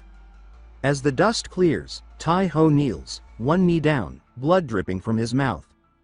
Hegel roars out a question, her voice filled with fury. She demands to know what he is. Tai-ho slowly rises, his eyes blazing with cold fire, his will unbroken. Harad, cloaked in swirling flames of red and black, glares forward with fury in her eyes. She mutters in frustration, questioning how Tai-ho could have possibly wounded her like that. The disbelief is etched into her face as her darkened form begins to fracture. Tai-ho, though bruised and bloodied, reflects inwardly that he cannot feel his right arm. He clenches his teeth, acknowledging his limits, yet still stands his ground. The disembodied purple voice urges Harad to retreat, insisting they have already wasted too much time. But Harad, eyes glowing with violent purpose, refuses. She says that retreat is not an option. She declares that at the very least, she must kill Tai-ho. She insists that removing this potential threat is more important than finishing off Ragnar, whom she considers already broken. Tai-ho, watching her carefully, realizes she still intends to fight. He wonders silently if he has it in him to fight one more time in this condition. The purple voice agrees to assist. It responds that it will lend Harad its strength and instructs her to end it swiftly. Harad accepts. As the energy fuses with her, her body becomes more volatile, surging with horrific power. Her form shifts under the influence of the force. The aura around her crackles wildly. She celebrates the regained control of her hand and declares that this is round 2. She again refers to Tai-ho as a nameless warrior. Tai-ho questions in his thoughts if Harad has somehow revived. Then he speaks aloud that things are definitely heading in the wrong direction. A group of allies arrives by his side, shouting that they will fight alongside him. Tai-ho turns to them, appreciation in his gaze, and softly offers his thanks. Harad laughs maniacally, proclaiming that this is fun, exactly what she had hoped for. Tai-ho, resolute, says that whether it works out or not, the only choice left is to attack. Together, they launch themselves at Harad, who is now blazing with purple lightning. As her form evolves again, Harad bellows that no one will escape her wrath. She swears that she will burn every last one of them. Tai-ho mutters that the heat is unbearable. He then groans that his body won't move. Harad towers above him, vowing to eliminate him first. She lunges forward, determined to end him quickly. But suddenly, a brilliant flash of blue lightning splits the battlefield. A new figure emerges, surrounded by thunder. He apologizes for his delay and addresses Tai-ho by name, revealing himself as Thor, the god of thunder. Tai-ho, stunned, gazes at him and wonders aloud how Thor knows who he is. Thor, lightning pulsing across his form, responds that they must destroy this dark domain first, by blowing it away. He swings his hammer with divine might. A thunderous blast erupts, annihilating the surrounding darkness. The oppressive domain disintegrates under the sheer power. The onlookers shout, realizing the barrier has been lifted. Braki cries out in disbelief, calling him Father. Tai-ho follows, murmuring in awe that it's amazing. Thor warns everyone to stand back, as the battle will get rough. With a powerful throw, he sends his hammer at Harad, launching her high into the air. Electricity gathers around Thor as he soars upward. He becomes a blur of lightning, then crashes into Harad with devastating force. The ground splits under the impact. A blinding explosion of thunder erupts. Lightning storms through the field as cries of Thor! Thor! Echo across the battlefield. Soldiers watch in stunned silence as the god's fury takes shape. Ragnar calls for everyone to fall back, warning that if they stay, they will be caught in the blast. Nearby, Heda cradles Tai-ho protectively. Tai-ho asks if she believes Thor can win. She replies with calm assurance that now that Lord Thor is here, he can rest. Tai-ho looks toward the chaos and wonders how many more powerful enemies await them. He silently vows that he must become even stronger. The enemy curses Thor's name, questioning how he arrived so fast. Thor charges forward. He reacts in shock as smoke erupts around him. Realizing it is a smoke bomb, Thor looks around with sharp awareness. Harad, hidden in the haze, asks Avold if this was his doing. Avold responds that she cannot defeat Thor in her current state, so he is using the Veil of Night to help her escape. Herad clenches her fist, furious, her entire form shakes with rage. Thor scans the smoke-filled battlefield, alert and poised. From within the shadows, Herad reappears, defiant. She announces that she is Herad, the giant of strength, a warrior who does not flee. She swears she will not die with her back turned. With fire in her voice, she calls upon her king to witness her final stand and dares the god of thunder to come at her. Thor's gaze narrows. Raising his hammer, he charges, lightning trailing behind him. Their clash ignites another eruption of force. Onlookers shield their eyes. One screams that they cannot see. Another cries out that the light is burning them. A brilliant white light consumes the scene. As it fades and the smoke lifts, lightning still crackles in the air. Thor stands at the center of the storm. He mutters that she was a warrior. With solemn resolve, he declares that he will remember Herad. As the storm fades, a lone figure stands no more. Herad has fallen, her body crumbling to ash. And so, the mighty giant Herad has fallen. Thor stands at the center of the broken battlefield, the twilight sky casting golden light across his shoulders. His heavy footsteps echo against the fractured earth as he approaches a glowing object embedded in the dirt, the fragment of Garm. The shard pulses steadily with blue energy. He raises Mjolnir, power surging with godly intensity. Lightning bursts outward, igniting the horizon with divine fury. Then he brings the hammer down, striking the fragment with the intent to destroy it. From a distance, Heda cries out in shock at what she sees. Ragnar, watching closely, murmurs that he now understands. This must be Odin's command. Destroy the fragments without delay. The gathered crowd stirs, voices lifting in awe. Thor has returned. He ascends into the sky, lightning crackling from his form. The people roar, voices uniting in a chant. Thor! Thor! One warrior shouts that the god of thunder walks among them. Thor descends slowly, touching down before the crowd. He strides forward. Ragnar offers a formal salute in respect. Heda, clearly familiar with him, greets Thor by name and says that it has been some time. Thor nods and replies that it is good to see her, and he is pleased to meet Tai-Ho, the warrior of the Iden Legion. Tai-Ho stares in wonder, confused. He wonders silently how Thor knows who he is. Thor remains silent, expression unreadable. Elsewhere, in a different realm, Mimir's voice rises from the sacred waters. His floating head emerges above the surface. He declares that when the hound wolf wakes, Odin, king of the gods who rejects death, will become nothing more than a feast for beasts. Mimir says that the probability of that future happening was 72,970 out of 100,000. Odin reacts with surprise, repeating the number with disbelief. Mimir confirms the figure again, 72,970 out of 100,000. Both Odin and Thor remain speechless. Odin notes aloud that the number has decreased. Thor states that although he has heard this prophecy thousands of times, it has never changed, until now. He adds that for the first time, the odds of destruction have dropped, even if only slightly. Back on the battlefield, Thor explains the long-kept prophecy, recorded by the gods over many ages. Tai-Ho listens quietly. Thor credits him with retrieving the fragment of Garm. He calls him the warrior of Iden and grants him his blessing. Hearing this, Tai-Ho panics internally. He imagines Thor stepping forward and placing a kiss on his forehead.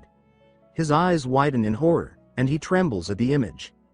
Lightning surges through him as he holds Mjolnir, stunned and motionless. Thor steps back and says that they will speak again next time. Tai-Ho, still dazed, mutters thanks to the gods that it ended so simply. Thor turns and says that while he would have liked to speak more with the warrior of Iden, their conversation will have to wait. Ragnar steps forward to thank Thor for his help. Thor responds that it is they who should be thanked, for protecting his warriors from the giant of strength. With that, Thor leaps skyward, lightning trailing behind him. As he rises, he calls out to his warriors, commanding them to regroup at the Legion outpost. The crowd roars beneath him, weapons and fists raised high. They echo his cry, for Asgard and the Nine Realms. Elsewhere, calm has returned. The skies clear over Tai-Ho's quarters. Outside his home, a wooden sign carved with runes marks the entrance. Griffins rest near the fence. Peace settles over the land. Inside, Tai-ho sits upright on his bed, wrapped in bandages. Haida tells him that although the golden apple helped, he still needs to rest.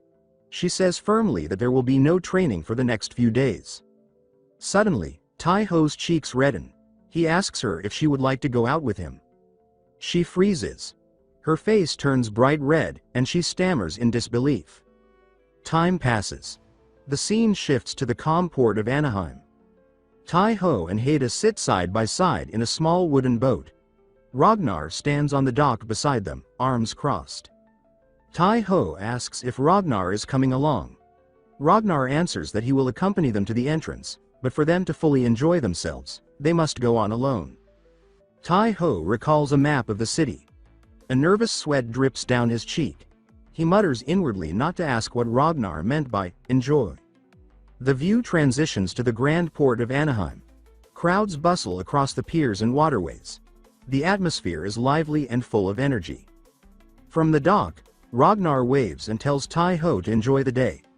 Tai-ho turns and flinches slightly, cheeks flushed as his eyes meet Haida's. His heart races as he sees her in a beautiful dress. His eyes go wide, and he thinks she looks stunning. He blushes deeper, noting how different her presence is without armor. Haida, slightly flustered herself, smiles faintly. Tai-ho, nervous, mentions that the weather is nice. He scolds himself internally, calling the comment cliché and embarrassing. Suddenly, voices shout his name. Tai-ho reacts, startled. A group approaches. Among them is Siri. Haida exclaims upon recognizing her. The blue-haired woman greets her warmly. Rolf nervously adds that he's also here. Tai-ho looks around, asking if it's really them. The crowd begins to murmur. One man says he saw the warrior visited by a Valkyrie. Another calls Tai-ho the one who rode a Valkyrie. A third shouts he went on a date with one. A Viking turns to Rolf and suggests that it's no surprise he missed their last promise, implying he's here with Siri. Rolf's face pales. He looks to Siri in panic. She glares back, unimpressed and cold. Excited warriors call out for everyone to enjoy Anaheim. One lifts his arm in celebration. Tai-ho watches them and thinks he sees Bracky among them too. Siri tells Rolf to go join the others if he prefers. He shouts in a panic that he's fine and that he prefers staying here. Tai-ho gives a nervous smile and turns back to Haida. He suggests they go. Later, they explore Anaheim's lively streets. Market stalls are full of color and sound. Haida walks ahead, her gaze full of curiosity.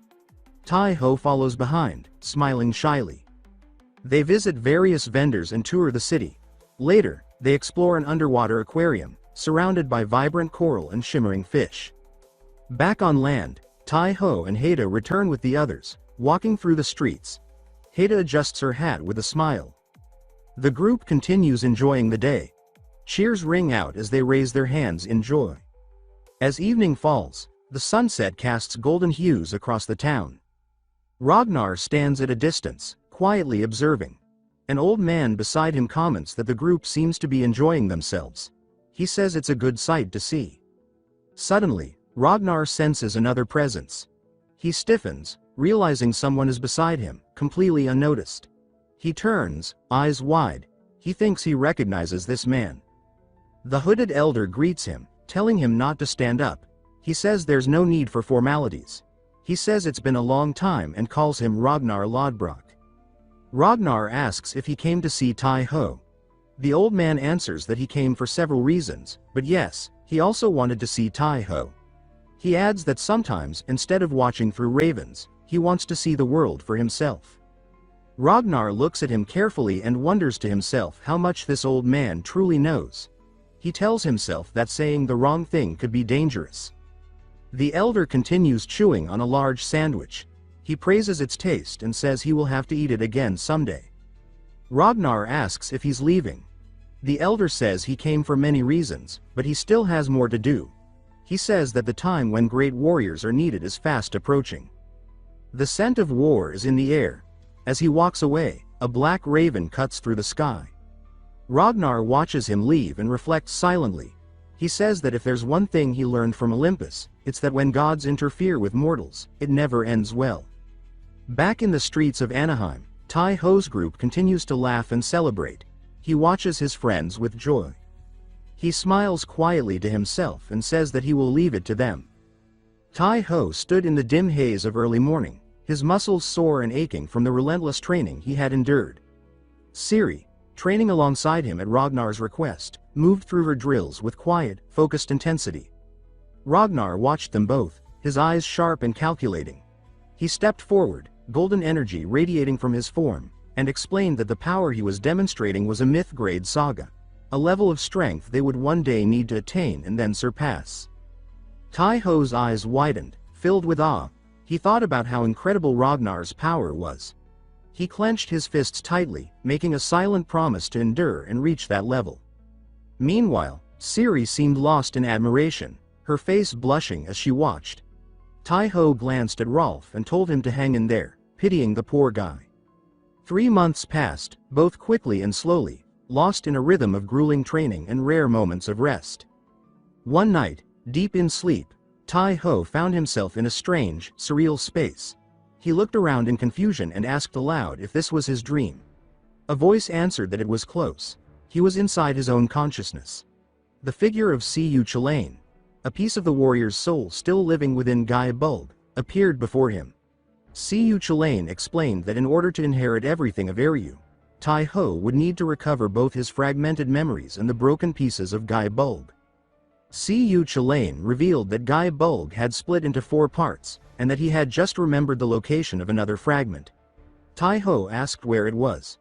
Siyu Chalain described a land called Svartalheim, the Forest of Shadows, home to the Dark Elves. Beyond it lay a wasteland coated in dull gray, where the temporary base of the Order of the Red Branch, his former group, had once stood. Though the order had perished with Eryu, some remnants remained. Siyu Chalain elaborated, saying he had etched a return spell into one of the pieces of Guy Bulg as an emergency measure. That fragment, marked by the rune, should have returned to the base. Tai Ho's eyes lit up with excitement. He thought that if this were a game, this would be the equivalent of discovering an epic hidden quest. Siyu Chalain's voice turned serious. He urged Tai Ho once again to seek the shards of Guy Bulg and to find his master, Lady Scathach. He declared Tai Ho the successor of Eryu and pledged to pass the power of Eryu on to him. With a final blessing, he spoke the words, "May the power of Eryu be with you." Then, to Tai Ho's horror, he kissed him on the forehead. Tai Ho panicked so violently that he woke up screaming. The next morning, he appeared utterly exhausted, dark circles under his eyes. Haida noticed and remarked that he was up early and looked like he hadn't slept at all. Tai Ho rubbed his face, muttering that he had a terrible dream. Suddenly, a miniature Siyu Chalain appeared before him and said that it wasn't like he enjoyed doing that to another guy either. Tai Ho stared in shock and confusion, then screamed in terror. Haida, startled, asked what was wrong. Tai Ho shouted that there was an evil spirit, a ghost, right there in front of him. The others looked at him, puzzled and concerned, unable to see anything. Haida told Ragnar that Tai Ho seemed a little off today. Ragnar, watching closely, wondered if perhaps he had been too hard on Tai Ho with the training. Siyu Chalain, invisible to everyone else, smirked and asked Tai Ho why he didn't just explain everything to them. Tai Ho clenched his teeth in irritation but stayed silent. After a lengthy explanation, Haida stared at him, her expression a mixture of awe and curiosity. She muttered that becoming the successor of Eryu was no small matter. Ragnar commented that it was still too early to get excited. He said they would need to find all the shards of Guy Bulg before they could celebrate anything. His voice was calm and stern, but a faint smile tugged at the corner of his mouth. Haida noticed and teased him, saying he was clearly excited too. Ragnar grunted in denial, but he didn't contradict her. With a serious tone, Ragnar said they needed to focus on Guy Bulg for now. He turned to Tai Ho and told him to explain everything to Siri as well. As they set off for Svartalheim, Tai Ho adjusted his equipment and thanked Siri for joining him. Siri replied that while it was his mission, she owed a debt to his master and wanted to help in any way she could. Tai Ho nodded with appreciation, and she said it was time for them to get serious. Siri began to transform, golden energy radiating from her body. Tai-ho watched, impressed by the divine aura surrounding her. He whistled softly in awe. After finishing, she noted that her saga had grown stronger, a divine essence now infused within it. She looked at him and told him to climb on. Tai-ho smiled and agreed. Following the direction the fragment indicated, they moved deeper into the shadowy realm. The atmosphere grew thick with tension. Suddenly, the fragment's vibrations stopped. Tai-ho narrowed his eyes and said that it meant they were close. Siyu Chilane moved ahead, examining the area. Based on his memory, there should have been a hidden door nearby. They searched carefully but found nothing, only a moss-covered wall. Tai-ho frowned and pointed out that it looked like a dead end. Siyu Chilane said this was the place and instructed Tai-ho to press his forehead, the spot where the blessing had touched, against the wall. Tai-ho raised an eyebrow but followed the instruction, touching the cold stone with his forehead. The wall trembled, and a hidden door began to open. Siyu Chilane grinned with satisfaction and shouted with energy that it was time to go. The stone gave way, revealing a concealed passage. As they stepped inside, the light from the outside faded, and they were enveloped by strange and ominous shadows. As they moved along the long corridor, Tai-ho decided to switch on a light, saying that it would push back the darkness. They continued forward in silence until they reached a vast hall. In its center stood a pedestal, completely empty. The MC said that he believed it should be here somewhere, but there was nothing in sight. Chilane told him to try placing his hand on the altar. He did, and immediately a bright glow flared from the spot where his hand touched. A spiral of light formed beneath his feet, and in an instant, Skathik appeared before him. He said her name with shock, and Chilane stepped up beside him. She had left a message for her student, and as she spoke, Tai-ho could see the events she described. She said that on the day Aryu fell, the land of shadows vanished as well. She explained that she had fought to protect the land of shadows at the very border between life and death. In the midst of that battle, she became lost in an endless current of time. She wandered through countless days and nights until she finally arrived here, too late. She said that even though she knew he was gone, the sorrow would not leave her. She declared that she would keep the fragment of Gai Bolg, and if he ever returned, he should seek her out. No matter how long it took, she would wait for him, just as always. With those words, she faded away. Her student, staring at the space she had occupied, burst into tears and began calling out to her.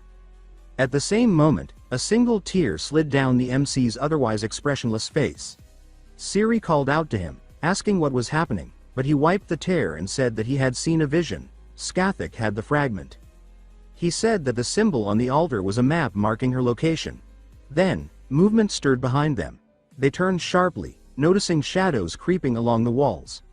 Weapons came out in an instant. Siyu Chilane exclaimed nervously that it was them, the ones who had caused Aru's fall. He explained that these were the Fomorians, vast and formless monsters rising from the ocean depths. He questioned why they had waited decades to appear now, then told Tai-ho not to let any of them escape. He ordered Siri to guard the exit and deal with any who tried to flee. She dashed off, and he announced that it was time to reveal the results of his 3 months of training. His synchronization now stood at 32%. He used Saga, the Winter Wolf's weapon. A storm of icy wind roared around him, ice spires erupting from the ground. Razor-sharp shards pierced the monsters and pinned them in place.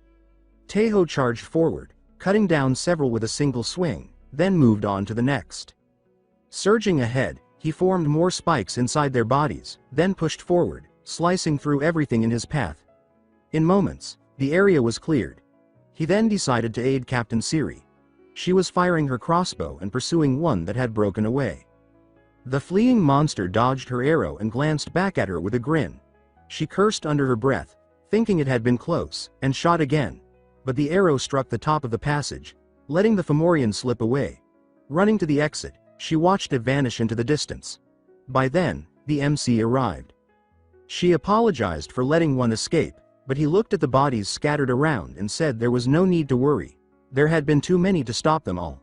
Siyu Chilane said they needed to move quickly, first to the treasure vault. Tai-ho said he knew nothing of it, so Siyu Chilane began explaining the place's history as they walked. He said he had once dreamed of creating a second Ulster, gathering not only weapons, swords, spears, shields, but also gold and silver. There could be something here to aid their journey. When the MC saw the vast trove, he exclaimed with delight that it was incredible. A true vault.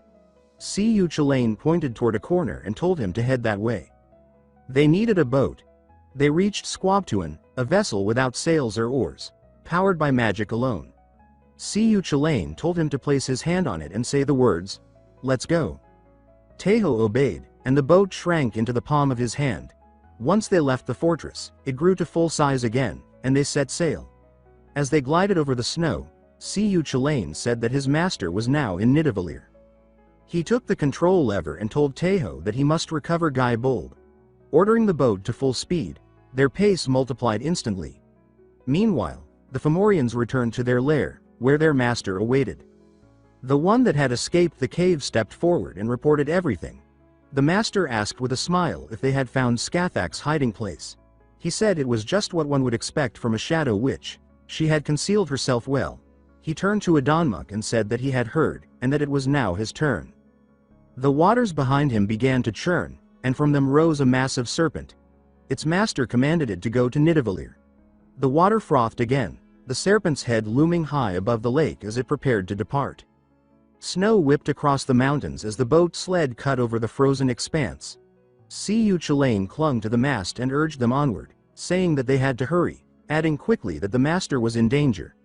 Taeho braced himself against the cutting wind while Siri steered hard through the heavy drifts. Taeho asked if this master was not his teacher and said that a teacher like that should be incredibly powerful. Siyu Chalain replied that it was not entirely true. He said that while the master had a certain degree of strength, that was not the main point. He explained that she was more of an educator than a fighter, someone who specialized in teaching. Then, with a slightly awkward tone, he admitted that when he had first met her, he had put a sword to her neck and threatened to kill her if she refused to train him. Taeho stared at him and asked if that was actually true, then remarked that so much for love, it sounded like he had been a complete disaster. Siyu Chalain, flustered, said that he had been young at the time, muttering that it was uncomfortable to have his thoughts exposed like this. Siri glanced over her shoulder and said that he had been mumbling to himself for a while now, asking if he was all right.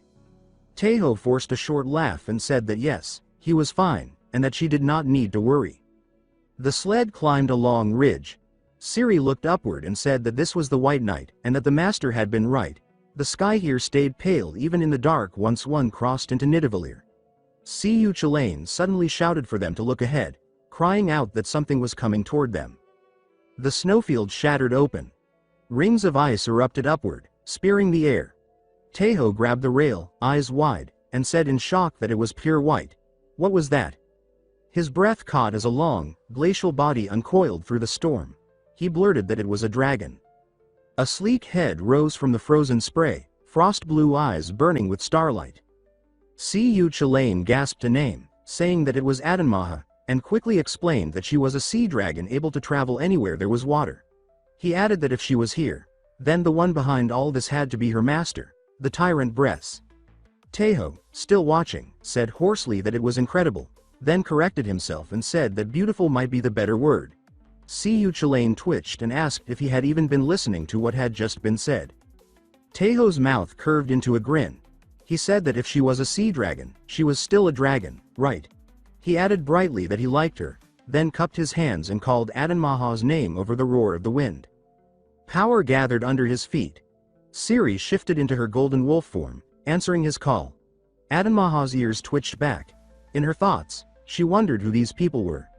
She saw Taeho and the wolf both bare their teeth in the same sharp grin, and she asked herself why they were smiling at her like that. Behind her, a mass of sea-born monsters rose from the slick water, winged shapes, serpents, and glistening beasts rolling forward in a black tide. Taeho leaned over the wolf's neck as lightning licked across his shoulders. He called on his power in a ringing voice, declaring that the charge of a warrior was like a storm, naming the technique as thunderstorm. The wolf leapt, streaks of blue cutting through the horde as they vaulted high. Taeho locked onto the dragon's silver crest and said sharply that she was the target, then shouted Adanmaha's name again. Her jaws opened, a sphere of cold light building between her fangs before it lanced outward. The wolf bounded along the sled's wooden deck as if it were a ramp, launching into the air through the streaming blue. Taeho moved with the leap, a coil already spinning from his hand. Adanmaha's eyes narrowed. A startled, breathless sound slipped from her thoughts as the rope looped past her fangs and caught around her neck. Her head jerked back in shock, eyes wide as she tried to pull free. Her voice broke through the frozen air in disbelief, asking what was happening. Taeho hauled the rope tight, drawing it into a crude bridle across her muzzle. He ran along her back like a hunter on a mast, seized the line again, and pulled until the knot bit. The reins locked into place, her head snapping to the side as a bright flare crossed her gaze. He planted his feet, wrapped the reins around his forearms, and said that he was ready. He grinned into her bewildered stare and said that his saga, the one who commands dragons, had leveled up, adding that Keister the Dragon Knight's saga was especially strong against dragons. Power radiated from him in answer. Dropping onto the ridge between her fins, he said that he was her master now and urged her forward, calling her by name. Then he glanced around and asked where they were supposed to go. Seeing her expression soften, he hesitated and asked if she was a girl. She frowned at the rope and muttered that a leash for a lady was a bit much. He thought that dragons must just be like this, remembering that Rollo had been smart as well, though not able to speak. He brushed aside the moment and told her they could talk later, but for now she should follow his orders. She protested, saying urgently that if they kept going like this her haze would fall into contradiction. He repeated the word and asked what contradiction she meant. She explained that her haze was to obey her master, but now she had two. If the commands clashed, her haze would break. He said that he understood. Thinking quickly, he reasoned that Bress had probably ordered her to attack him. If he now ordered her to protect him, those commands would collide. Judging by her expression, the result would be bad. He told her to explain how to break Bress's haze. She froze in shock, but he pressed, saying that Bress was bad and asking her to make him her new master instead, promising he would treat her better and never as a slave. She told him softly to look at the scales above her snout. There was a slave seal there. Unless he could erase it, his words meant nothing. He leaned forward, spotted the glowing blue scale, and said that he had found it. He asked if all he had to do was remove it. Calling forth the saga of the warrior's sword, a dagger appeared in his hand. He said that here he went. She stammered, asking what he was doing, but the dagger had already stabbed cleanly. Light split, chains of magic cracked. She screamed as the seal shattered into shards of blue. From the side, Siyu Chilane stared, saying that he had removed the seal so easily. Golden light flared from Taeho's hand, divinity answering his call, and he pressed his palm to the wound, telling her to hold on a little longer while he healed her. She panted and asked if it was done, then snapped that he was a terrible master for making her endure that. He laughed and said that was great, then told her they should fight together, asking her to trust her body to him. Another surge of light pulsed from him as he invoked the saga of the one who dominates dragons. She shivered, asking what this strange feeling was, even as her long white body twisted like a storm in answer. She tore into the swarm, tail-smashing black shapes from the air. Winged creatures dove from above. He stood in the stirrups and said that they should leave the sky to him. Blue arcs burst from his bow in rapid fire as Adanmaha spun below, sending water and frost surging outward, tearing through the enemy. He looked at the endless waves of monsters and asked how many more there could be, then asked if her old master was coming. She answered that Bress would not. He only appeared when certain of victory. He asked if she could fly. She snapped back, asking how a sea dragon could fly, then more politely repeated the question. He nodded, then asked which Fomorian boss would show. She said it was likely Medak, explaining that this one could control countless beasts with magic and could take on many monstrous forms himself. On the creaking deck high above the snowfields, the beast man with the lion's mane lounged among his war beasts, eyes fixed on the fog boiling beneath the airship. He said that Adanmaha must be down there. He added that if she had already finished her work, it would be no fun. A low hunger roughened his voice as he said that he wanted to taste the Shadow Witch's blood himself, and scarlet power crawled like living fire across his fingers. Far below, the ice plain erupted as a wave of blue-white force smashed through the charging Fomorians. Taeho and the sea dragon ripped through the enemy like a winter storm. Frost speared upward into jagged towers, and bodies skidded across the ice before shattering. When the survivors regrouped, a new sound hissed through their ranks. He clicked his tongue and said that they had switched to ranged attacks just as stones and spears rained down. Adanmaha panted, saying between breaths that she could not keep going and that they had to retreat. He met her wide eye, then nodded, thinking that she was right, that the strongest Fomorians had not even shown themselves yet, and if this kept up, exhaustion would finish them before the enemy did. He asked what they should do. Horns and Wings gave the answer. A roar rolled down from above, declaring they were there for Asgard and the 9 realms. Valkyries and riders dropped like arrows from the pale sky. His face lit up as he cried Gander's name, asking how she had come here. Ciri drew up beside him and said that she had called for backup. She told him to leave this fight to them and go find Lady Scathach. He thrust Adanmaha's reins into her hands and told her to take care of the dragon for him. She studied him with a quiet look, then said "I," adding with a crooked smile that sometimes going into battle was not so bad either. Lightning gathered at his legs as he vaulted from the saddle. Cu Chulainn pointed ahead, saying that the path lay that way. He sprinted, skimming the frozen battlefield. Cu Chulainn shouted that the cave entrance was in sight, a violet sheen pulsing at its mouth. His companion said that it looked like some kind of barrier. He told him to run straight through, explaining that if it sensed Guy Bolg, it would allow them passage. The ward yielded, swallowing them into cold blue light. They pounded through corridors of ice. Cu Chulainn lifted his head and said that he could feel the wave of power growing stronger. He added that no matter how many crossroads appeared, they would find their way. The path opened into a hall of pillars and stalactites. Beneath a crown of crystal, a throne waited, and a woman rested upon it. He slowed and spoke Lady Scathach's name. Cu Chulainn peered past him and said that she looked weak, then added that she was probably just waking from a long healing sleep. Her lashes stirred, and a cool gaze fixed on him. A voice like music through bones said, "You," and asked if he was Arya's successor. The thought hit him that her voice was unbelievably beautiful. He steadied himself, bowed, and said that a warrior of Iden greeted Lady Scathach. From the throne, she extended a palm and told him to come closer and take her hand. She said that through her touch she could learn more than words could convey.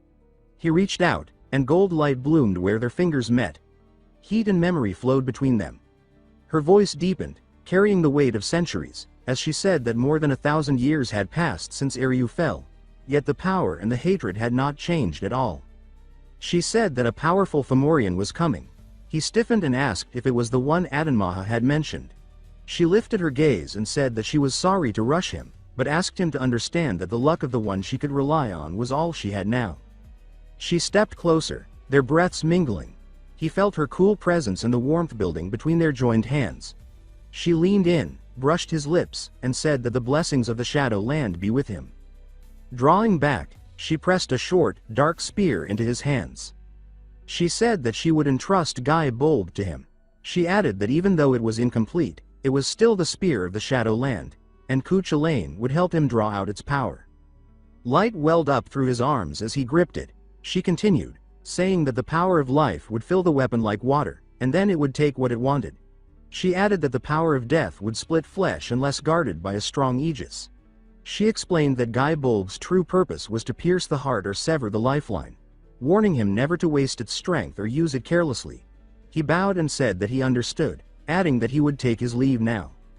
They raced back through the ice halls. Cu Chulainn huffed and said that even while receiving a blessing, he had been thinking of another woman. He flushed and asked if Cu Chulainn could read his thoughts too.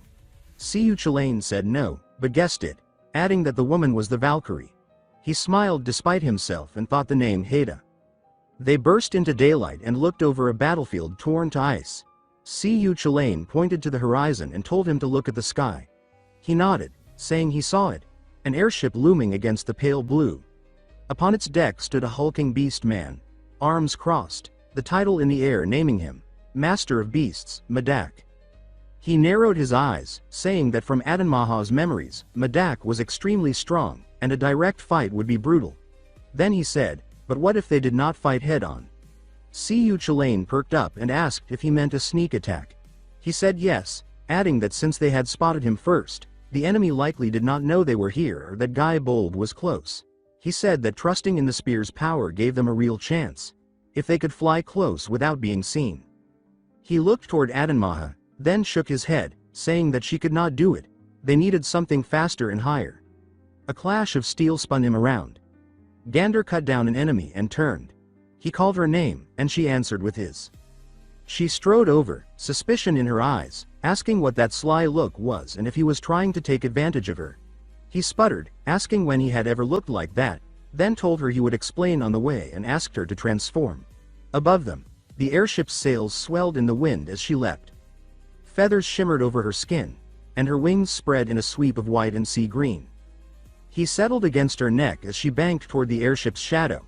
He said that there was no change in course and that Medak had not noticed them. He thought their method had worked perfectly here. He pointed to a spot and told her to dive straight at the target. She answered yes. He tightened his grip on Guy Bold, thinking that they only had one chance and no room for mistakes. The hawk body folded its wings, and they plunged in a screaming dive. He leveled the spear at the beast master on the deck and hurled himself downward with the full force of his vow, shouting that this was for Iden. Gander narrowed her wings, dropping in silence along the airship's flank. He braced against the rush of wind, thinking that they only had one chance at this and that there was no room for mistakes. Below, Medak stood with arms folded, a sneer forming as though he already sensed a tremor in the air. They swept over the rail. He kicked off Gander's back, freefall stealing his weight for a heartbeat as he aligned the strike. He landed hard on the planks, the impact rippling through the deck as the beast master turned sharply, everything compressed into a single, brief instant. He clenched his teeth, realizing that Medak had caught on. The moment Medak sensed an enemy appear out of nowhere, he pivoted without hesitation. Tejo steadied himself, knowing that Guy Bold's sure-kill strike demanded immense power to deliver its impact. If it missed, he would be utterly exposed. Medak, reading the situation instinctively, calculated that a simple dodge would be enough to win. Red energy flared around Medak, shaping into an unseen wall in the spear's path. His intent was clear, to block for even a moment, create an opening, and twist himself clear of the thrust. C.U. Chalane's voice rang in his head, telling him not to fear and to remember what he held in his hands. Guy Bold. He roared the weapon's name as he drove forward. There was one truth Medak failed to account for: the spear was not just a weapon, but inevitability itself.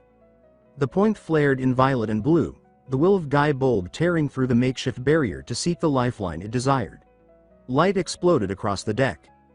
Medak reeled, shock raking his voice as he said that it was impossible. Cracks spider webbed through his chest as though something deep inside had been hooked and wrenched free. His body shuddered and began to splinter. The recoil flung Tejo across the deck. He hit, slid, and clutched at his side with a grimace, saying that it felt as if his body would break. Gander landed in a rattle of talons, calling his name and declaring that he had done it. He pushed himself upright. Around them, the Fomorians seemed slow to understand what had happened. He noted aloud that they had only just realized, unable to piece together how it had unfolded. Gander asked if they should make their escape now. He grinned and said that since they had taken the captain, they might as well claim the ship as well. She laughed, saying that it was just like him. She told him she would buy time, and he should focus on recovering. He said he was counting on her, and she complained that he worked this Valkyrie too hard. Then he noticed a glow at his feet. He stooped, lifting a blue, rune-lit core that pulsed like a living heart. Down on the ice, allied warriors were mopping up the last of the enemy. One remarked that it looked like everything was done, then pointed at the sky, asking what that was. Heads tilted as the captured airship descended toward them. Shouts went up. Someone cried that a ship was flying their way, another exclaimed that it was the warrior who had ridden a Valkyrie. A few grumbled that he had even gotten to ride on Gander, calling it unfair and admitting their jealousy.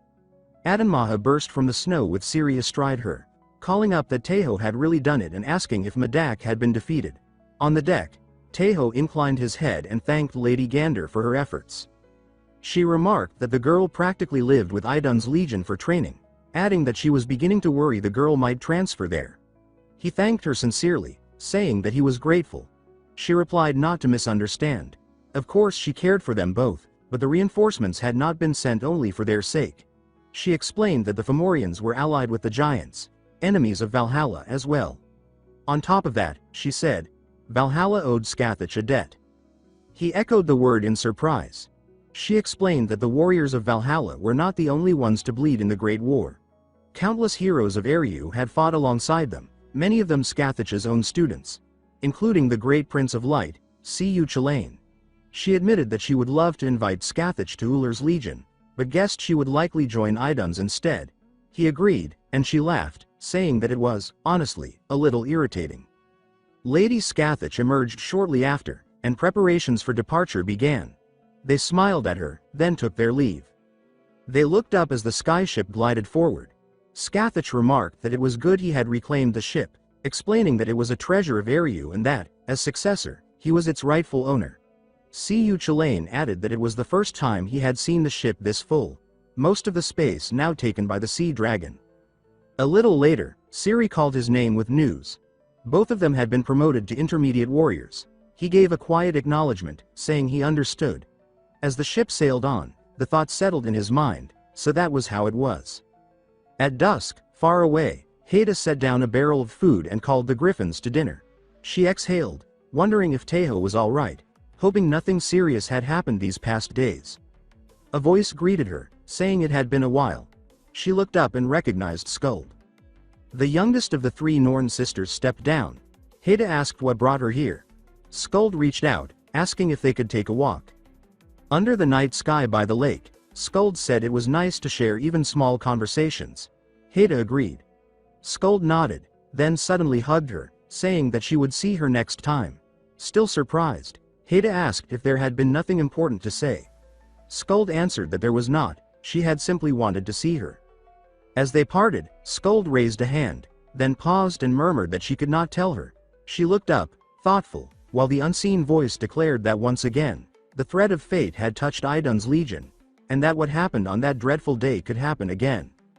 The wind moaned over the house as two figures stood across the green, gazes lifting to the sky where a longship sailed overhead. Griffins screamed and circled, their cries splitting the air. After descending from the ship, Tejo announced that this was Lady Scathach, Queen of the Shadowlands.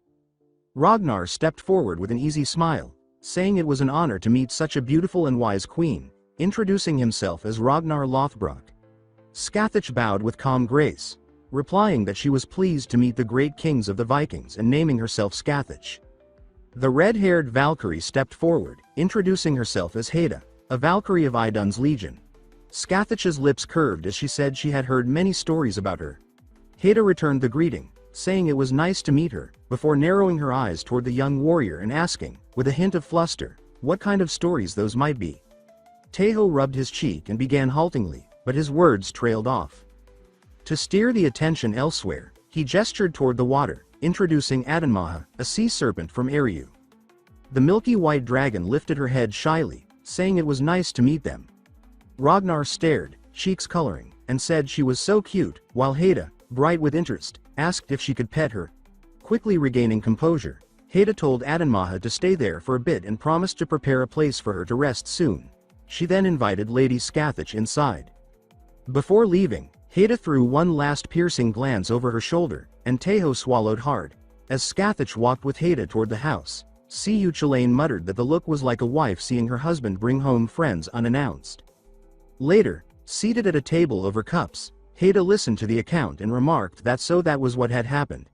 She added that to think the tyrant Bress was involved. Folding her arms, she said that the flying longship, Scathach, and Adanmaha would certainly be great assets, but Bress was known for being relentless and petty, which left her uneasy. Tejo brightened, saying that they had also obtained these, and produced glowing stones. Haida leaned in, asking if these were magic tools from Eriu. He explained that they were summoning stones, and that by forming a contract he could now summon Rollo or Adanmaha anytime, anywhere. Haida nodded, saying it made sense, then asked how he knew such details. He replied that Cu Chulainn within him told him. Haida studied him for a moment, saying that in that case, he would not need to ride Valkyries anymore. He scratched his cheek, admitting that was probably true. Cu Chulainn, perched on his shoulder, waved his hands and protested, saying no way, reminding that even this time Tejo had ridden a Valkyrie right away, thrilled to gain another trophy. Tejo flushed and sputtered, denying it before adding that no one else could hear him anyway. Haida exhaled, saying she understood. She stepped closer, eyes half-lidded, remarking that he had ridden a Valkyrie again and was building the legend of a warrior who rides Valkyries. He blinked and began to protest, asking how she even knew, only for Siyu Chilane to tap his own forehead, saying his power had grown since finding another piece of Gai Bold. Taeho asked if he had been waiting for this. Hida laughed, saying she was just teasing. Her expression softened as she admitted she was simply glad he had returned safely. He smiled back, the two standing beneath a peach-colored sky as night gathered. Night cloaked a silver city, Asgard. A hooded figure's steps echoed over marble as he thought that it was strange to be back here again. Lifting his head, he murmured to himself about his father and brother, admitting he even missed them. The hood fell, revealing cold eyes and a sly smile as a sigil burned into being. He was the god of fire and lies, Loki. He said that his goal was to reach the human world, Midgard. Striding through a corridor lined with pillars, he thought that to get there one had to pass through Asgard, realm of the gods, and Niflheim, the underworld. He noted that, as when he had forced open the gates to Eriu, he could carve a path if he wished, but for now he did not want to stir trouble. Green light washed over him as he cast a veil. A golden armored sentinel leveled his weapon, but the shrouded god passed by unnoticed, a thin smile on his lips. Inwardly, he thought that it had been a long time and addressed the guard by name, Heimdall. Standing upon the blazing span of the Rainbow Bridge, the cloaked god reflected that Midgard, the land of humans, was truly vast. So vast that even the gods could never know all its corners. Icy blue fragments swirled and hovered about his hands as he remarked that the seeds of calamity he had scattered would soon bloom across Midgard, each one worthy of being called a disaster. With a motion like a sorcerer casting storms into the wind, he flung the shards outward. A satisfied smile touched his lips as he concluded that all of it unfolded according to the will of the king. Far below, night lifted from a rugged coastline where stone ramparts rose against the tide. In the great hall of the fortress, a voice delivered grim news before the throne, saying that it had been a full week, yet the ships that had left harbor had not returned. The report continued that storms were not to blame, and no one could determine the cause, adding that fear now gripped the entire country. The king's advisor, Ube, folded his hands and proposed that they must sail out to uncover the cause. He advised that all sea routes be checked to see whether they had been blocked. King Sven, his face weighed with worry, conceded that the suggestion was sound but countered that too many ships and sailors had already been lost. After a pause, he admitted that he disliked the risk, yet saw no other option. He resolved aloud that he would consult the prophet, privately wondering how long it had been since his last visit. He descended a torchlit spiral, his thoughts turning to the being he was about to see, one that had dwelled in the palace long before his birth and still lived, a fact that, he admitted to himself, unsettled him. At the foot of the stairs, he heaved open ancient doors. A hollow voice greeted him, saying that he had been expected. Stepping inside, he found the hooded figure with a skull-like face lifting its head. Even now, he thought, it still gave him chills. He began to explain the reason for his visit, but the prophet cut across his words, saying it already knew. In its cold, echoing tone, it commanded that a great ritual be performed, tributes to the gods, prayers for salvation. It decreed that 9 kinds of animals be gathered, 9 of each. The king paled, and the prophet continued without pause. A great fire must be lit, the animals' throats slit, their blood offered. It reasoned that if the gods' anger was the cause, such offerings would appease them, and if the disaster was real, the gods would resolve it. The king stammered that it was better than waiting to die and agreed that they should do something, though privately he wondered if he had just seen the prophet's neck stretch to an unnatural length. On a windswept cliff under a sky split by sunlight, the summons reached the warriors. Ragnar remarked that soon Valhalla's fighters would be sent to Midgard. Taeho repeated the name and asked if it was the land of humans. Ragnar confirmed it was and remarked that this was why all the legions were so stirred, saying Ullr's warriors must be particularly rowdy now. They speculated that some might even see family or friends, and Taeho observed that such excitement made sense. Ragnar agreed but said that was not the only reason. He explained that most of the warriors had died without lingering regrets, so for many, this mission was a chance for something else entirely. Taeho wondered what that might be, and the answer struck him. It was for the birth of a new saga. Ragnar confirmed this, explaining that while sagas could be forged in Valhalla, in a land where all were heroes, it was nearly impossible to achieve something great enough to become a saga. In the mortal realm, however, it was different. stories born there could instantly take root and grow into powerful sagas. Taeho clenched his fist, declaring that he was fired up now. Above them, the sky stretched vast and bright, the air heavy with anticipation. And so, the Midgard Expeditionary Force of Valhalla's warriors was decided. The ritual fire spatters under the sagging roof, shadows flickering across armored feet that shift with growing unrest.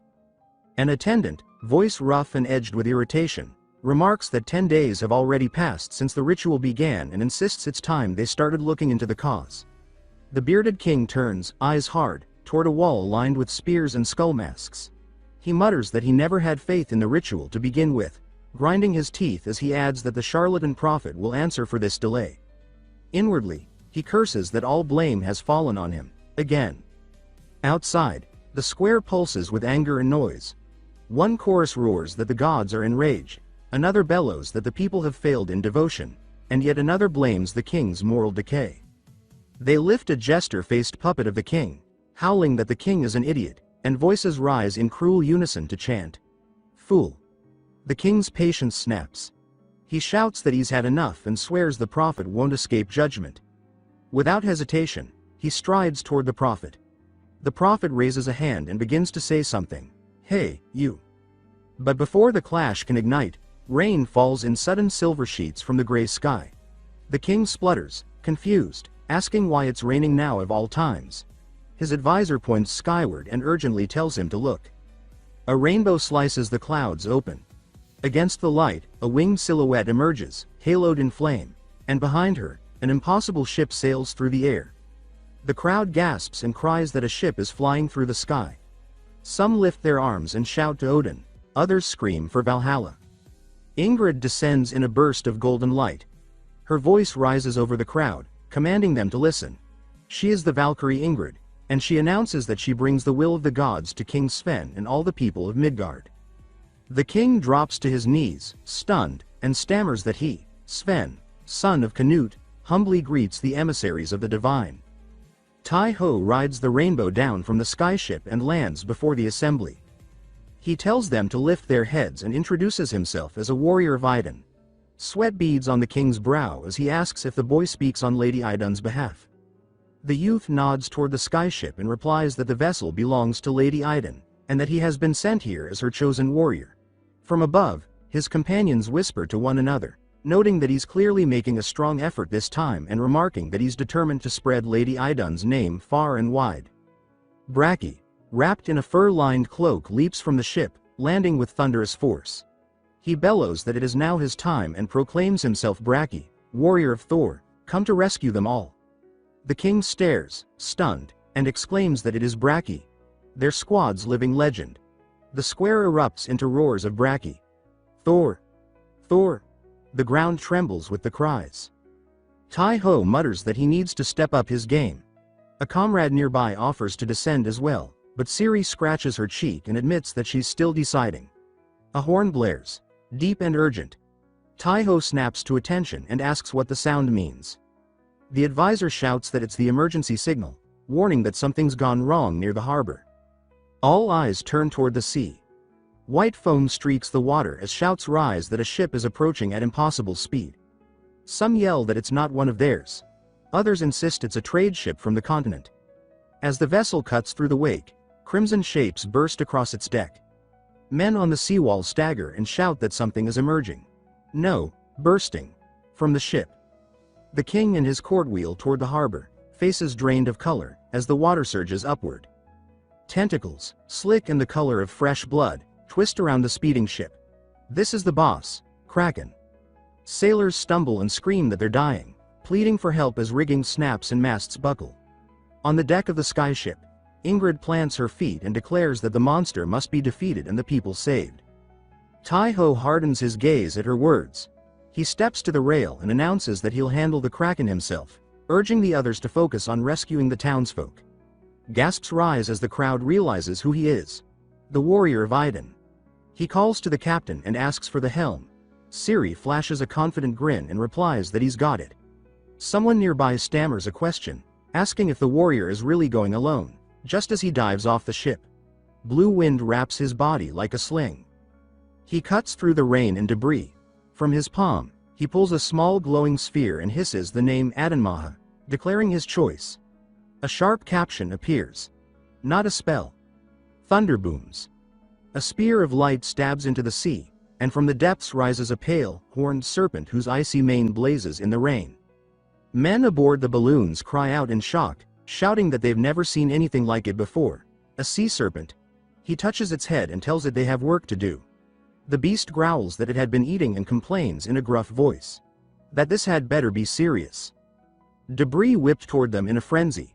He shouts that the creatures noticed them and orders the serpent to draw it away from the ship. Adanmaha snorts and snaps that it's easier said than done. Yo!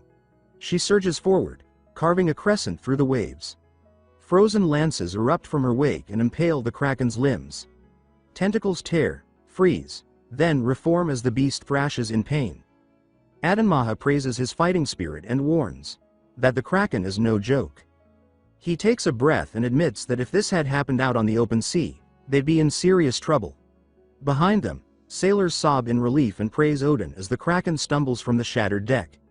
He orders the boats forward, saying they should bring the sailboat closer. With a grin, he adds that now they're close enough for a real fight. C.U. Chalain leans in and warns that the kraken's tentacles will regenerate, then suggests going for the eyes.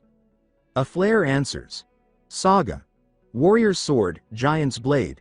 He nods and declares that if that's the case, he'll use it. A surge of aura blossoms around him. Steel expands into a colossal blade as a new storm of tentacles erupts. With the sword braced across his shoulder, he rides forward atop Adanmaha, who slices through the chaos. He shouts into the roar of the waves, joy rising in his voice, that here I go. The sea boils red as the serpent skims the surface. He gauges the pulsing limbs and notes that the creature has dozens of tentacles, each one growing back after being cut. C.U. Chalain warns that if he keeps this pace, only they'll tire out. A shadow thickens overhead. Adanmaha flicks her whiskers and shouts that a massive leg is incoming. He braces on her spine and announces that they'll just sever it now. Then he launches, roaring his strike, Haya, and slams the luminous blade downward. The impact reverberates through his arms as he grits his teeth, muttering that the thing is tough as hell.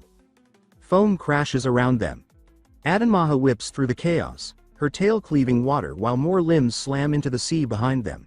He watches her weave and thinks that on solid land, this wouldn't be an issue. He adds that if only he had Guy Bulg, he could end it in one shot. C.U. Chalain calls to Adanmaha, asking why she isn't unleashing her full power and reminding her that she has a worthy master, doesn't she? He blinks at the question, all out, then stares in dawning realization. He repeats the words slowly and says that she hasn't even been trying at full strength. Adanmaha hesitates, her gaze flickering away as a low growl builds in her throat. He senses it immediately. There's something she's holding back, something she wants to ask but can't. He figures it must be because of Hayes. It made her feel like she couldn't speak freely. But the weight of that unspoken feeling hangs between them. He steadies himself, thinking that he never intended to make her a slave. He calls her name with quiet resolve, telling her to do as she pleases. She groans and complains that she hates emotional tricks like that. She says that if he just ordered her, at least then she'd have something to be angry about. Her tone softens after a beat, and she mutters that, well, compared to Bress, he's actually not a bad master at all. A tentacle lashes toward them. Frost streaks from Adanmaha's horns as she counters it, warning that going all out will drain her quickly. She adds that once she uses her full power, he'll need to take care of her. Got it, master. He nods hard and tells her he understands. The airship cuts a golden swath across the waves. From above, voices call his name, declaring that they'll join the fight. He flashes a grin and says it's perfect, tells them to wait just a second. Lowering his body along Adanmaha's neck, he tells her it's time to show them what full power really means. She tells him to hold on tight. A brilliant blue flare erupts from the gem on her brow. Her fins widen like blades, and she surges forward. A golden burst tears through the kraken's limbs, lighting up the cliffs and harbor with a brilliance that forces the onlookers to shield their eyes. Even the king and the skull-faced prophet stare skyward in shock as the sea heaves and the kraken's forest of limbs flinches, blinded by the raw power of the unleashed serpent. Ciri and Bracky squint through the radiance. He balances atop Adanmaha's slick back and watches as shimmering frost begins to spiral, taking on the form of a woman. A pale-haired figure of water and light hovers above the waves, her bare feet brushing the spray. He watches, eyes wide, as runes bloom around her wrists. She raises 2 fingers, as if plucking invisible strings, then lifts her arm and declares that this is the sea's true power. A thunderous column of light explodes downward. The ocean splits into a roaring corridor, revealing the kraken squatting in the exposed basin, all eyes and writhing red limbs. Bracky shouts that the sea just parted. Ciri exclaims that the monster's entire body is vulnerable now. The kraken thrashes, panic seizing its limbs. Adanmaha grimaces and cries that this is too much, that she's going to die, and urges him to go. Go now, hurry. He gives a sharp nod and yells for Bracky and the captain, saying that this is their chance. The archer's bow ignites in a flurry of red sigils as she invokes a saga, proclaiming that the witch's arrows never miss. Crimson bolts arc through the air, piercing clusters of the kraken's eyes with blistering force. Bracky braces a foot on the ship's rail and throws himself into the breach with a grin wild as the storm. Lightning coils around him, racing down his arm into the waiting hammer. He calls a saga, declaring that the lightning lives in this weapon, and with a crash of green-white sparks, he dives. Current leaps from him to the kraken, entangling its limbs. He follows close behind, blade humming and teeth clenched, shouting that he's coming, as he drives his weapon into the beast. Water convulses in a rising wall. The parted sea folds in on itself. For a moment, the world vanishes into light and crashing water. Then the sea collapses. The airship's crew hold fast to the rigging, screaming his name and Bracky's as the ocean becomes a spinning vortex. He disappears in the surge, dragged under. A moment later, he bursts to the surface, coughing. He spits seawater, gasping for breath, then shouts, "Adanmaha, where is she?" A white crest of fins rises nearby, glaring at him. She scolds that she told him to take care of her. He flushes, apologizing quickly. From the distant shore, a roar rises like thunder. Voices chant praises to the warriors of Valhalla, to Odin, to the warrior of Idun. The king pounds his chest and cries that it's incredible, truly incredible, warrior of Idun. On the airship, Ingrid stiffens, her pupils narrowing, when prompted by Ciri. Her posture snaps into alertness. She says that something is coming, fast. She stares at the horizon and adds that maybe the kraken wasn't the predator here. It was the prey. 2 black fins pierce the waves like spears. The sea swells once more, then explodes upward. A colossal blue head, armored in iron scales, rises from the deep. Violet eyes gleam with hunger. Its vast shadow blankets the kraken and the shattered wreckage below as the water heaves into a second rising wave. Walls of foam tower like cliffs. A new fin cuts through the sea, dwarfing the kraken completely. Unaware of the incoming danger, Bracky narrows his eyes and states that this kraken is massive. He wonders whether they should grill or boil it. Ciri spins toward the surf, shouting for Taiho and Bracky, warning them that something else is coming their way. A black wedge of seawater charges toward them. The surface craters and then erupts as a huge, blue-scaled predator crashes upward, dragging other monsters in its wake. Taiho rises from Kraken's back, energy coursing across his limbs, and says that it's time to chant. Fins scythe by in a blur as he transforms into a hawk. Bracky grins, hammer humming in his hand, and wonders aloud what the thing is. A goblin shark, maybe. Then he laughs and says that whatever it is, it's going to be dinner tonight. Their first impact shatters the water like a submerged bell. Bracky's hammer erupts in green lightning, slamming into the beast's face. Ice spears jet from the sea around the airship. Winged shadows swoop low as shark-like creatures fall onto the docks.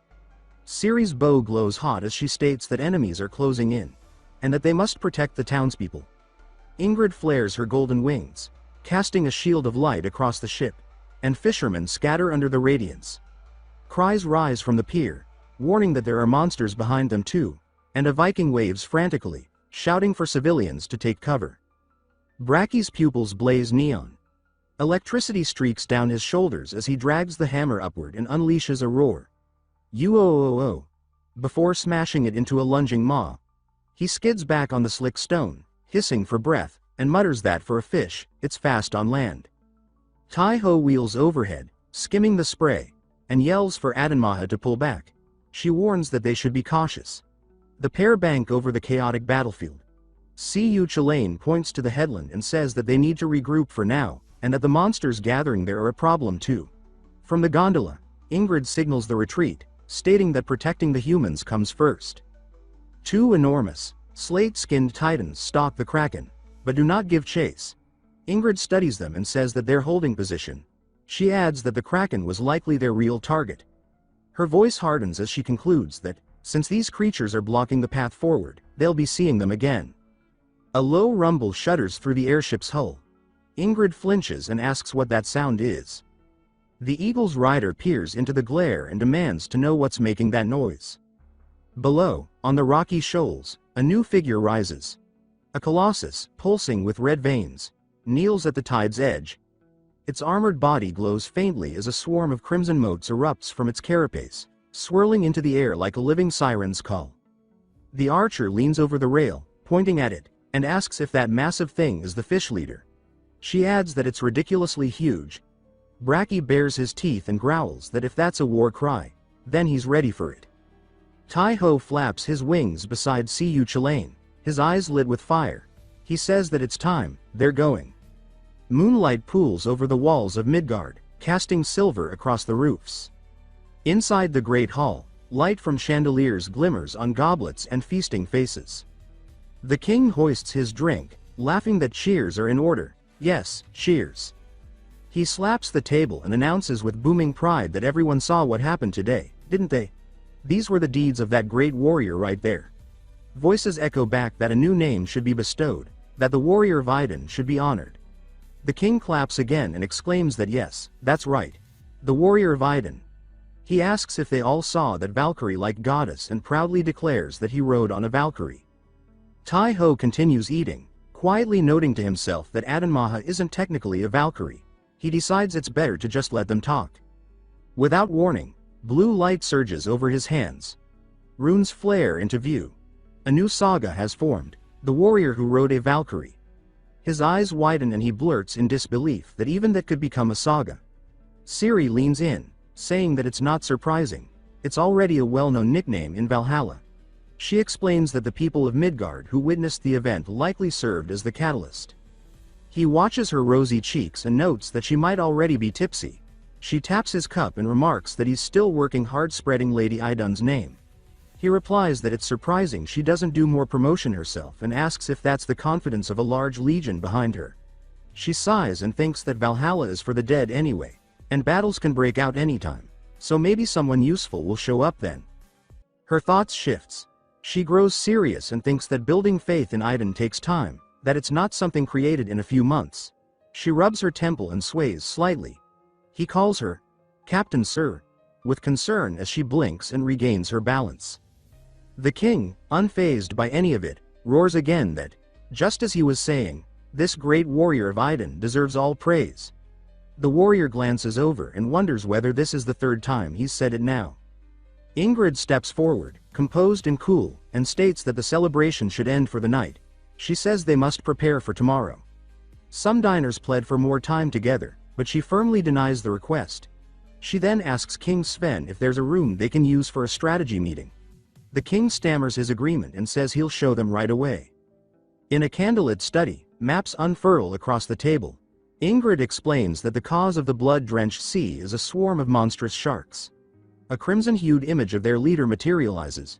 She says the goal isn't to exterminate the entire swarm. Just the leader. Once the head falls, the rest will scatter.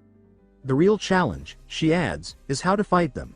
They can't fight from boats, and they can't rest on the water either. But, she assures them, they'll prepare. She reminds them that she is a Valkyrie of the Nord Legion. A chorus of warriors roar in response, as expected. Of course. Makes sense. Tai-Ho tugs the captain's sleeve and asks who Nord is again. She replies that Nord is the god of the sea. Ingrid places a glove on the map and promises to show them how to fight. But, she says, for now. Dawn breaks. They march down to the harbor. Ingrid turns to the king and says that she will need his courage. He's coming with them. She explains that the aggressive monster behavior yesterday was no coincidence. The captain agrees. saying their appearance is proof that a larger conflict is brewing. On the pier, Tai-ho stands before the gathered soldiers.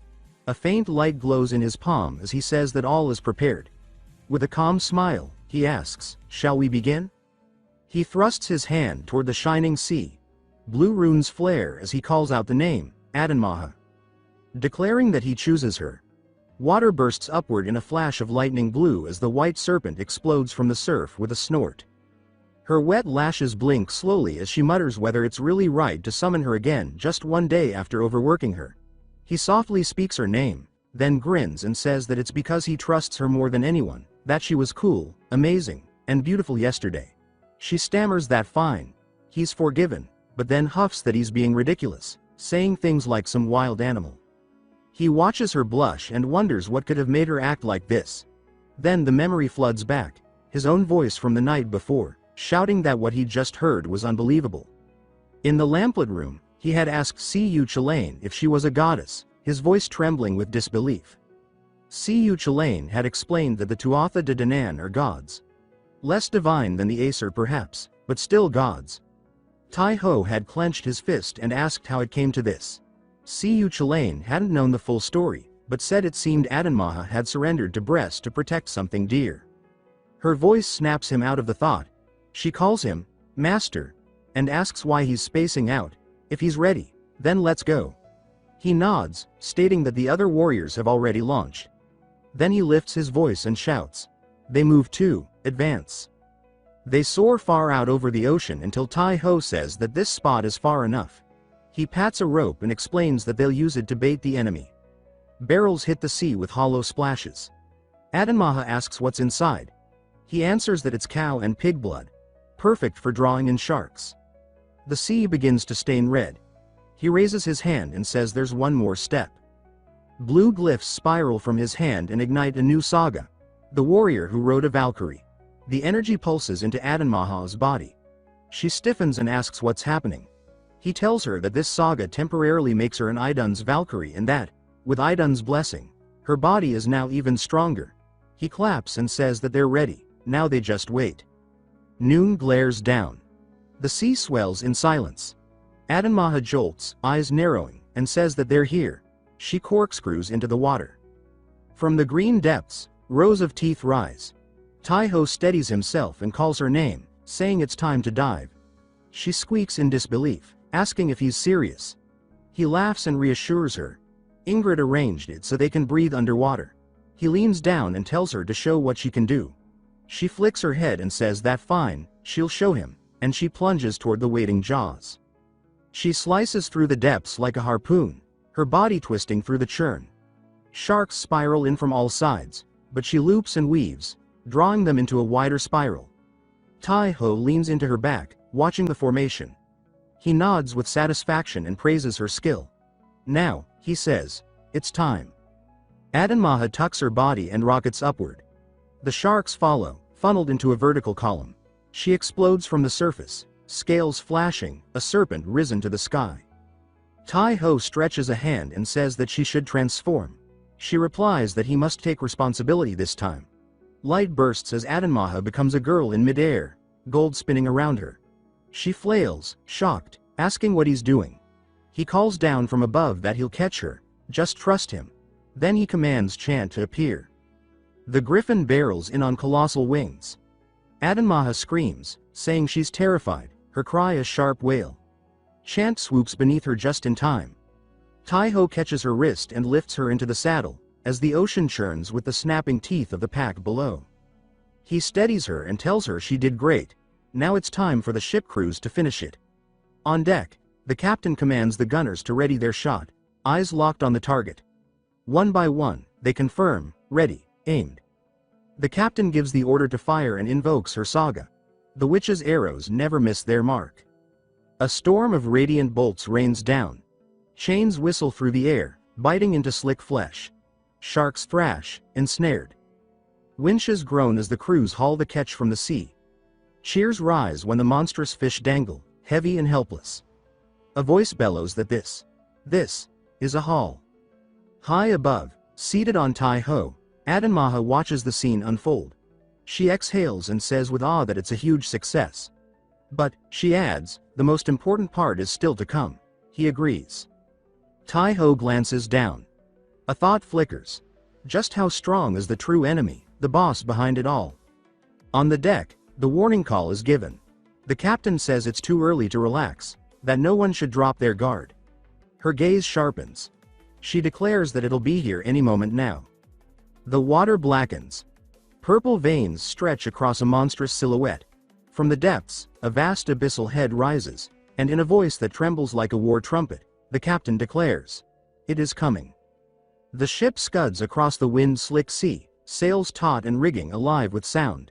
At the helm, Ingrid holds steady, her grip firm, her gaze locked forward. Chains clink and canvas groans above as a tremor runs through the wheel. She narrows her eyes. Beside her, the king jolts and stammers, asking with sudden dread if something's wrong.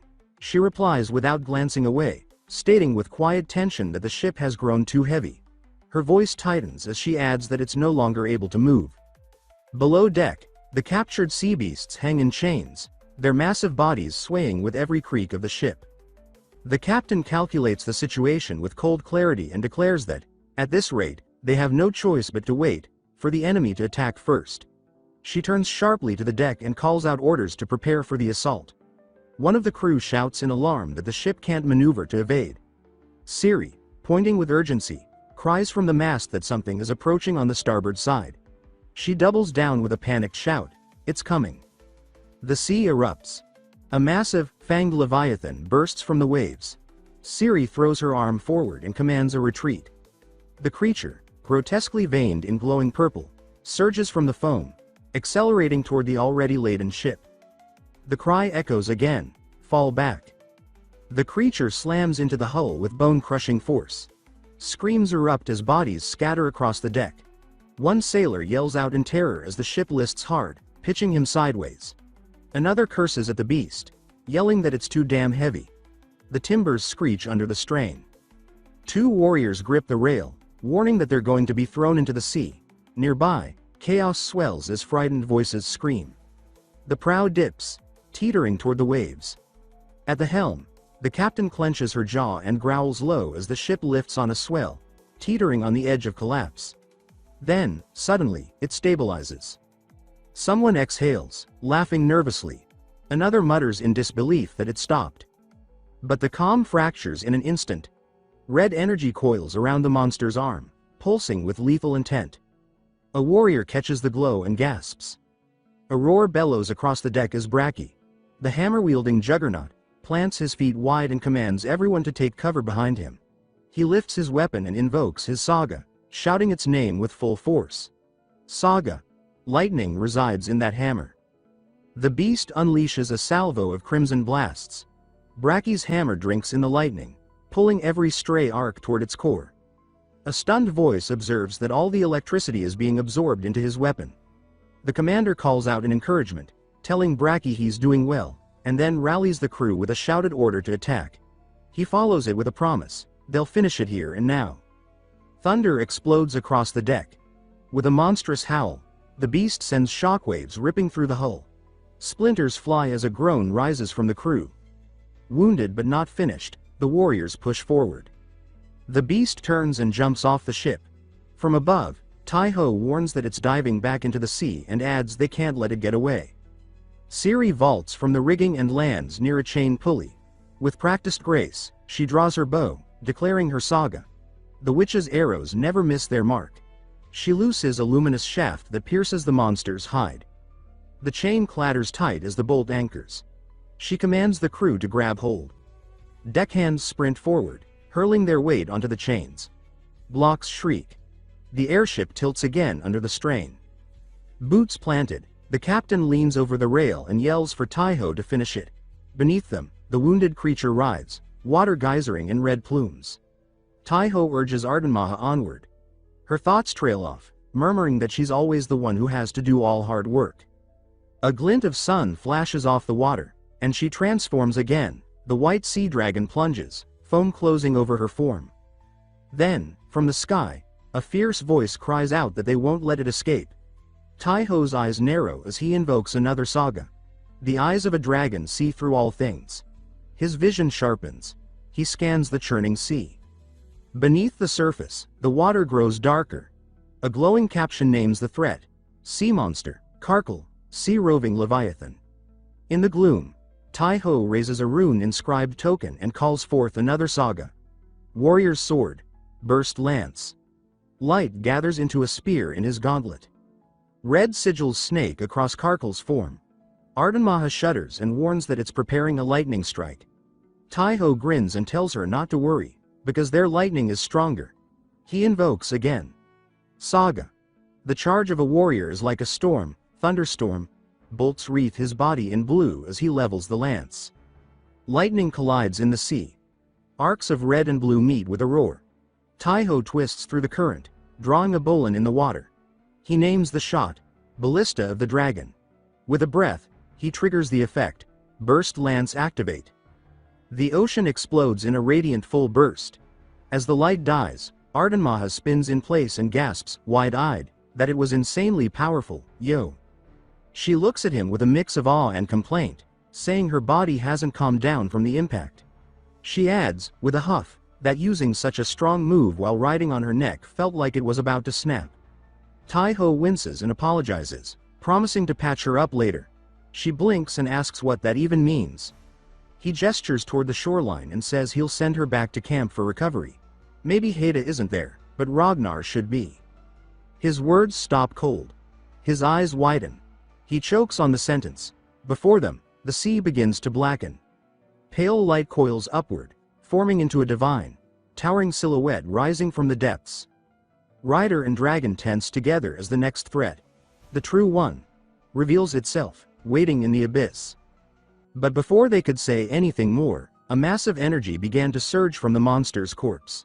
At its center, a fragment of Garm glowed with an intense, blinding light. The raw energy twisted into form. What emerged was grotesque, a beast from another age. Without wasting a heartbeat, it lunged straight toward Tai-Ho. Ademaha, acting on pure instinct, threw herself in front of him to shield him. Tai-Ho froze, his blood turning to ice. His heart pounded as he saw her risking everything like that.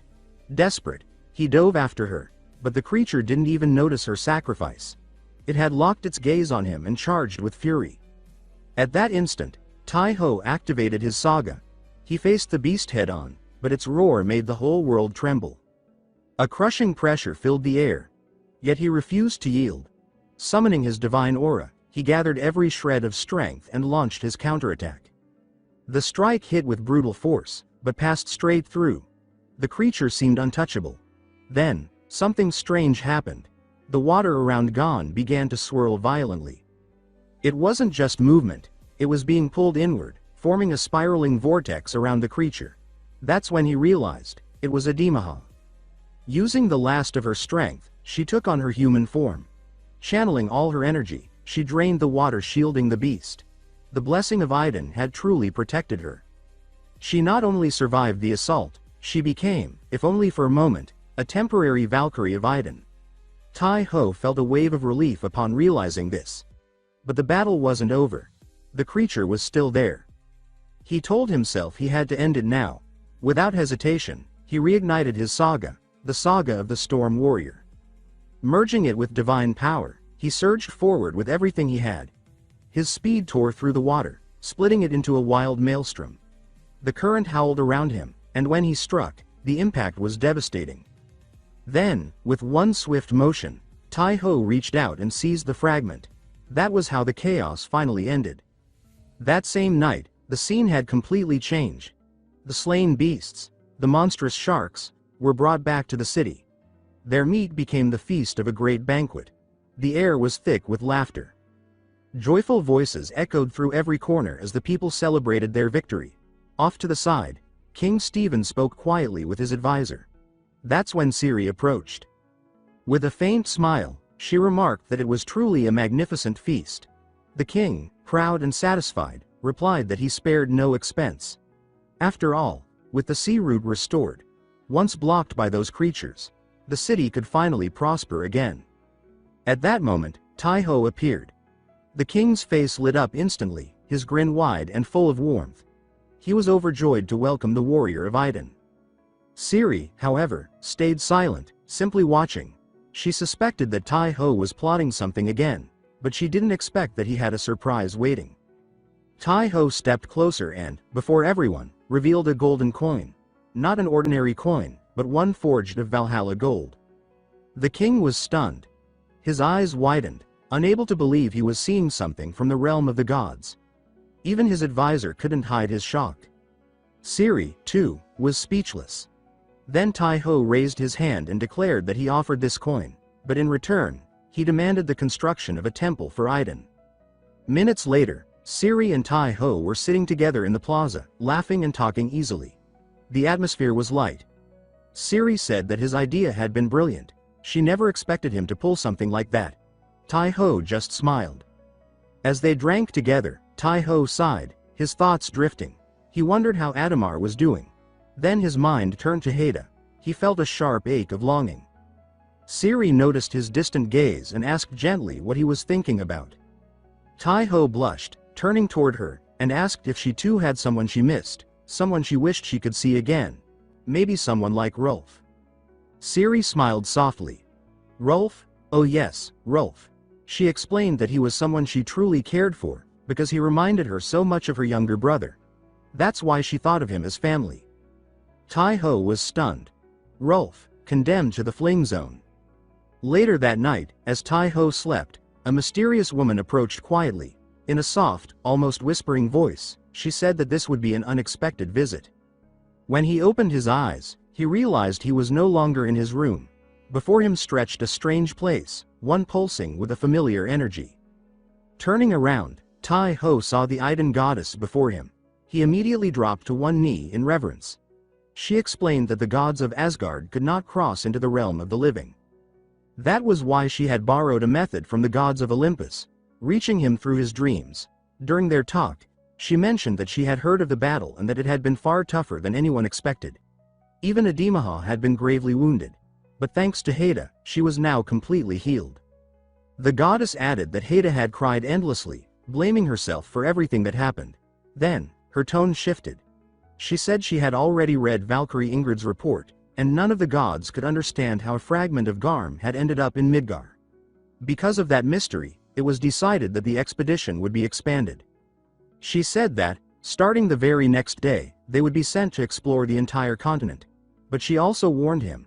Carrying one of those fragments made him a direct target. Her tone then softened. She confessed that she was surprised to hear humans shouting her name in devotion, and even more surprised to sense that some had already begun to place immense faith in her. She asked playfully what trick he had used to make that happen. Tai Ho explained that he had built a temple and managed to convert the 3 most influential people in the kingdom. From there, faith spread like wildfire, and soon new warriors would be joining the legion. The goddess was pleased with his answer and told him that when he returned to Valhalla, a special gift would be waiting for him. Tai Ho remarked that he still had a few tricks left to spread her faith even further. That made her smile. Before departing, she granted him her blessing. Meanwhile, in another part of the continent stood the grandest port city of the region, Cotton. Over time, its wealth had drawn all kinds of people, and to defend itself, the city had built enormous walls encircling it. That day, a desperate crowd gathered outside, shouting for help. The guards stood atop the walls, unmoving. Then, a mother in tears lifted her child, begging for mercy. The sight began to crack their discipline. But soon, the captain appeared, ordering that no one dare open the gates. His reason was clear. In the distance, an army of the undead was marching toward the city. The captain considered opening the gates, but the refugees were exhausted. They wouldn't make it inside before the undead reached them. And if even one was bitten, the infection would spread like wildfire. His duty was to protect the city, even if it meant sacrificing those outside. With a firm voice, he ordered his men to ready the ballistae. The undead were only a few meters away when suddenly, a giant swan descended from the sky.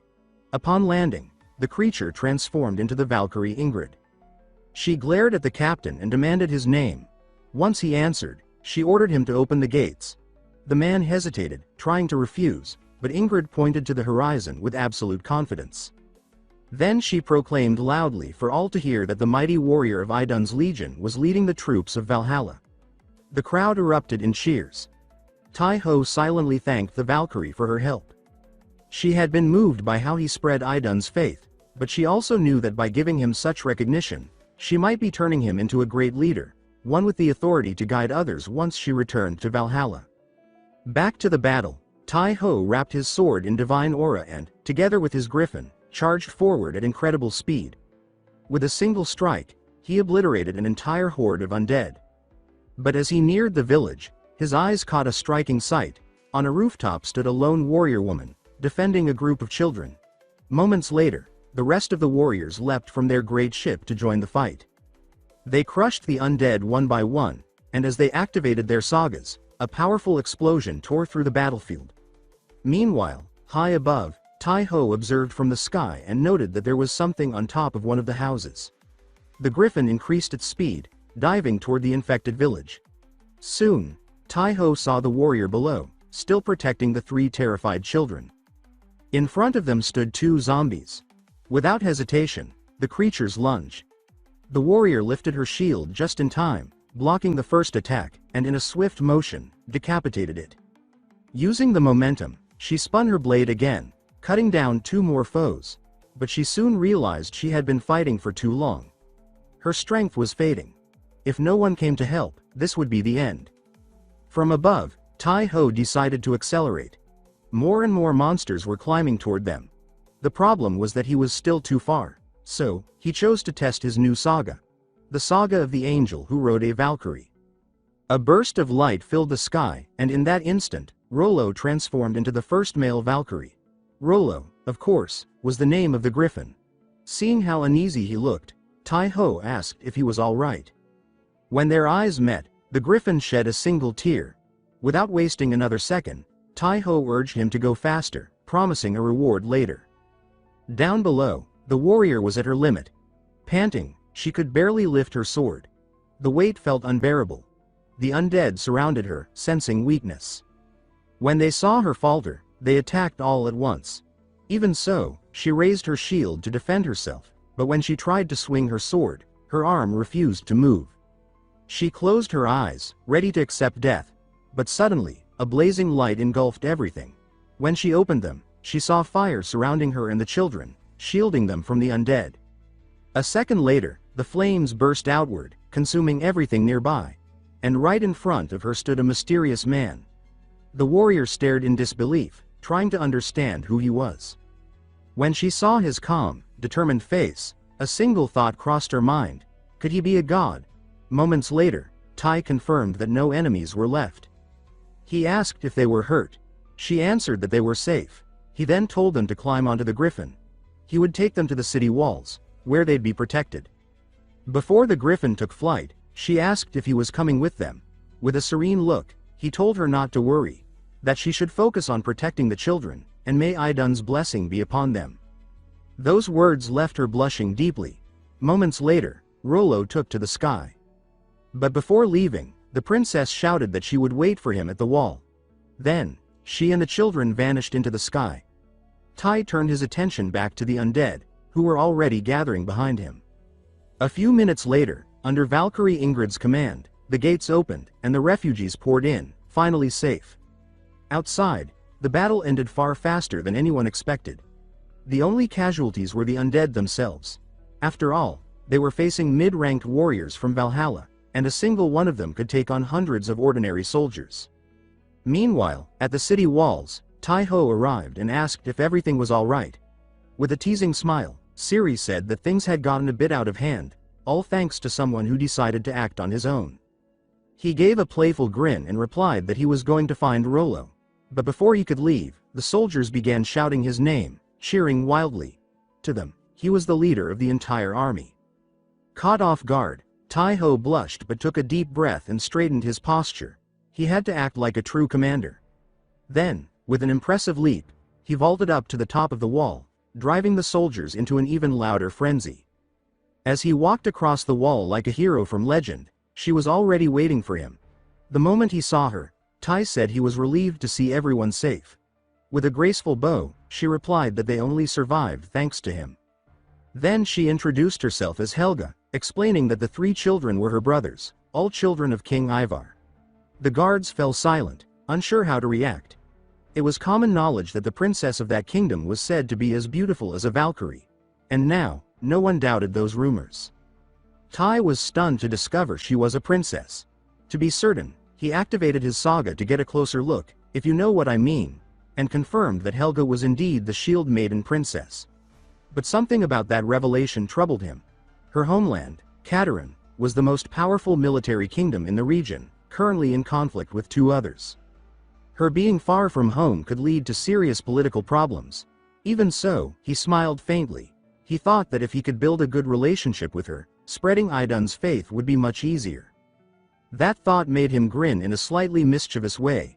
Meanwhile, Helga, blushing furiously, found herself wishing she could stay by his side forever. Later that night, all the warriors gathered in the great hall of the castle. At the head of the table sat King Ketil, ruler of Katerin, his presence radiating authority. He demanded to know why the princess of Katerin was in his lands. Helga explained that something terrible had happened in her kingdom. While her father was away on an expedition, a plague began to spread, first through the nearby forests, then to the surrounding villages. She gathered the survivors and fled as fast as she could. King Ketil listened closely, then suddenly laughed mockingly. He said that Katerin itself was responsible for the plague that had devastated his lands. But that cruel smile masked something deeper. Inside, the king saw an opportunity. The children of his greatest rival were now inside his castle. He had the perfect excuse to launch an invasion, and more than that, he was entranced by Helga's beauty. In his twisted mind, he had already decided he would claim her for himself. At his side, Tai watched silently, but one look was enough to see through the king's intentions. He didn't even need to activate his saga to know what was going on. Moments later, Valkyrie Ingrid stepped forward, cutting through the tension. She asked Helga if she knew where her father's army might be. She said that the most important thing now was to strike at the source of the plague, and that joining forces with King Ivar would be the best course of action. Helga answered that her father had likely established a base near the forest, trying to contain the infection. But one of the soldiers, clearly uneasy, remarked that reaching it would mean crossing the entire infected zone.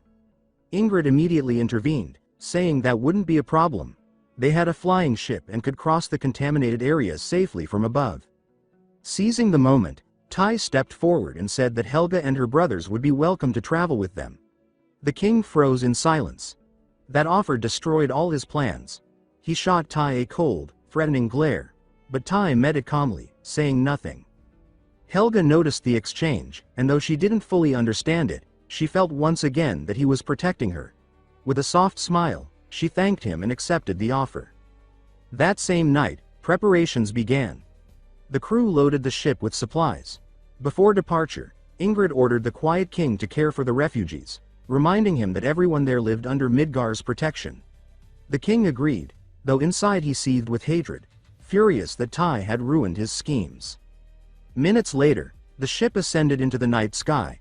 Helga's younger brothers stared in awe at the sea of clouds below, the distant mountains, and the moonlight shimmering off the sails. Meanwhile, Helga spent time talking with Ciri until, hours later, the boys dozed off. Ciri took them to rest, and when she returned to the deck, she found the princess leaning on the railing, her gaze distant. Approaching her gently, Ciri asked if she was all right. Helga took a deep breath and said she couldn't stop thinking about her people. How it felt as if she had abandoned them, running away while they suffered. Ciri said she understood the feeling, but before she could say more, Brock appeared behind them. Speaking bluntly, he told Helga that even if she had stayed, there wouldn't have been much she could do. He explained that he, too, came from a noble family, and that if she had stayed among the refugees, she would only have been branded the princess who suffers with her people.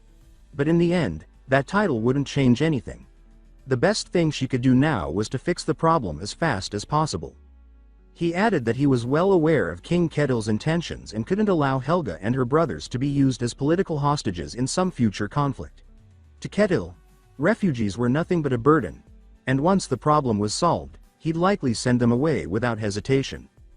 That left Ciri more impressed than even the princess herself. She admitted, somewhat awkwardly, that he was remarkably good with words, but she had never imagined he was also a prince. He laughed softly and corrected her. In truth, Brock said that he was only a royal by marriage, his wife had been a princess. He added quietly that he hoped she was doing well. Helga thanked him for his words, then curiously asked if they were warriors of Iden. The two exchanged a quick look and burst into laughter. Their journey continued in good spirits until, by the next morning, they finally reached King Ivar's military camp. There, Ingrid wasted no time. She went straight to him and said that their time was short, so they needed to go straight to the point. King Ivar explained that he had gathered an army to reclaim the smaller villages that had fallen to the plague. But once he learned that the curse had begun there, he returned immediately and established a camp on the nearest hill. Over the past few days, he had sent scouts to investigate. They discovered that the plague only spread when an infected creature made direct contact with a person. Meaning, if they could eliminate every infected, they could take back the city. Hearing this, Valkyrie Ingrid gathered all the legion leaders and announced the plan. Together with King Ivar's army, they would storm the city and send the undead back to the land of rest. But then, gasps spread through the camp. Every soldier looked to the sky, and there he was, Tai-ho, mounted on his griffin, descending like a storm from the heavens. Ingrid looked up and called out, asking if everything was ready. When he confirmed, she raised her sword high and shouted the order to attack. Instantly, a mighty war cry roared across the field. No one there had ever imagined fighting side by side with the sacred troops of Valhalla. Riding his griffin, Tai-ho climbed higher, seeking a clear view of the city ahead. Ingrid flew beside him, and when they were close enough, she declared that she would open the path. At once, the front line of the army plunged into battle. The warriors of Valhalla tore through the infected with divine precision, while behind them, King Ivar ordered the spearmen to advance. In seconds, the undead began to fall in droves. But then, something unexpected. A soldier pointed to the sky. The light began to fade. Heavy clouds rolled in, swallowing the sun. The warriors of Valhalla immediately understood what that meant. When the skies turned black like that, it was the unmistakable sign that a vampire was near. A shriek echoed across the battlefield, sharp and unholy. To everyone's shock, the undead suddenly turned and began to flee. For a moment, the soldiers froze in confusion. But King Ivar wasted no time. He ordered his troops to chase them, driving the army toward the forest. From above, Tai-ho observed everything, murmuring that things were unfolding exactly as planned. But then something caught his attention. The forest itself was moving. He frowned, thinking that couldn't be possible. Then Shu explained that this was no ordinary forest. It was a living creature, shifting its massive body toward the city. When the king saw it, he was struck speechless. He had faced monsters before, living beasts, demons even, but nothing like this. How could they possibly defeat something that size? He shouted for the immediate retreat of his troops. The soldiers began to pull back toward the fortress, but the warriors of Valhalla didn't flinch. Brock stepped forward, cracking a faint grin, and said that retreating wasn't in their nature. One of his comrades answered that it was their duty to stand at the front. With Valkyrie Ingrid leading them, they all charged together toward the colossal foe. They reached the living forest quickly. One of the warriors suggested splitting into two groups. Everyone was restless, eager to test their new sagas. At last, they had found a worthy enemy. Within moments, small tornadoes formed around them, tearing through the trees with devastating force. The soldiers behind them stood frozen, awestruck. They had never witnessed power like that. The forest was being annihilated. Even King Ivar looked on in disbelief. This was the true strength of Valhalla's warriors. From above, Tai-ho watched and told himself he couldn't just sit there. He pulled out a summoning rune and called upon Adimaha. She appeared in a burst of light, crashing into the ground below. Confused, she demanded to know what was going on. Tai-ho replied that it was time to attack. Without hesitation, she charged forward, unleashing fury on everything in her path, though she shouted angrily that she had just sat down to eat. Meanwhile, Ingrid flew beside Tai-ho, telling him that somewhere within that living forest, there had to be a fragment, and it was their duty to find it. He activated his saga, scanning the battlefield until his senses locked onto a single point radiating immense energy. That had to be it. Without hesitation, Tai-ho called out to Adimaha, telling her to climb onto Rollo's back. She obeyed. her body glowing intensely until she returned to her human form. Sitting behind Tai-ho, she said they were ready, but also noted that if their goal was to stop the forest's advance, there was a simpler way to do it. They could drown it. Without wasting a second, she stretched out her arms, and the nearby river answered her command. In seconds, a colossal wave rose, sweeping across the land like a tsunami. From above, Tai-ho was awestruck. The entire forest floor was submerged. He couldn't help but praise her, saying that it was incredible. But the effort left her drained. Exhausted, she asked if she could finally rest. He replied that he still needed her strength a bit longer. She whimpered in protest but quickly returned to action, diving straight back toward the forest.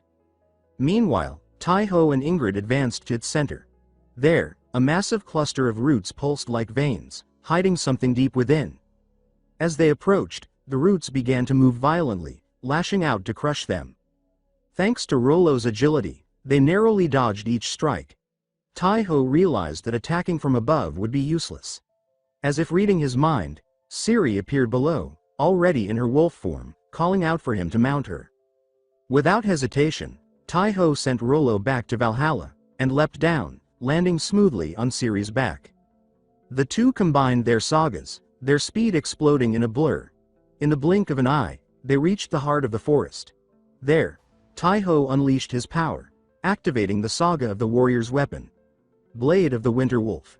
Channeling every ounce of his energy into one devastating strike, he cleaved the colossal trunk clean in half. A surge of energy burst outward, shaking the air itself. At its center glimmered a fragment of Garm. Without hesitation, Valkyrie Ingrid dove toward it. But at that instant, the spiritual form of the bloodhound Garm appeared right behind her. Tai-ho shouted a warning that it was dangerous, but she didn't flinch. She already knew. Just as the beast was about to strike, she unleashed her divine aura and sealed the fragment with flawless precision. The spiritual form vanished instantly. Tai-ho stood speechless, stunned by her control over such immense power. She simply said that they had done well. And just like that, the battle was over. Cheers erupted across the field. Victory cries echoed in every direction. Even King Ivar declared that the fight had been extraordinary. The warriors of Valhalla rejoiced, thrilled to see the full force of their new sagas in action. But far above, on the fortress wall, someone watched the celebration with a wicked grin. It was Bress. With a cold, malicious glare, he said that the time had come, and ordered the attack. The Valkyrie immediately sensed the danger. She tried to summon her weapon, but the enemy struck first, fast, brutal, and precise. Tai-ho froze, caught off guard. He had been standing right beside her, and yet he hadn't even seen what hit her. As the dust began to clear, he finally saw the aftermath. The Valkyrie lay motionless on the ground, and above her stood an unknown enemy. Without a second thought, Tai-ho charged, shouting for him to back away from her. He unleashed his saga again. The saga of the warrior's weapon, Winterblade. But the enemy was faster. A serpent appeared out of nowhere. Tai-ho dodged, but the creature persisted, twisting back toward him. He blocked the next strike with his sword, and even then, he was stunned by the sheer force behind it. Even armed, he could feel it. The opponent's power was monstrous. Then Siri and the others arrived, surrounding the enemy, but the stranger remained calm, almost amused. Valkyrie Ingrid was still breathing, barely. He thought to himself that it was impressive she was even alive, and at that moment, he remembered Braz's command to eliminate the Valkyries. The others, he thought, would be easy prey. The warriors attacked in unison, but without even moving, the enemy activated an ability. Shu recognized it instantly and yelled for Tai-ho to close his eyes. A strange energy rippled through the air, freezing everyone in place. Even the strongest among them couldn't move. It was as if invisible chains held their bodies still, paralyzed. It was like the gaze of a basilisk. Tai-ho noticed that the serpent had coiled tight, preparing another strike. The enemy launched himself upward with terrifying force, heading straight for the Valkyrie. Tai-ho moved on instinct, throwing himself in front of her, but the true savior was Damaha. She hurled herself forward and slammed into the enemy midair, sending him flying. In that instant, the spell broke, and everyone regained movement. But they all knew now, this was no ordinary fight. The foe was dangerous, and Ingrid was still too weak to stand. Tai-ho ordered Damaha to retreat and return to camp. Before leaving, she told him to be careful. Despite the blow, the enemy rose again, eyes locked on his target. But between him and the Valkyrie stood Tai-ho, ready to fight. Brock quickly commanded Haval to take Ingrid away as fast as possible. Meanwhile, Tai-ho felt the tremor in his hands. He used his saga to identify the enemy's name, Balzac. A giant, marked with crimson letters. That could only mean one thing: he was deadly. Yet even so, the pressure he exuded wasn't quite the same as Haran's. Far away, Braz clenched his fists in fury. Not only had they slain his most powerful general, they had stolen his favorite creature as well. Enraged, he screamed for Balzac not to fail him. Everything had begun when Tai-ho saved Skash and took Damaha away. Braz's rage had boiled ever since, but beneath it, he was already plotting. After Haran's death, one of the 5 great generals' seats had been left vacant, and every giant was vying to claim it. That was when Braz made his offer. Anyone who could retrieve 2 fragments of Garm's soul would earn Haran's former throne. Balzac had accepted, and now, he stood before the warriors, calm and calculating. Tai-ho muttered that the man was strong, but still not at Haran's level. Meanwhile, a group of soldiers fled through the woods carrying the wounded Valkyrie. One whispered that he had a bad feeling. If the enemy could defeat a Valkyrie, what chance did they have?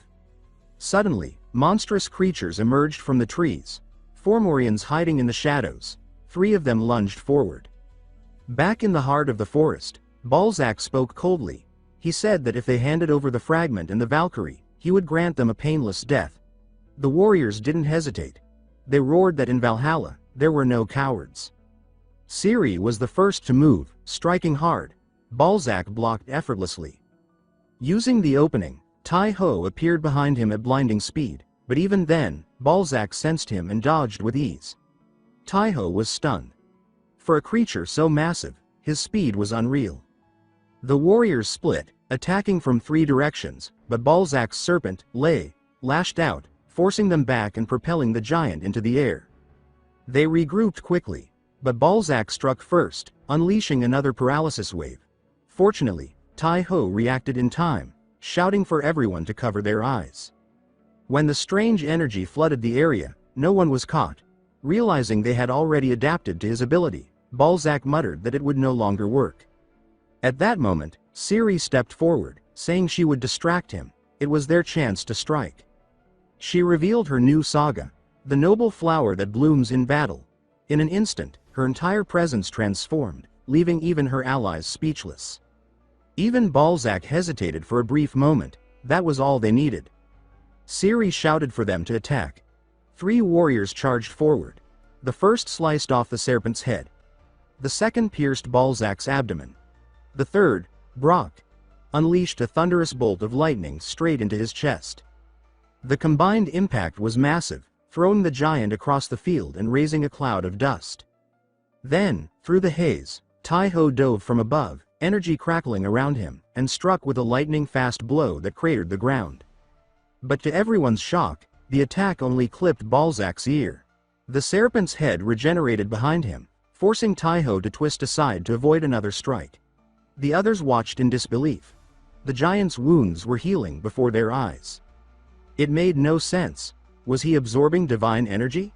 Refusing to back down, Brock activated his saga again, but Balzac moved faster. With one crushing hit, he sent a warrior flying, then appeared behind another, slamming him into the dirt. Brock seized the opening and fired another lightning strike, but the giant blocked it with his bare arm and countered with a gut punch that made Brock double over. Then came a flurry of blows, relentless, punishing. Seeing his chance, Tai-ho lunged in with a precise thrust, but Balzac dodged it effortlessly, as if reading his mind.